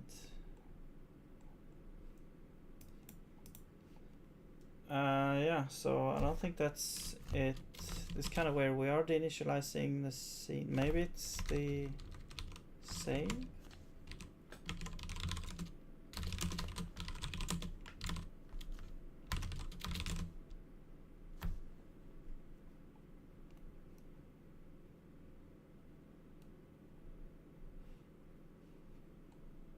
are they initializing everything in here?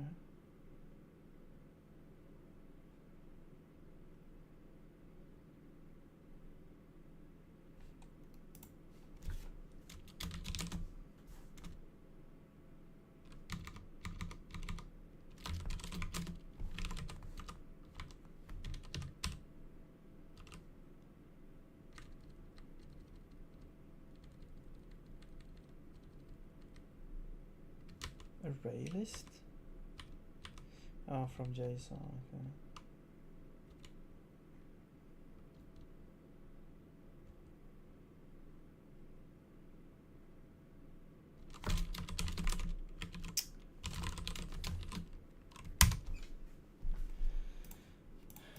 I don't know actually.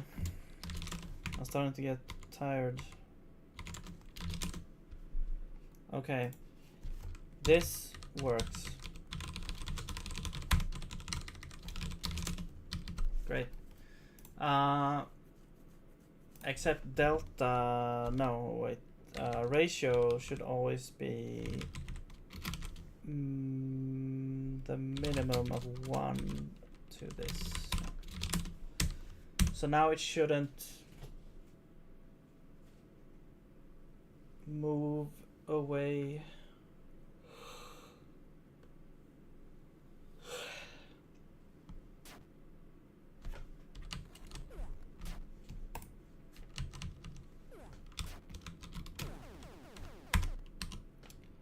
Hang on. Right, and we have 3 points. This guy is backing off. Should maybe happen a little bit faster. So that you see something's happening. And then, you know, wait until some time and then launch an attack forward. But, I mean, the speed and all that we can tweak.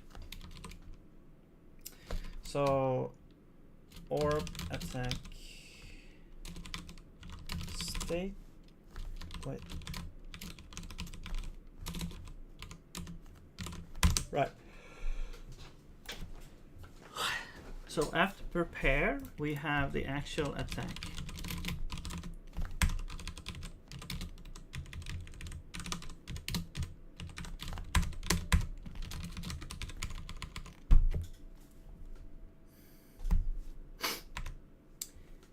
And the attack should then have the target position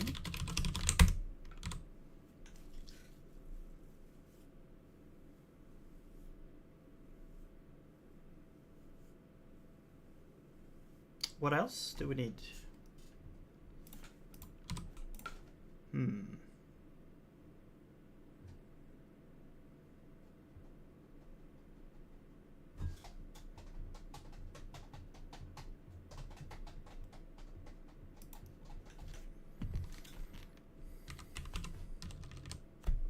I guess it makes sense to have like a timer on the attack as well.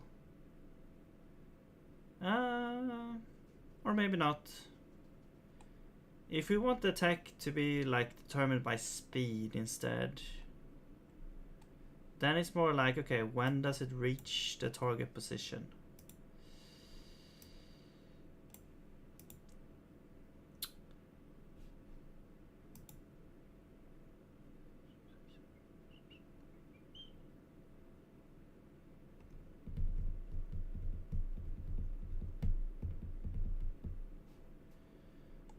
We also need the orb, I believe.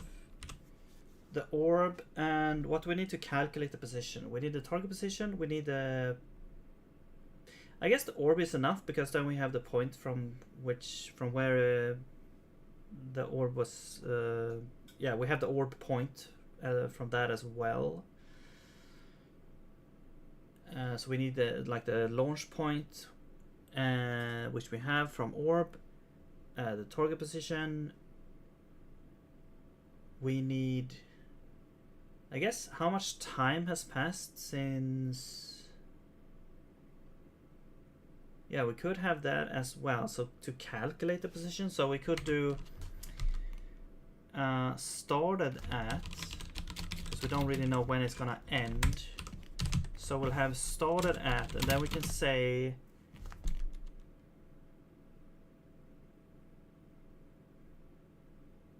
I mean, we can calculate the position from here, so we could say get position.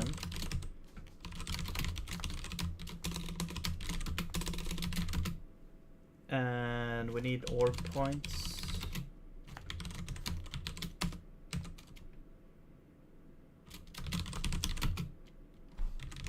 Let's make it const, or maybe not.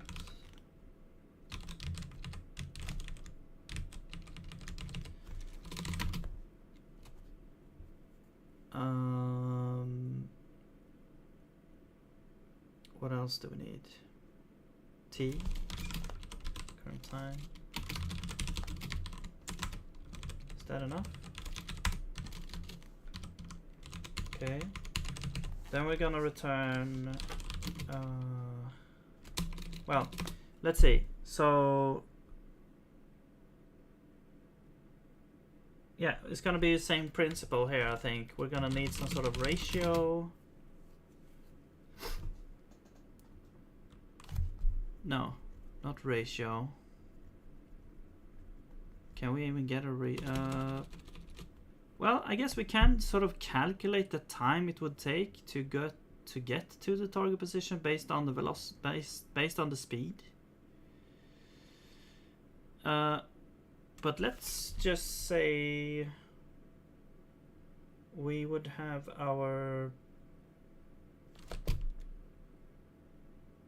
next position, let's say next position is gonna be from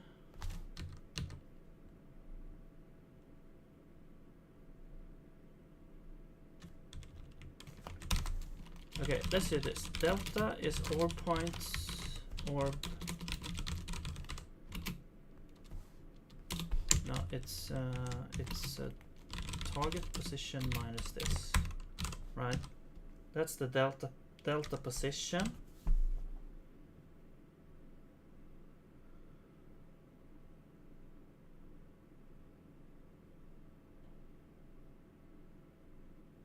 So that's how far we need to travel to complete the thing.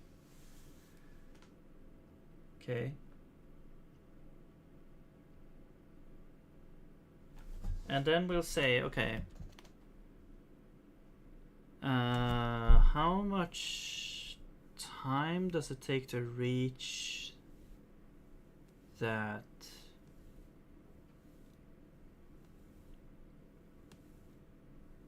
It's gotta be when the so let's say dt is t minus started at, that's dt, right? Started at should be less than t. So it's a possible positive number goes from 0 up, and then we will say traveled should be dt times the speed. So that's kind of like, okay, let's say this is like the magnitude per second. Okay, this is going to be the magnitude of the thing. So should we get the angle here in that case? So let's get the angle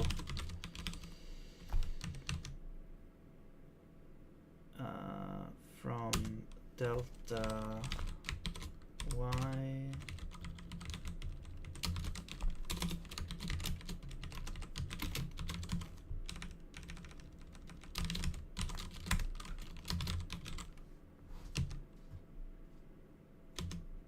well, I guess we could do this, and the angle to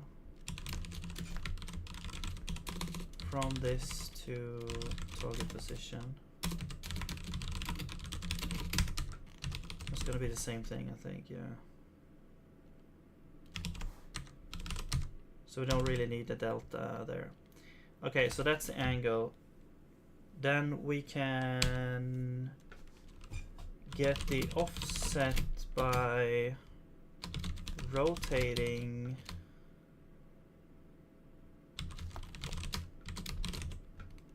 the magnitude, which is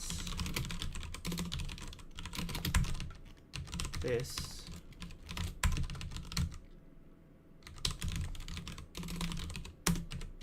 by the angle.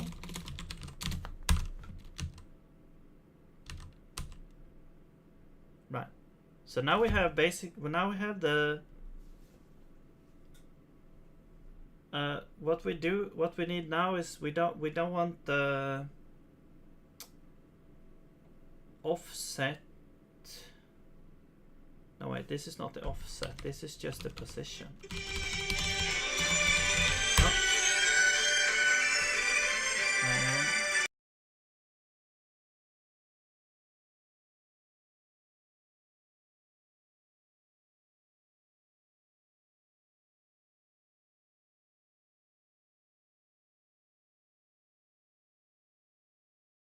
Alright, I need to go and fetch my full BRB.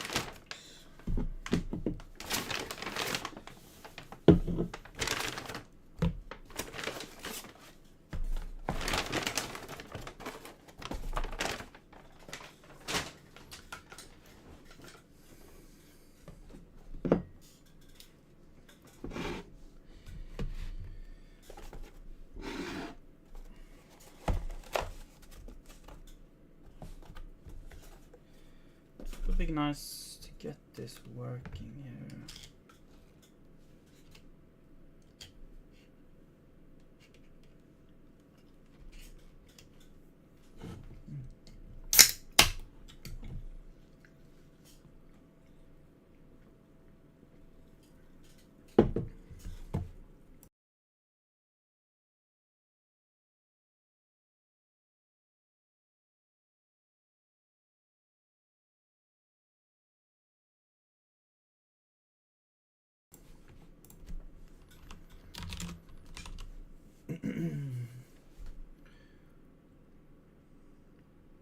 Right, so this would be the calculated position. However, what is kind of left now is that this will continue moving towards the target, even beyond the target. So we would need some kind of stopping point. And that's why I thought that, okay, maybe if we can calculate how much time it will take to reach the target, then based on the speed, so what would that be? Well, we know the delta, we know that I guess we know how far it will be. So the distance will be distance from you to the target. That's the distance. And so then the time it will take will be the distance over speed will be the time, I think.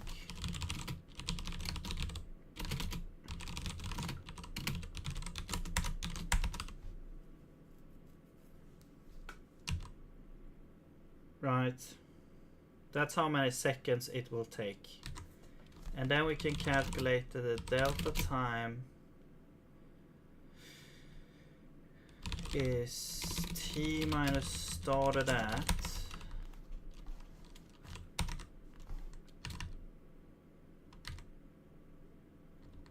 so actually we want to calculate the ratio again. We want to okay, so we want to get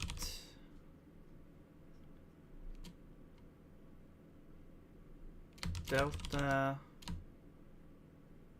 position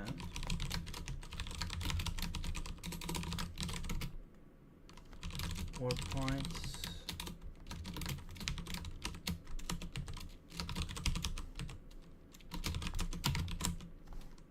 and this is just gonna be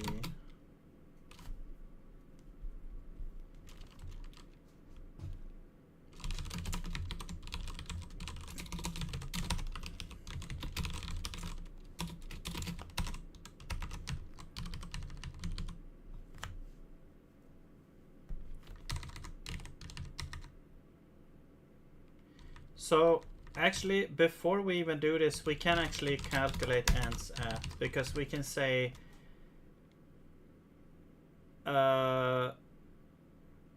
yeah, we can calculate because we can do this calculation here. So we can say calculate. Actually, let's do it in. Let's do init.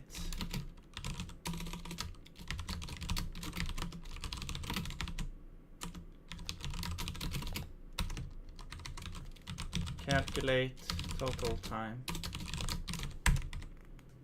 And so, yeah, we have target position.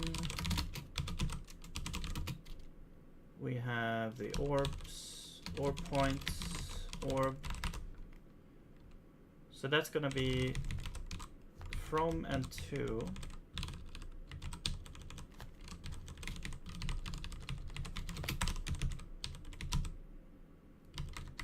Alright, so we need the orb points.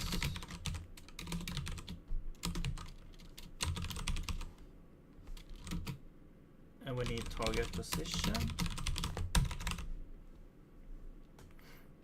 And we need the orb.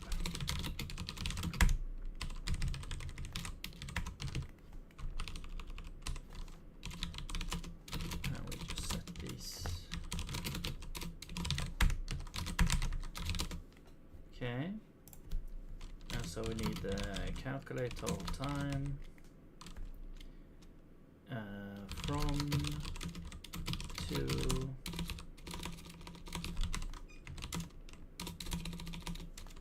this is kind of a generic function, but now it's very specific here. So this would be F64. Okay. So basically we're doing this. We don't need dt. Yeah, we just return the time. And this is from, and this is to. And the only variable here that is constant is this. But if we replace this by an input, this could be like a very generic function for calculating. If you have speed, you have a from and to vector, and you have speed. How much time does it take to get to the? And we don't need angle either here. We just need the distance, and then we divide it by the speed. That's the time it takes. Right, so now we should have ends at, actually this should be t plus here. Okay, t plus the total time, that's the ending.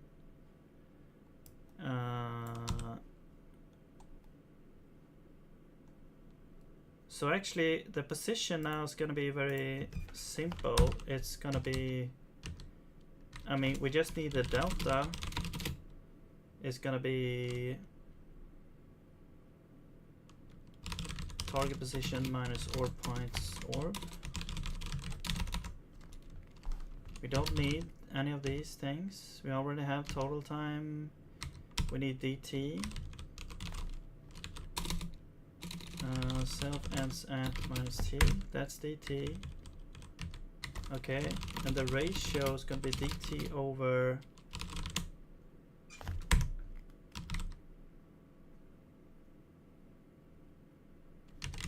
Oh, we need to store the total time actually.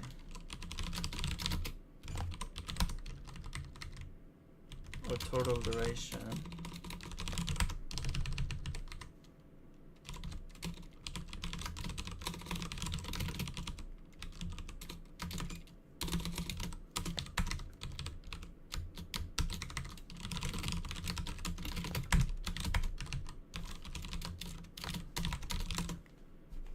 Yeah.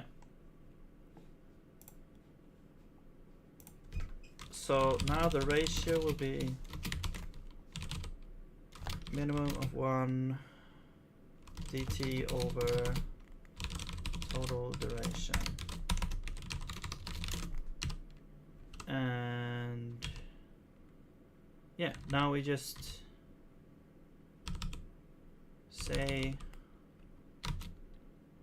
delta times dt or ratio.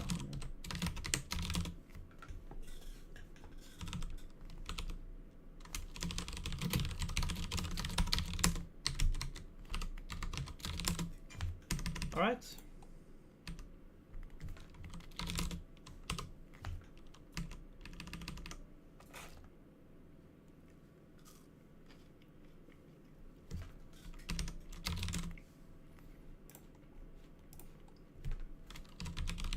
Right, so now we have attack. We do the same thing here. If the orb is not the orb, we return the normal thing.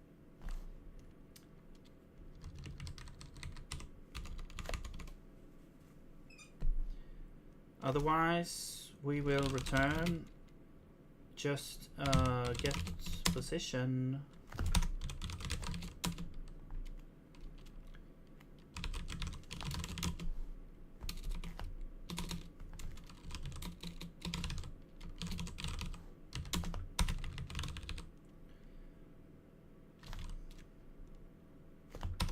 Wait, we don't need.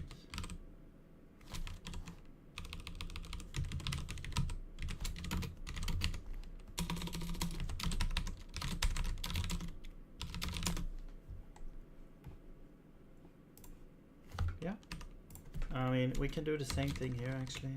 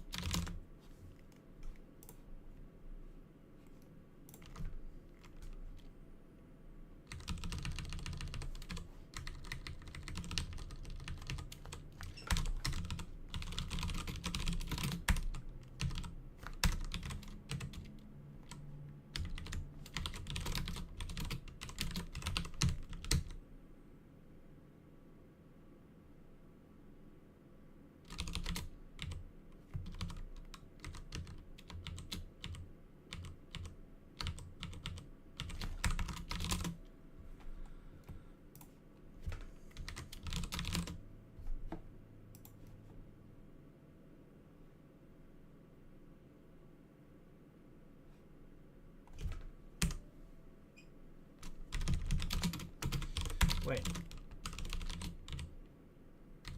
This, so delta t ansat minus t.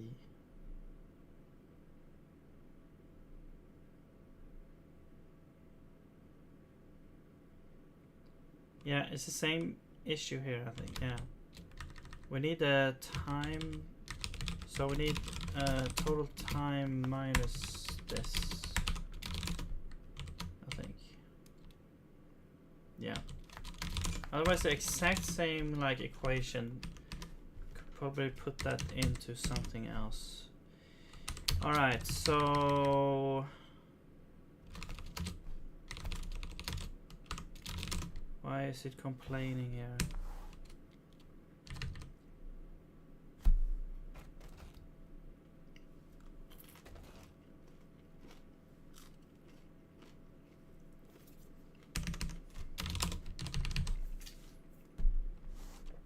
Oh.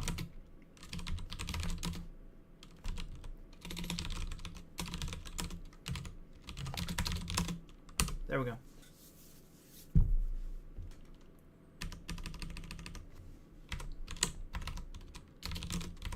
Okay. Now, the only thing, well, how do we go from the how do we transition from prepare to attack? So, if we go to update phase 1 active,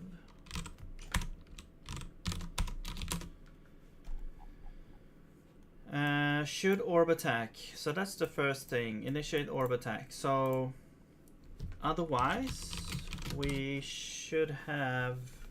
I mean, we could just have like I guess we could just have like active update update orb attack or something, and move this in there.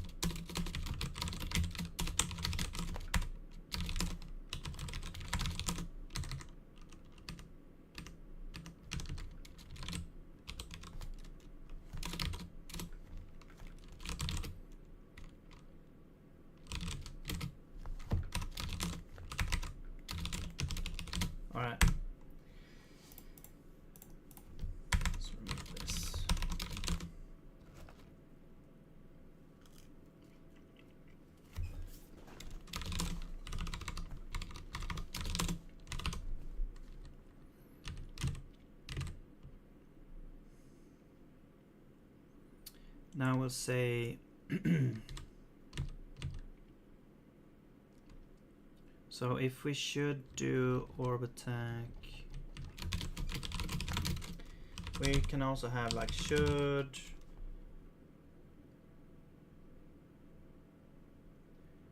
launch, should launch orb, I guess.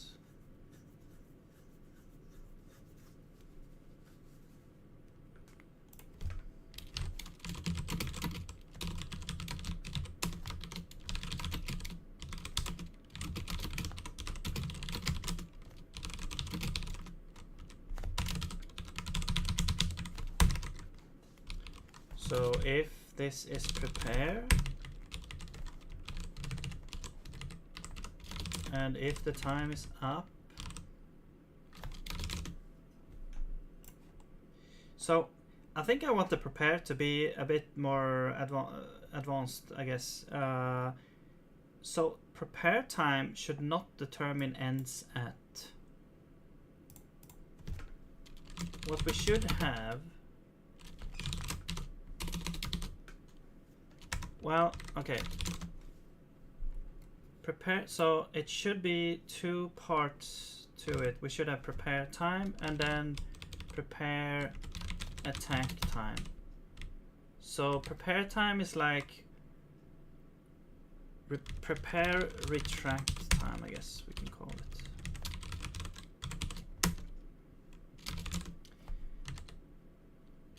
So that's how long it takes for the thing to retract, which we should lower definitely.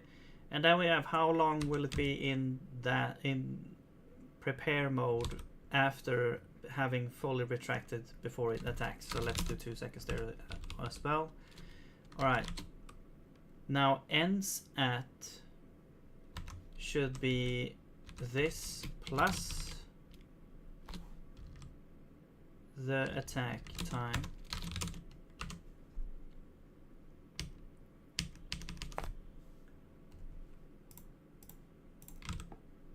And then is time up, is that's fine. But then this only cares about retract time and not attack time. So yeah. So now it should retract at a faster pace, but then it stays there and then the time is up. Okay, should launch orb is if this time is up. So that's very simple there. And then we do, we make a function where we actually launch orb attack. And this will now be attack.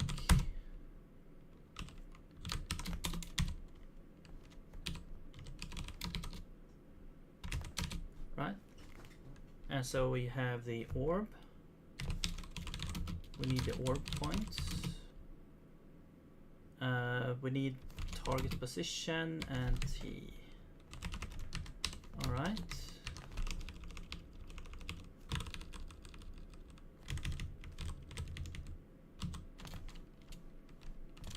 Orb points.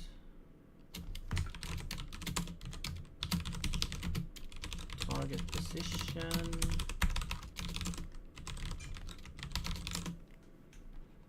Okay. All right, now down here we need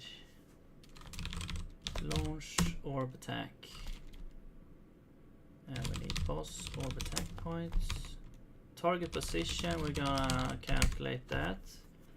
The orb is the previous orb, so this should be, so at this point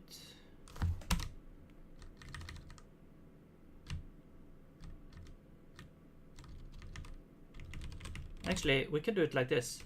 This could return, instead of returning a bool, this is a really nice pattern, by the way. You have a bool, but then you want some data out of it if it's true. So then you can make it into a null or an optional here, where we say useIce, because that's the type we want to have. And here we say if time's up, we will return the orb. Or yeah, that's gonna be the orb. Else it's gonna be null. So we return null instead of true or false. And so at this point now, this is a nullable. So what you do is you just add this. So now you get some more information out here. So that I just think that pattern it just plays so nice into that kind of refactoring that goes on there. Okay, so now we have all that. Now we just need to calculate the target position. Now this will be a bit more tricky, I think. Yeah, we need a player body. And we need a player. Alright. So the target position is basically the player position. But I want the boss to go like a little bit further ahead. But I guess I guess we can start there. So let's just pick this position and we'll see how it goes.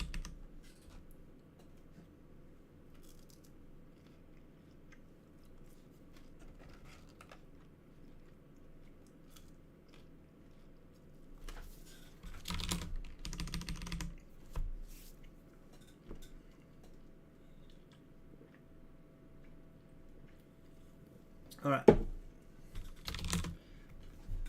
So then the orb should launch its attack. We should go into the attack mode. Then in the update phase 1 thing here, we're updating the orb attack. Yeah. And then we're also updating the orb position here, which will in turn, if it's an attack, we'll get that. So now we should see both the prepare, waiting to attack in prepare mode, then attacking as well. So let's see how this looks now. Okay, that looks bad. Okay, so there's a couple of issues here. That was interesting. Okay, so hang on. What's happening? Well, there was an issue both in here and also, so that's interesting because this wasn't an issue before, so there might be something wrong with the thing.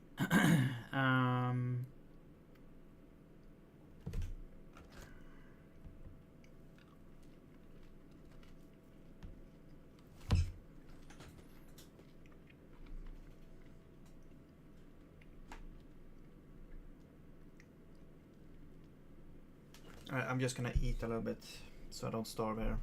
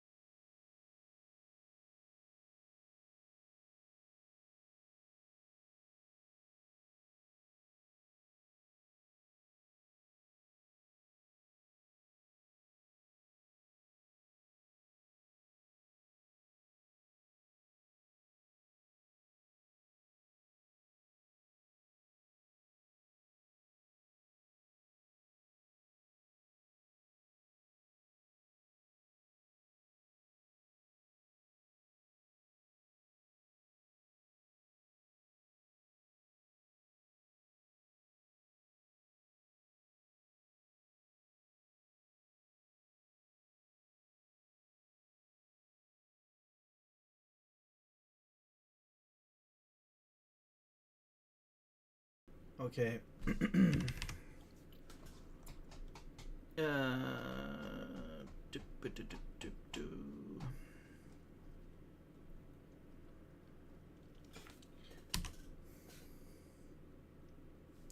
How did it look here? Yeah. So it's like starting down here for some reason. Then it goes over here.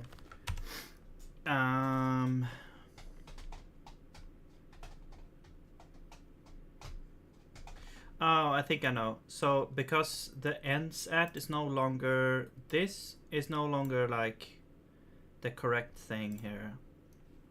We should also have, okay, we should probably, yeah, we should have an init function here as well. So we need, well, let's just do original position. We need the orb. And we need T. Let's just calculate this ourselves here. So this will be a this type.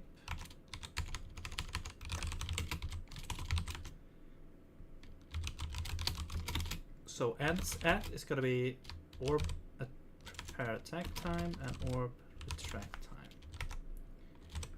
Orb prepare retract time. All right. That's the whole ends at, and then we have ends retract at.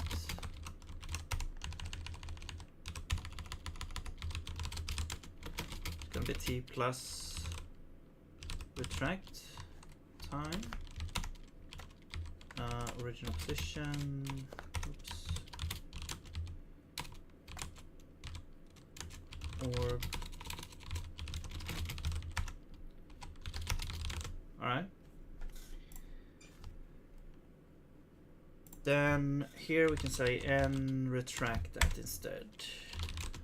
There we go. Now this is instead init.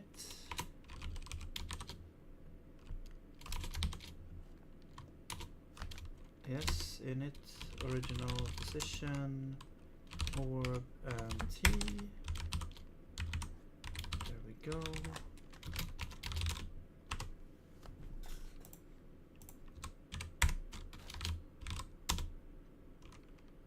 Okay.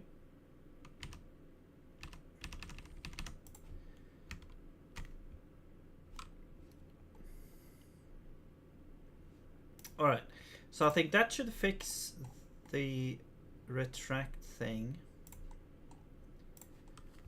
Let's try it out.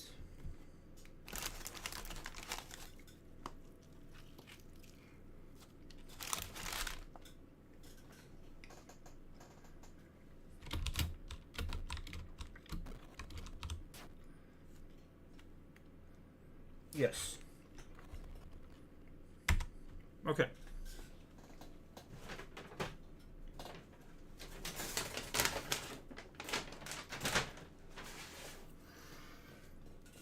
Yeah. It definitely did. All right.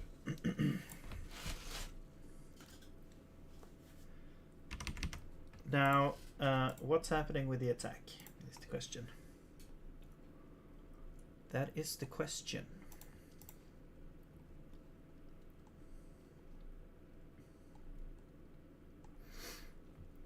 So, we have a target position. We have the from and to, right?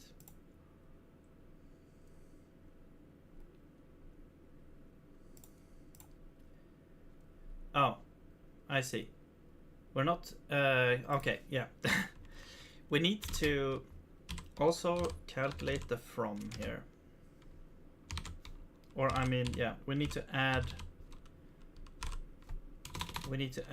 from like this.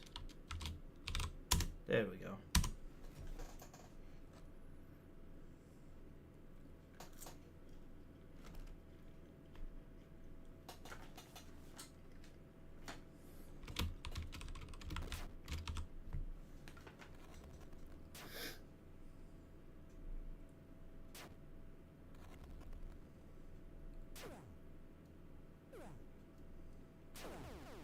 All right. Well, that works. Couple of tweaks here. There should be a maximum distance that the attack should do.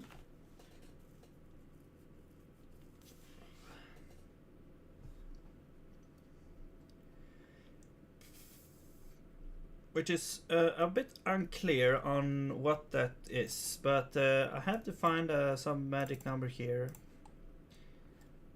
Well, it's not really magic, but it's a random, whatever, guess estimate here, and or reference, whatever.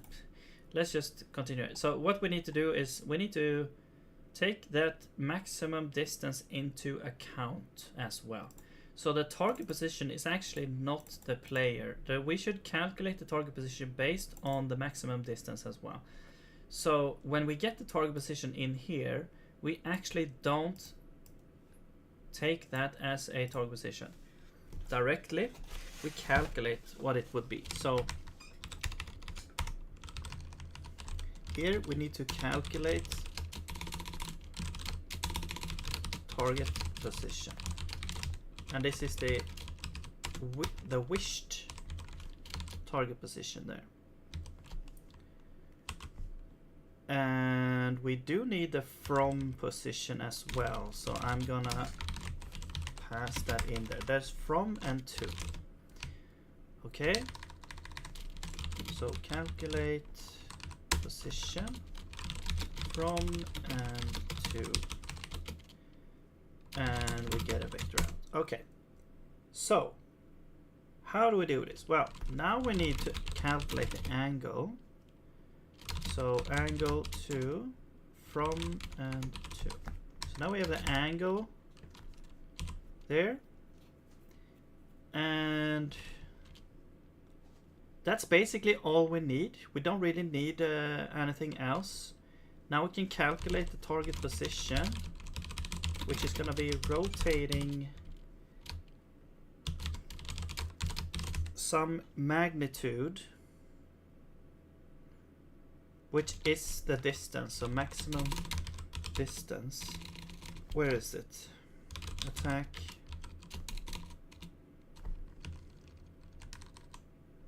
Distance. There we go. Right, so we're rotating this by the angle. Okay. And then we also need to offset with from as well.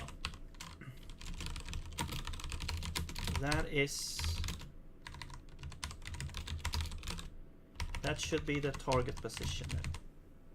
So basically taking a vector that is the maximum distance to the right, we're rotating that to the same angle that this from and to is. So what you also could do is normalize the delta vector, scale it by the distance, and then add it to from. I mean, we're basically we're not really doing that here, but you could do it that way as well. I'm not sure. That's probably more mathematically intense. This is 1 call to 8 and 2, which is, I guess it's not trivial. Maybe, I don't know really, actually.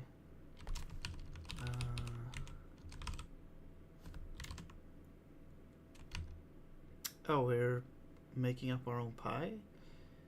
I thought pi was part of math.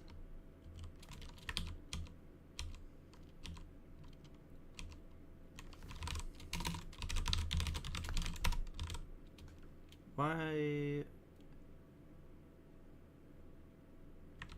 Is it just to make it super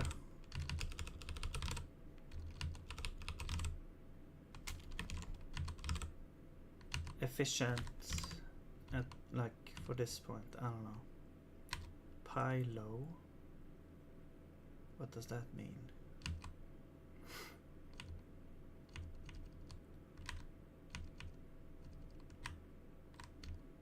We're doing none checks here? Okay. Okay, I'm not gonna go in and anyway, we're only doing this one time, so it's not like it's a huge thing anyway. So we're calculating the target position. We take the angle, target position, yeah, is equal to from offset plus the rotating the x with the same angle. Yeah, that is the target position. So, oh yeah, another thing is like if let's say the orb is well, let's say the target position is closer than the maximum distance. We should do this. We should calculate the distance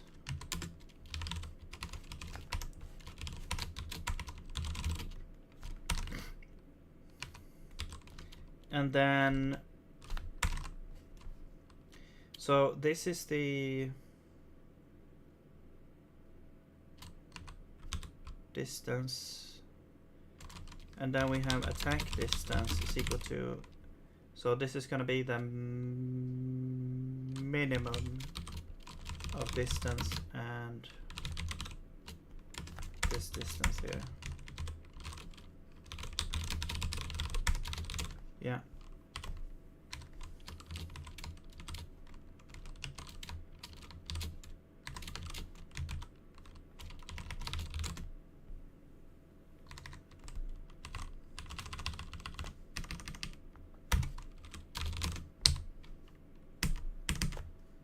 All right.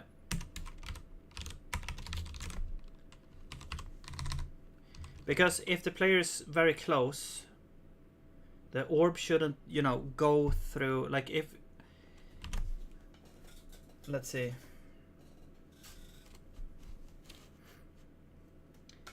It shouldn't go through the ground and stuff like that. So now,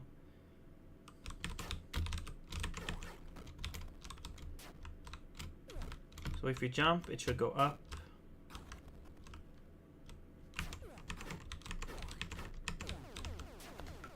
Yeah, and then we don't really exit that. Oh yeah, I forgot about one thing. Like if an orb is dead, it shouldn't be eligible for attacking. So there you see, it only goes so far as to the ground. I wonder how long the distance is. So if I stand all the way back up here, how far will it go? Maybe 1,000 is too much. Yeah, definitely. So what would this be? Let's try 500.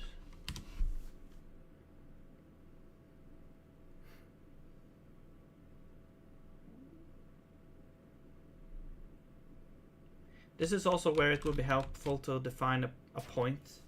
Maybe a point like over here. So we can calculate, okay, the distance should be no further than past this point or whatever. Oh, it still goes... What?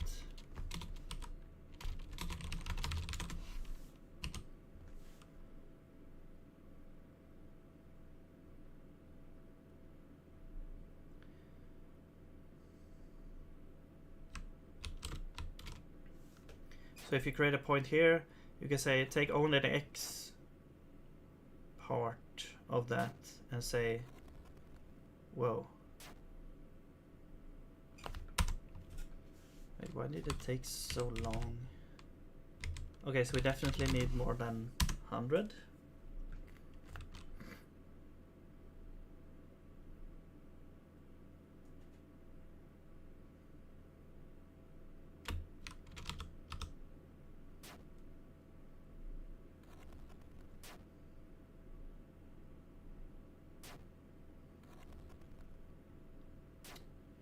Okay, let's try, I guess 250.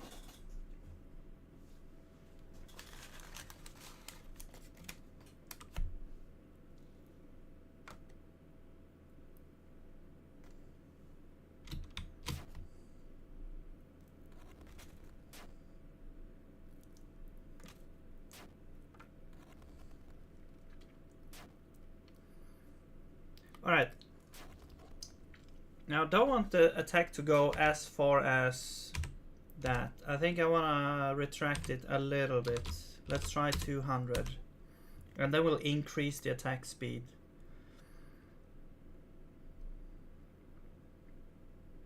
It's kind of weird. The attack speed... it seems like it depends. The speed depends on... Or maybe it doesn't actually. Okay, yeah, I think that's fine. Let's increase the attack speed to maybe, I don't know, 3 times more.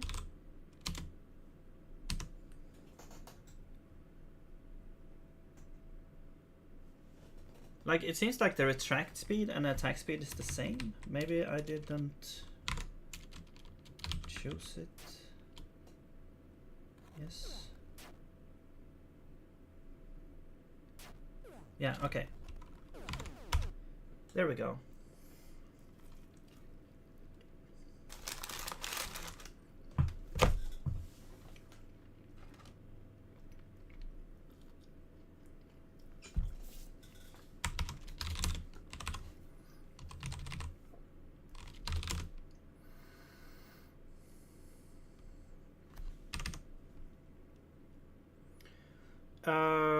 Yeah, okay. So, right. So after the attack has been there for a bit, what we want to do is we want to, well, okay, end attack at, ends attack at, so that's going to be the total duration of the attack.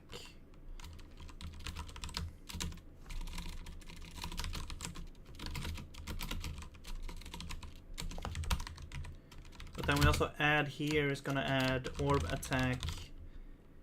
I guess extended time is what I used for that. Yeah. And then now we have to recalculate here a little bit.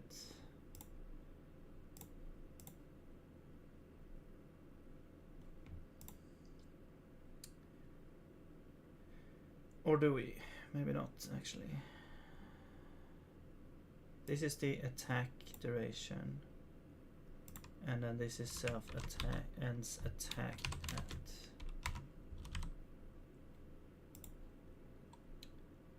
Yes. And then we should also add a function. Is time up?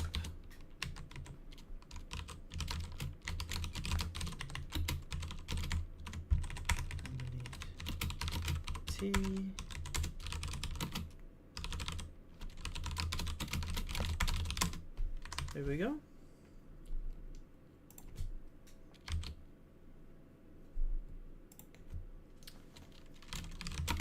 Should retract orb.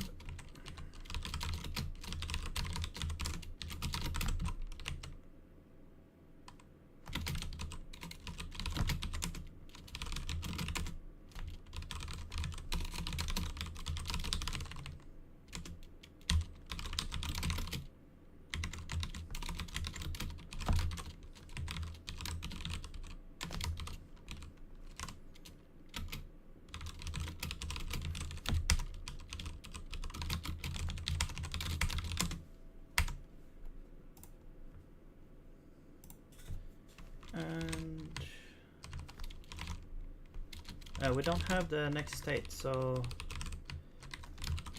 next state is retract.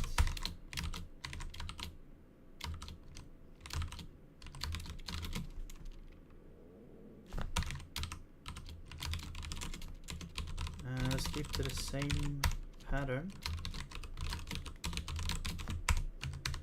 So we just have ends at, I think.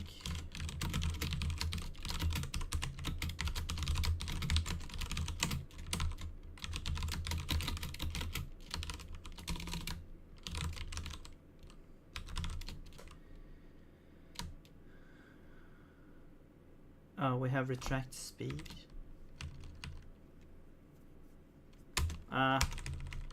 Let's do time instead.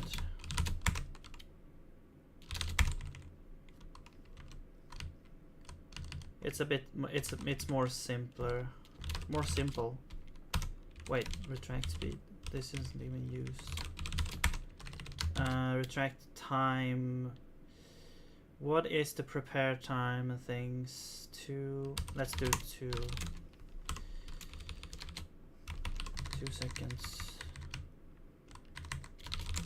All right.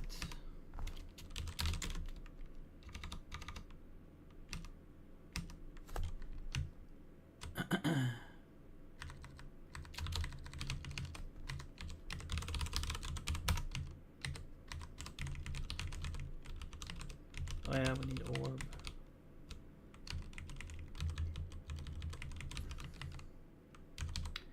And for this, we don't actually need those things. What we kind of need is the original position, actually. So we want this. Or this is like the... What would you call this? Like, well, let's just call it the original position. Okay. Now, let's go back here. So we'll need a get position thing.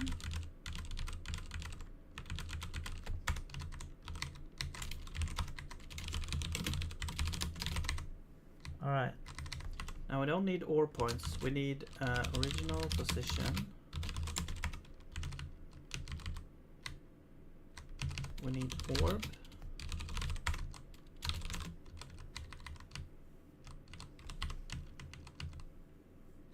Actually, we need to we also we need to save the extended position.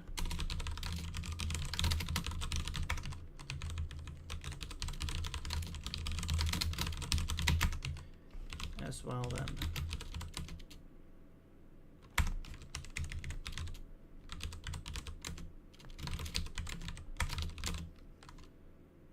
And we need the orb, of course.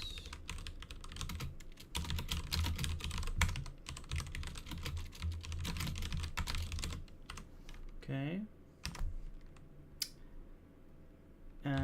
Now this is okay. So this is gonna be original position minus extended position. Maybe this is called the retracted position. Retracted.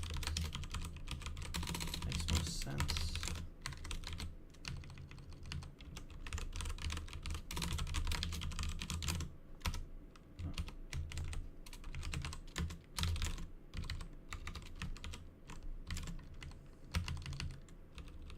And the total duration is, so this is ends at, this is orb retract time.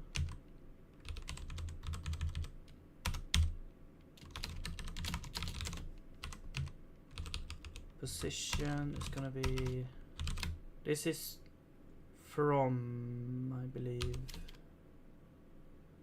no, this is the offset that we have right now. So this is the extended position. This is from, yeah. All right.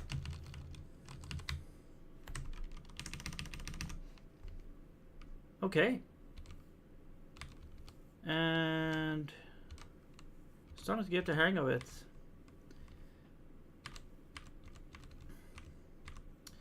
All right, now down here, we need a function to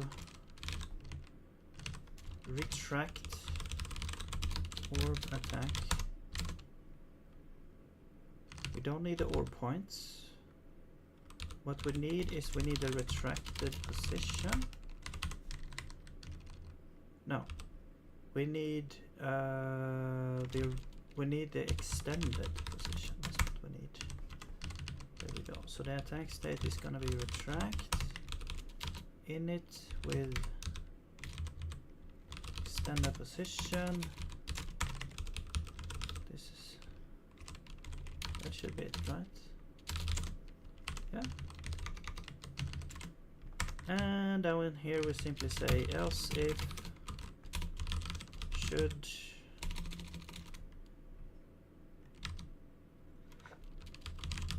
retract orb. We get the orb and we say retract orb, and we need extended position. So this is going to be the current position of the orb, so it's going to be this.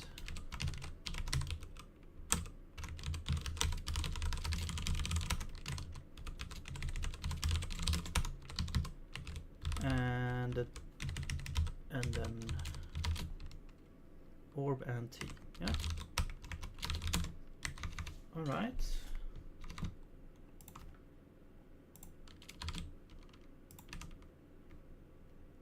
Orb shadows. What? Really?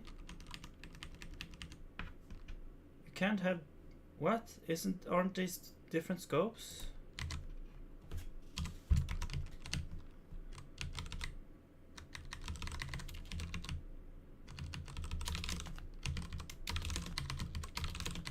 That can't be correct. Oh, that captures it. Wait. Oh, this is like the index. Okay, yeah. Let's. Oh, I see. So this is the orb entity. We'll call it. No, wait. No, we already have the orb. Ah, I'm stupid. This is the randomness, right? And this is. Right, and I'll just add a to-do here. Don't pick from dead orbs.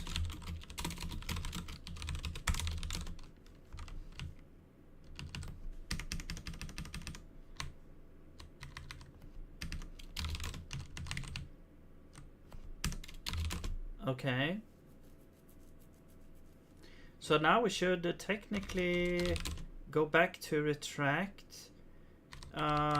What we also should do is have a function now called should reload orbs, I guess, attack. So if this is in retract mode, we're checking if the time is up. And we don't need an orb in this case. So, well, this would be bool. So this would be... Oh, this is just this. And then otherwise false. Wait, we don't have time up for...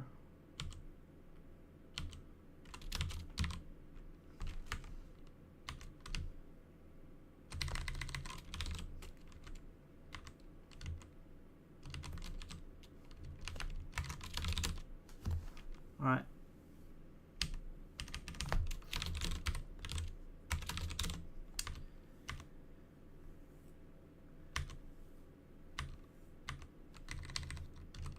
Yeah. Should reload orb attack is retract time is up, then we should start reloading the thing. We should also have a function for that. Reload orb attack. We don't need a position, we don't need an orb. We say this is cooldown.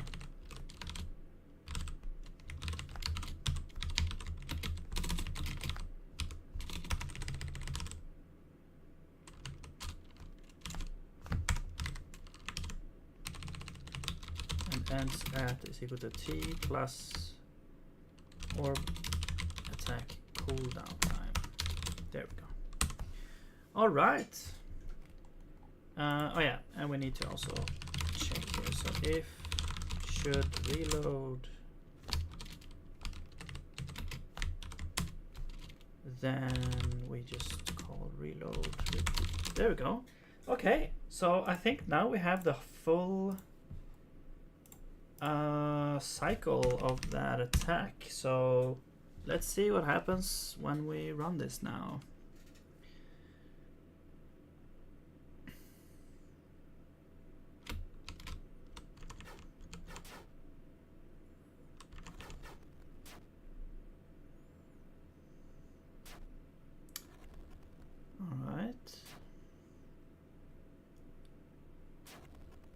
it goes back, and then we reload again.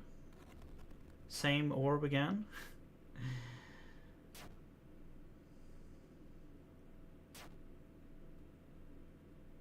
Is it gonna pick some? Okay, there it picked another orb. All right, yeah, it seems to work. Really, really cool. So, well, it's my first time building something like this, so it's really nice when you get it working and can actually see it happening there. Okay, cool. So great. Well, okay, yeah, there is. I guess there's still to do as well for here. So we don't pick from dead orbs. So how would we do this now? So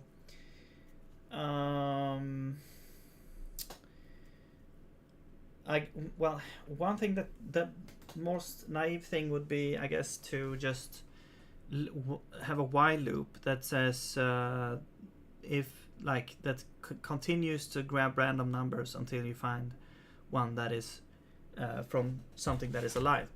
But I feel like that is that doesn't feel very nice. So what I'm gonna do is I'm gonna create an array that is gonna be. Wait, no, I don't need to create an array. I'm thinking way too high language here. What I'm gonna do, well, wait. Or maybe I do need to create an array of the remaining orbs, and we'll pick one of them. I mean, what we could do is say remaining orbs is gonna be bounded array. Hey. The type is useSize. The buffer is number of orbs. And we'll say, wait, why can I say init length? Sets the actual length. No. Can I do that?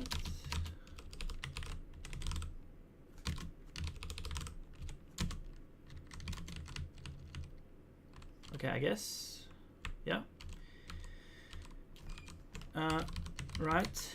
And so now we have a bounded array. It's basically like it's an array without the allocator. It lives on the stack. And so, but you can do you know, the usual sort of operations on it. And so what we will do is we will loop through all of our orbs.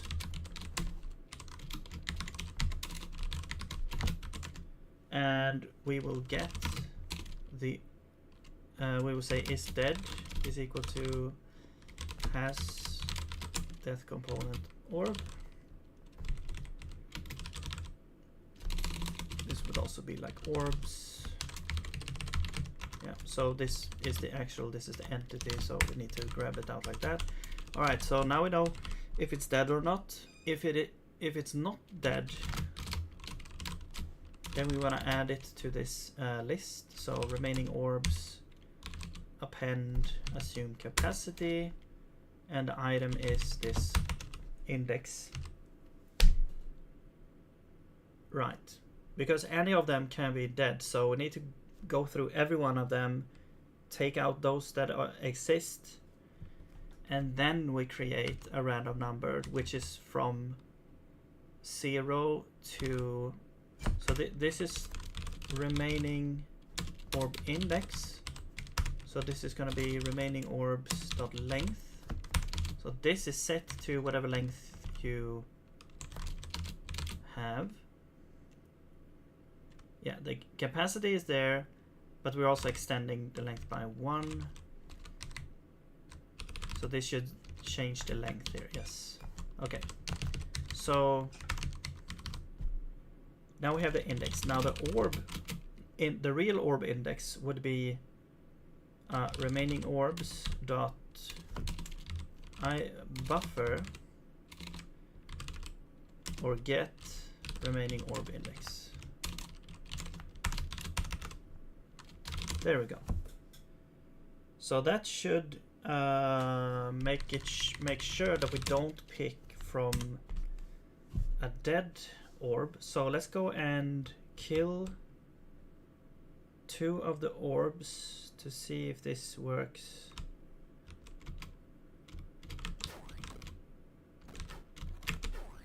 Well, it worked, I guess, one time at least.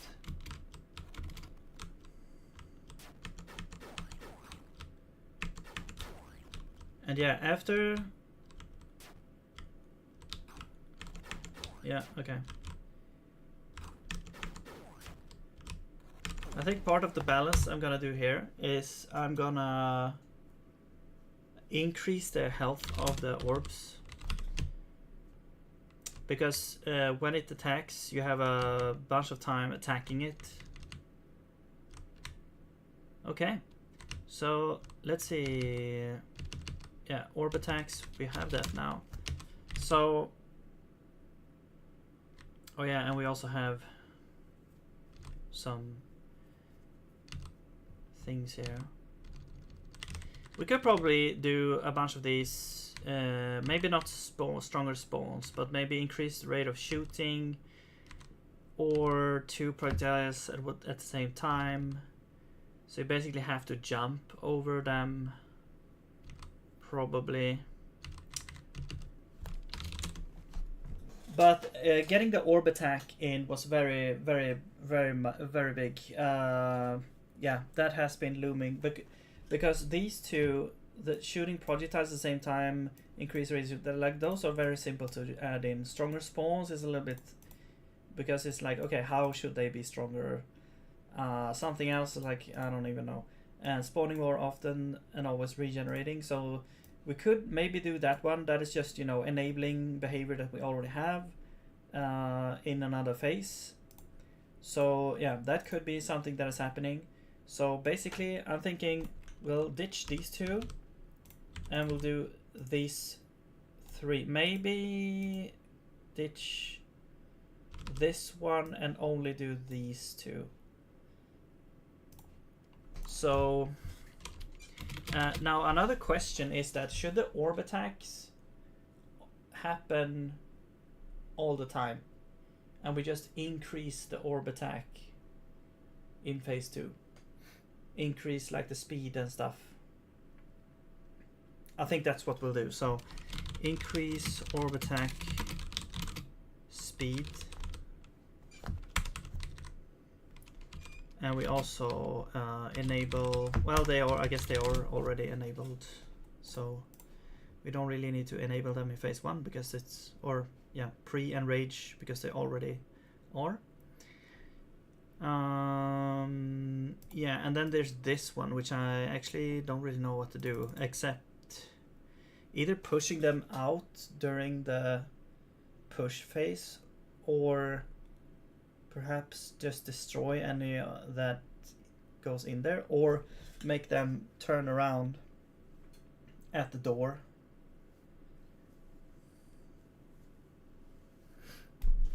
Yeah.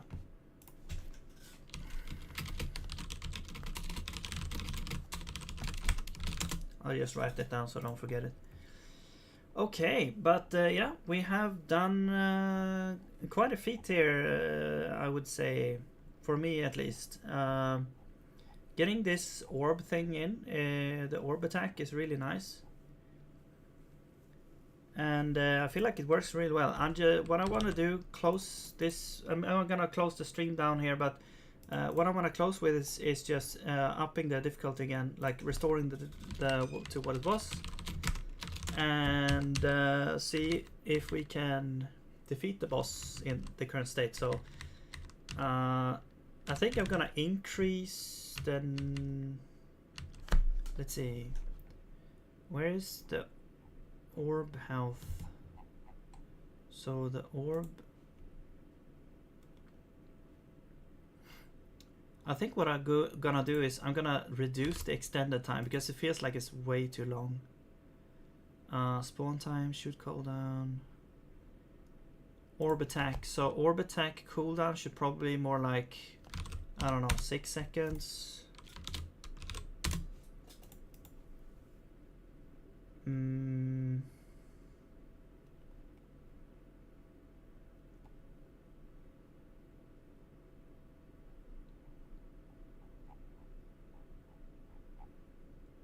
What else do we have?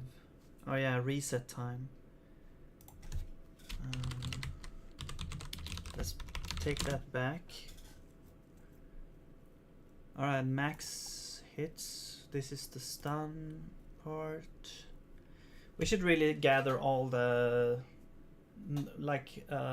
the constants in one place instead of having them spread out like this. But okay. Where is the orb health? Max orb health here. Hits to stun. Okay. So I think we'll increase this by, I don't know, 10. Each orb health is increased by 33%.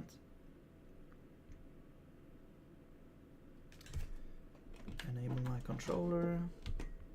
Alright, let's see if we can do this.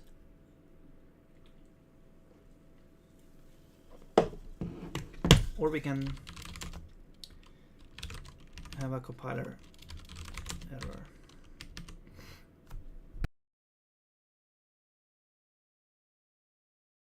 Remaining orbs. What? How did this disappear? I feel like sometimes things just happen and I don't really see what's happening. This is U size, the capacities and the orbs. Yeah, maybe it disappeared and I didn't see it. Alright, but that should be good. Okay, no more errors. Let's go.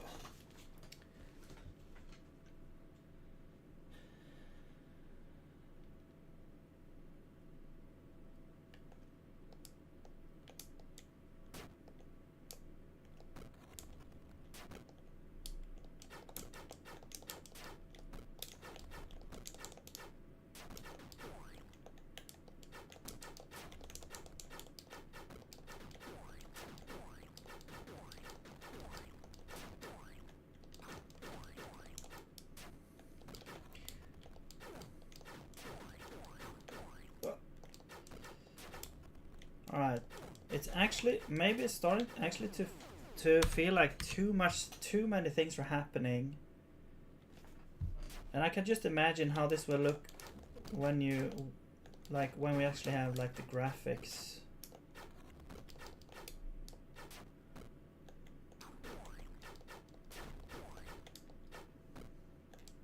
Oh,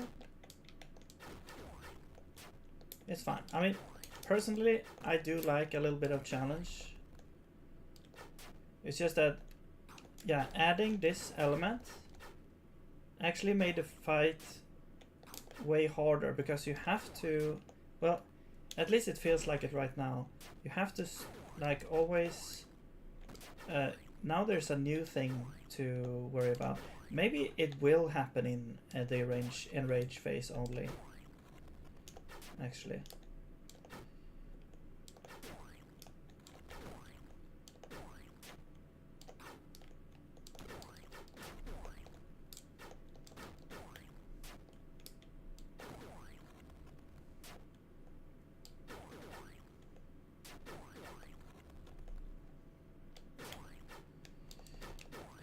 It could also be something where once you have killed, like, oops, once you have killed like all but one of the orbs or something like that, then it starts attacking.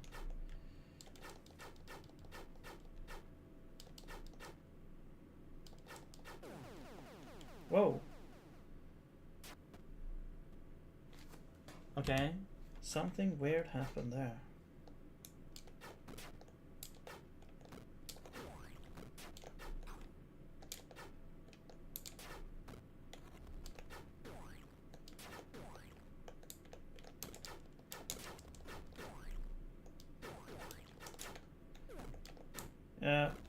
Definitely adding one more thing to worry about.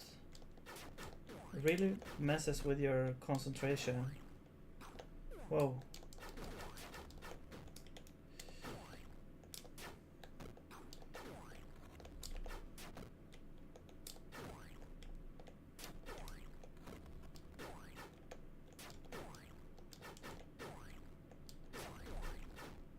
Oh. Okay. But I think also when... Well, I don't know. I don't really know what happened, why I died there. Not just now, but before, when the boss went from stunned phase back to normal phase. I was thinking maybe it was something to do with the positioning of the dead orb. So we have to make sure that they respawn.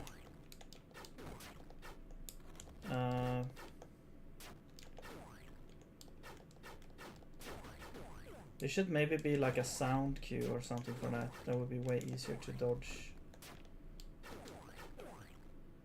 Alright.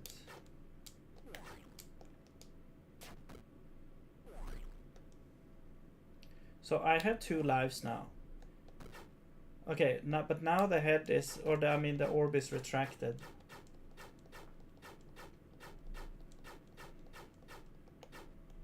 Okay. I'm gonna see if I can get it to that position again.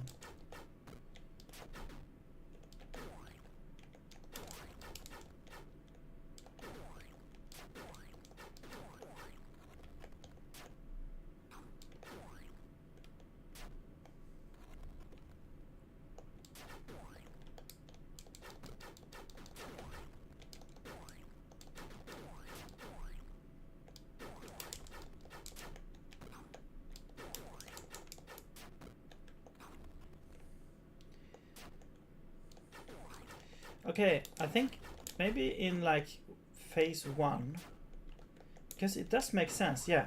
Phase 1, the orbs just go around until you kill like maybe 1 of them.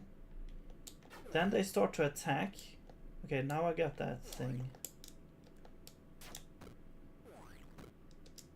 See if we can make this happen here. There we go, stand. Okay, I'm gonna stand in here. Will I die now? I have 2 lives. Okay, I did take 1 damage. So that's a bug.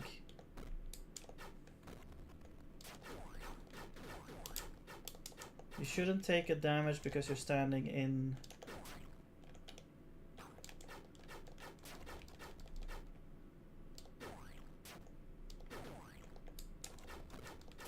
The boss, the orb, the dead orb, while it's going out of the stun. Oh, I see. Also, if you kill an orb, it should just stay where it is, I think. It shouldn't keep rotating or moving.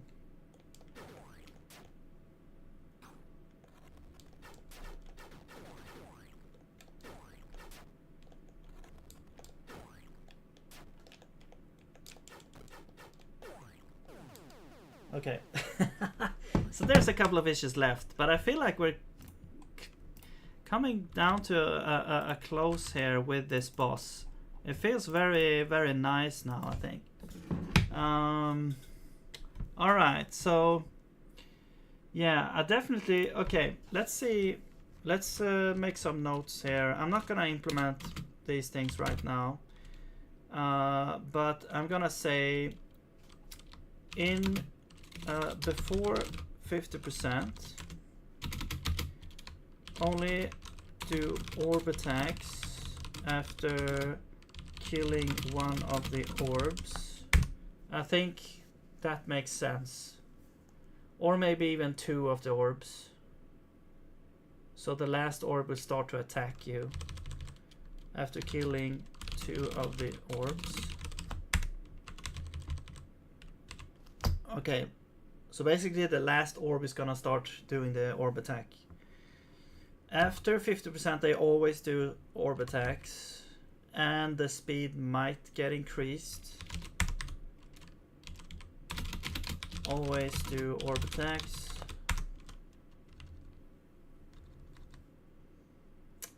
Maybe also after the stun, like let's say you've destroyed all the orbs. No, let's go back. We're going back to this. Okay. And then the orb attack speed might get increased. We'll see. Shoot 2 projectiles at the same time, and spawning more. So, like, I don't really know about this now because you have the orb attacks to deal with as well as these projectiles. So this feels like a little bit of overkill. I'm gonna put a question mark on there. And but this one does make sense as well. Perhaps. Yeah, it feels like something more should happen than only orb attacks. But I'll put question marks on these 3 and see. Maybe I'll pick one of these. We'll see. Only do orb attacks if we kill 2 orbs. Yes. And the spawns get stuck. Okay. Other notes. So I'm gonna say bug notes. Or bugs. When killing an orb, it should remain in place until it is revived.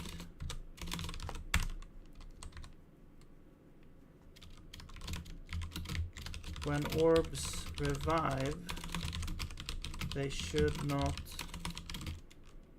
deal damage until they are in their core positions again.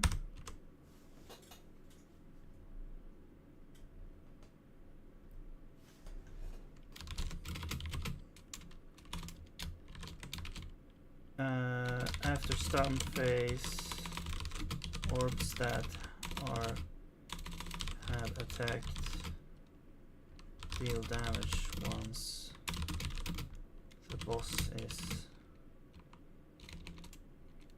the phase goes to active.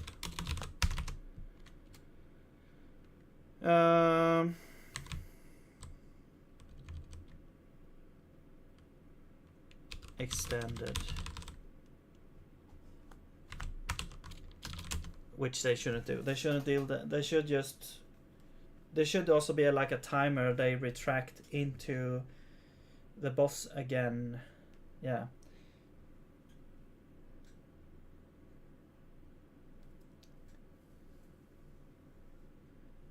Yeah, there should be more coherency when the boss goes active again. Yeah, we'll see. That also plays a bit in with the animations, so I won't do too much of that right now, but they should really not deal damage to you when you stand and spam the stun. Maybe when the boss is hit by the boulder, should we move the orbs over to the other side or something like that? So it could be that the boulder hits the boss, the orbs gets like flung over to the other side, so they are not, so that you are not hit by them when the boss is active again. Was there something else? And then there was the spawns. Okay, I think that's it. There still, remains a little bit of work here. And, of course, the animation and stuff like that. But I feel like the gameplay is really starting to really shape up here, which is really cool. But yeah, that's gonna do it for today. So thanks for anyone joining here, watching me, and hope you have a nice day, and I'll see you later. Bye bye.